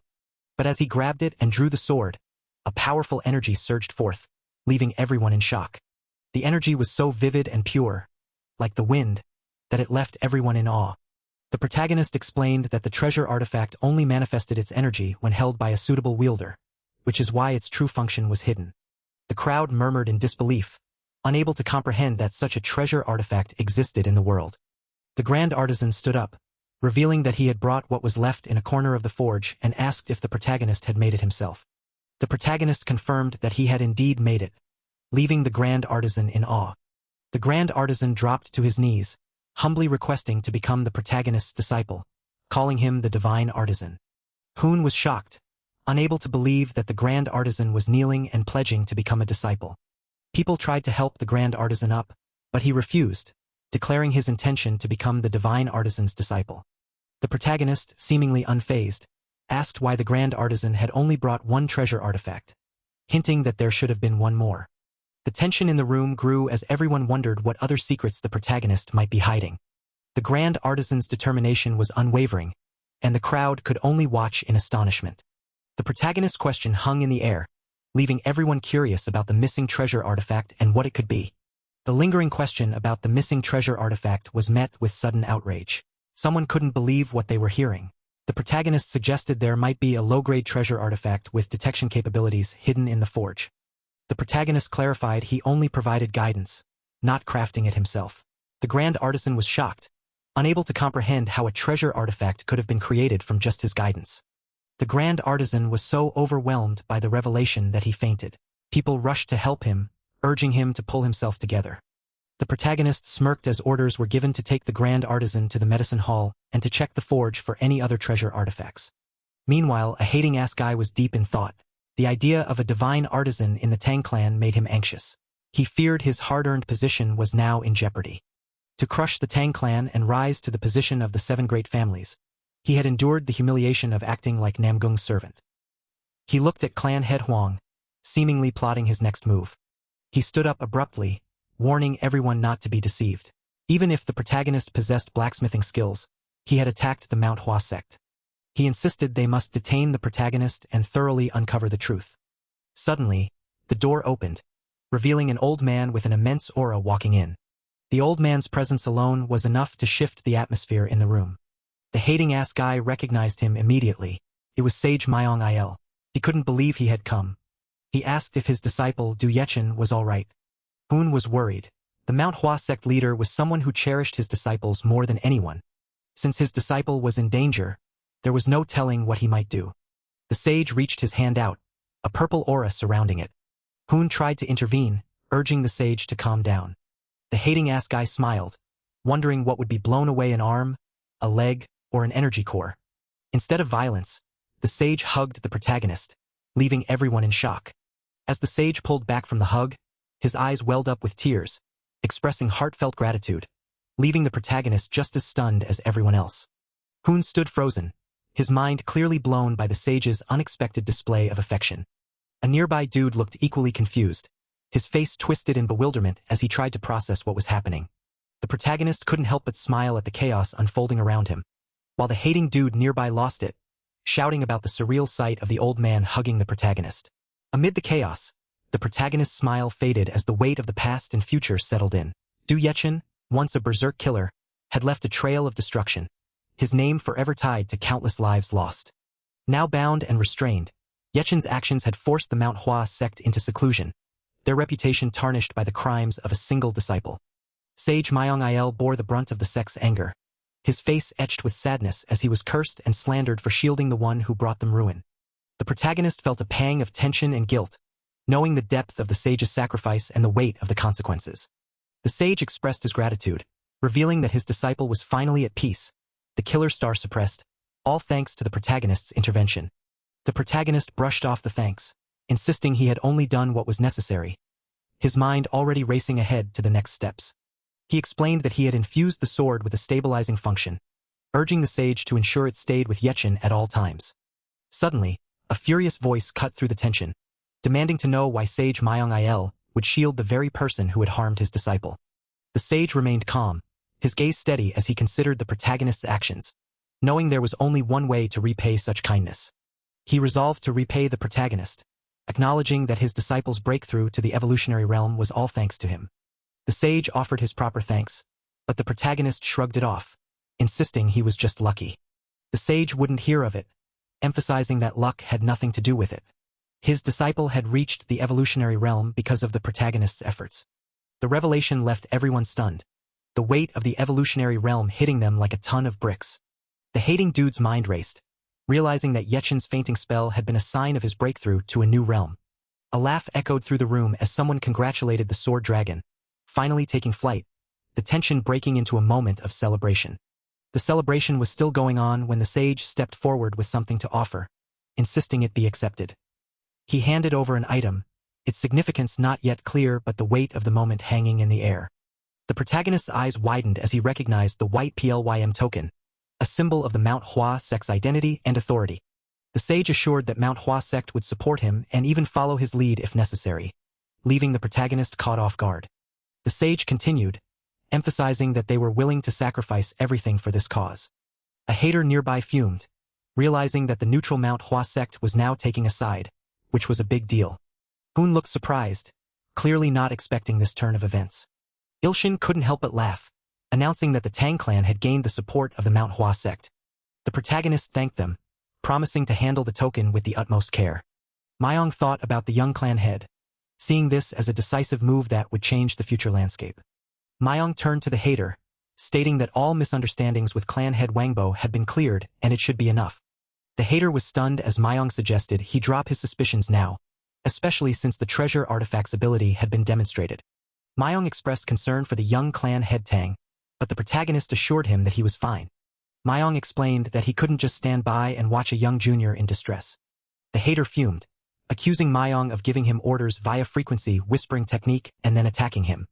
The hater declared that he wouldn't let things go as planned, leaving Mayong to question what he was doing. Mayong gave him a cold stare, demanding an immediate apology. The hater, looking like a total wimp, apologized. A step was taken, the tension slightly easing but the atmosphere still charged. Suddenly, a man brought forth the treasure artifact, its arrival marking a pivotal moment. The treasure artifact had barely settled in when a dude started fuming, clearly not happy about the wait. He wasted no time letting everyone know just how annoyed he was, demanding to know why it took so long. The guy who brought the artifact just apologized, but that didn't seem to calm the angry dude down. The sage stepped forward, taking the sword with a calm assurance. He made it clear that he would handle things from here, his presence alone seeming to ease the tension slightly. Hoon, looking a bit nervous, called out to the alliance leader, his voice shaking slightly as he tried to get his attention. The angry dude wasn't done yet. He started thinking out loud, wondering where Eugen Hack had been all this time. Then he realized something, maybe this was an opportunity to escape. A smirk crossed his face, like he had just figured something out. Whatever it was, he seemed pleased with himself. The sage looked over, and the angry dude turned his attention back to the alliance leader. He started ranting about how absurd things were getting, like the alliance leader had no idea what was going on. The young clan head of the Tang clan had infiltrated the alliance and caused a huge commotion. And as if that wasn't enough, he had apparently taken out key figures of the alliance. The angry dude was really laying into the alliance leader now. He yelled that all of this happened because the alliance leader was absent. The room was getting tense, and it felt like things were about to boil over. Hoon couldn't take it anymore. He yelled at the angry dude, telling him to watch his words. But the angry dude shot back, asking if he was wrong. He argued that if the alliance leader had been there in the first place, he wouldn't have needed to step in. Hoon was furious, but before he could say anything else, the sage stepped in. He had heard enough. The sage spoke calmly, saying he understood the resentment. It might seem like a dereliction of duty, but he had no choice but to keep things hidden until now. He promised to explain everything from this point forward. The room fell silent, waiting for what he had to say. The sage's gaze intensified as he began to reveal what he, the alliance leader, had seen. Whatever it was, it had to be big. He recalled a moonlit village in ruins, the image alone sending a chill through the room. Whatever had happened there, it wasn't good. The sage walked around, lost in thought, like he was piecing something together. He looked around, wondering if the same thing was happening here. The tension in the room was thick, everyone waiting for him to continue. He picked something up, mentioning a surge of something natural. But what was he getting at? He looked at it with a serious expression, saying it seemed like a fire caused by a lightning strike. But in reality, it was something else entirely. A toy started shaking in his hand, like it was reacting to whatever he was thinking. Without hesitation, he crushed the toy in his hand, his expression darkening. Whatever was coming next, it wasn't going to be good. His fury only grew as he took in the scene before him, a horrific massacre that made his blood boil. The chief advisor's fears echoed in his mind. Since the poison demon appeared, unknown forces and demonic practitioners had been stirring, causing chaos everywhere. A noise in the distance made him wonder if their evil clutches had reached here as well. He turned swiftly, his senses on high alert as a loud cry pierced the air. He saw a child crying, the sound tugging at something deep within him. The dark energy surrounding the child sent a chill down his spine. Without hesitation, he bolted towards the source, recognizing the demonic energy. The child's cries grew louder, fueling his urgency to reach them. A group of men stood around the child, one holding them above a well. They complained about the noise, unaware of the storm about to hit them. One of them warned the others to be careful, mentioning that tracking them wouldn't be impossible despite their precautions. Another chimed in, claiming that someone from the Tang clan had tracked them, but the others dismissed it as nonsense. The man holding the child by their heel declared they just needed to offer the brat as a sacrifice and disappear. Suddenly, a commanding voice halted them in their tracks. The sage appeared, his immense aura radiating power and authority. He demanded they state their purpose clearly, his gaze piercing through them. With his divine eye, he probed their intentions, seeking the truth behind their actions. The men, realizing the threat, prepared to fight back, warning the sage not to take another step or the child's life would be in danger. But the sage moved so fast that he already had the child safely in his arms before they could react. He looked at the men, knowing they must have been terrified of what was to come. He suppressed the child's pressure point, ensuring they could rest for a while, safe from harm. With the child safe, the room fell silent for a moment. But then the guys in the room were left utterly shocked, their minds blown by the sheer intimidating presence that had just been unleashed. They couldn't help but wonder, could this be someone truly legendary? The sage, glowing with a mysterious yellow aura, revealed the technique used was the aqua lunar art. He then dropped a bombshell, suggesting that the ones behind the civilian slaughter using wicked arts were none other than. The sage's eyes narrowed with an intense stare, his voice dripping with contempt as he labeled them bastards. One guy, unable to contain his rage, lunged forward with a furious scream, vowing to kill the sage. But before he could land a hit, the sage erupted with a massive golden aura, commanding everyone to stop. The room froze as someone recognized the sage as the legendary sword emperor Ujinhek. The sage's gaze turned icy with kill intent, sending shivers down everyone's spines. With a swift motion, he swung his sword, the blade gleaming under the tense atmosphere. Blood splattered everywhere, painting a gruesome picture of the sage's power. Leaving only one person standing, the sage stepped closer, his intention clear as day. The sage, looking angrier than ever with an intense aura, declared that this should be enough, leaving everyone on edge about what would happen next.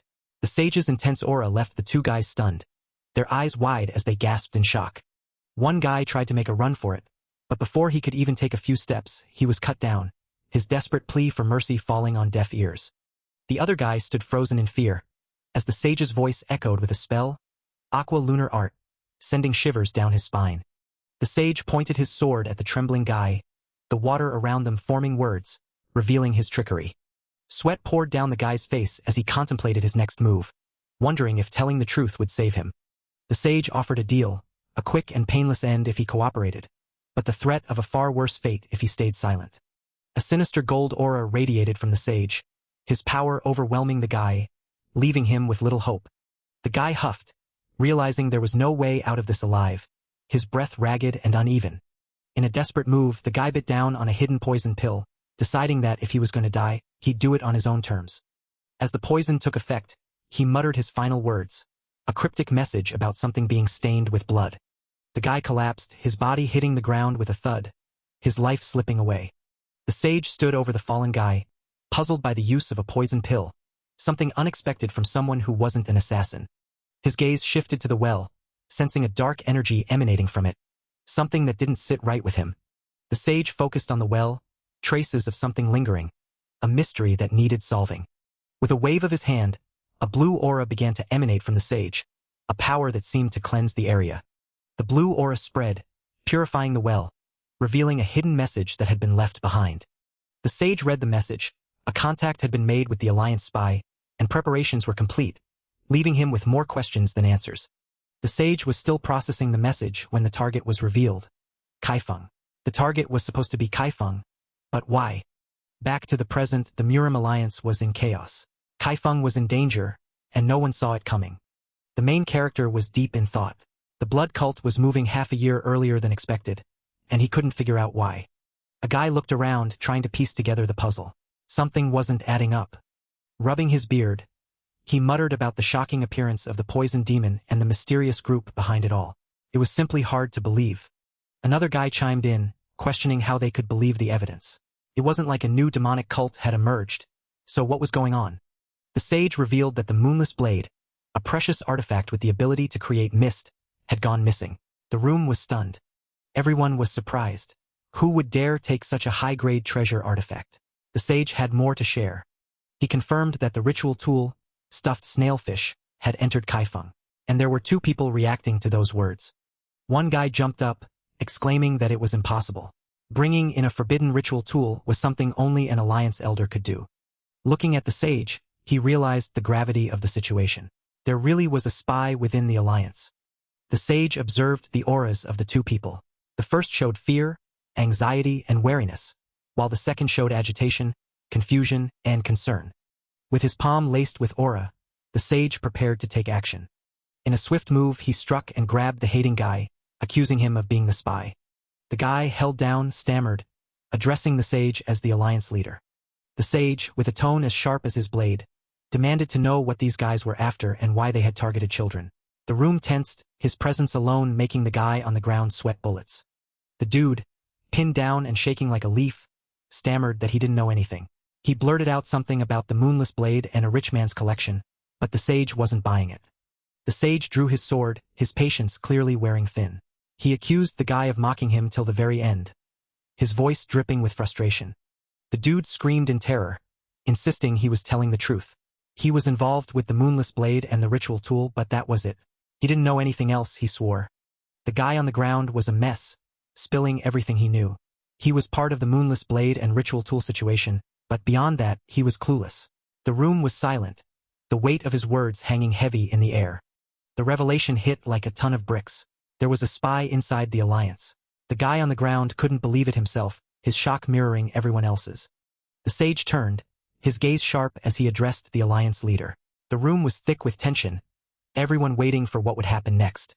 The main character stepped up, telling everyone to put aside the spy's punishment for now. There were bigger fish to fry, and they needed to bring the Divine Maiden sect leader there immediately. The main character continued, his voice urgent. The Moonless Blade and the stuffed snailfish were not a combination to be taken lightly, and if children were being offered as sacrifices for the ritual, they needed to act fast. The sage, putting his sword up, asked what the main character was so worried about. He wanted to hear it for himself, his curiosity piqued by the urgency in the main character's voice. The sage put his sword down, finally convinced. He asked for the reason they were looking for the Divine Maiden sect leader, his tone serious and focused. The main character explained that the Moonless Blade and the stuffed snailfish were a dangerous combo, and if children were being offered as sacrifices for the ritual, they had to stop it at all costs. Suddenly, a loud noise interrupted their conversation. Everyone paused, their attention drawn to the source of the sound. They all looked at the door, wondering what was happening outside. The tension in the room ratcheted up a notch, everyone on edge. Hoon wondered what was happening outside. His curiosity was palpable, and he wasn't the only one feeling it. They opened the door, and what they saw left them stunned. The sage's voice trembled as he described the sky turning red like blood. The sage couldn't believe his eyes. The sky was turning red like blood, a sight that sent a chill down everyone's spine. And then it started raining blood. The scene was surreal, the red droplets falling from the sky like a gruesome omen. And just when you thought it couldn't get any worse, Sage drops the bombshell. Every single raindrop isn't just blood. It's acidic and poisonous. A guy on the ground probably regretting his life choices right about now. Main character is fuming, thinking about the sorcery of bloody vomit. The blood rain is literally melting everything living. It's like the worst acid trip ever. Flashback time. Main character recalling jumping through treetops, probably thinking about how he ended up in this mess. He lands inside a forest, hoping to find some answers or maybe just a break from the blood rain. Main character huffing and puffing, then he spots something. Found it. Finally, a lead. A stuffed snailfish, emitting some serious sinister energy. Main character knows he's found something big. The stuffed snailfish, the source of all this chaos. Main character charges at it, thinking if he destroys one ritual tool, he should be able to reduce the damage at least a little. Worth a shot, right? He throws an aura-laced punch, putting everything he's got into it. This has to work. He hits it, but it has a barrier. Of course, it's never that easy. The ritual tool is protected. Main character notices something strange. The reverse heaven energy, it's not behaving like it should. The ritual tool is absorbing the energy. It's like fighting a black hole. The more he tries, the stronger it gets. The ritual tool emits even more power, mocking his efforts. This is not going well. Main character is stunned. He can't believe what he's seeing. This is worse than he thought. His face darkens as he realizes the truth. They rigged it so that the reverse heaven energy amplifies the spell. This is what they've done, and it's working. He drops to his knees, feeling the weight of his failure. In the end, he couldn't stop anything. Main character is feeling useless. He couldn't stop anything. All his efforts, all his struggles, and it still wasn't enough. A woman approaches him, calling out to young Master Tang. Who is this mystery woman? Heong looks confused. She asks why he's here and where he's been all this time. Main character doesn't have the energy to answer. She looks around, trying to understand what's going on. The situation is dire, and she's just stepped into the middle of it.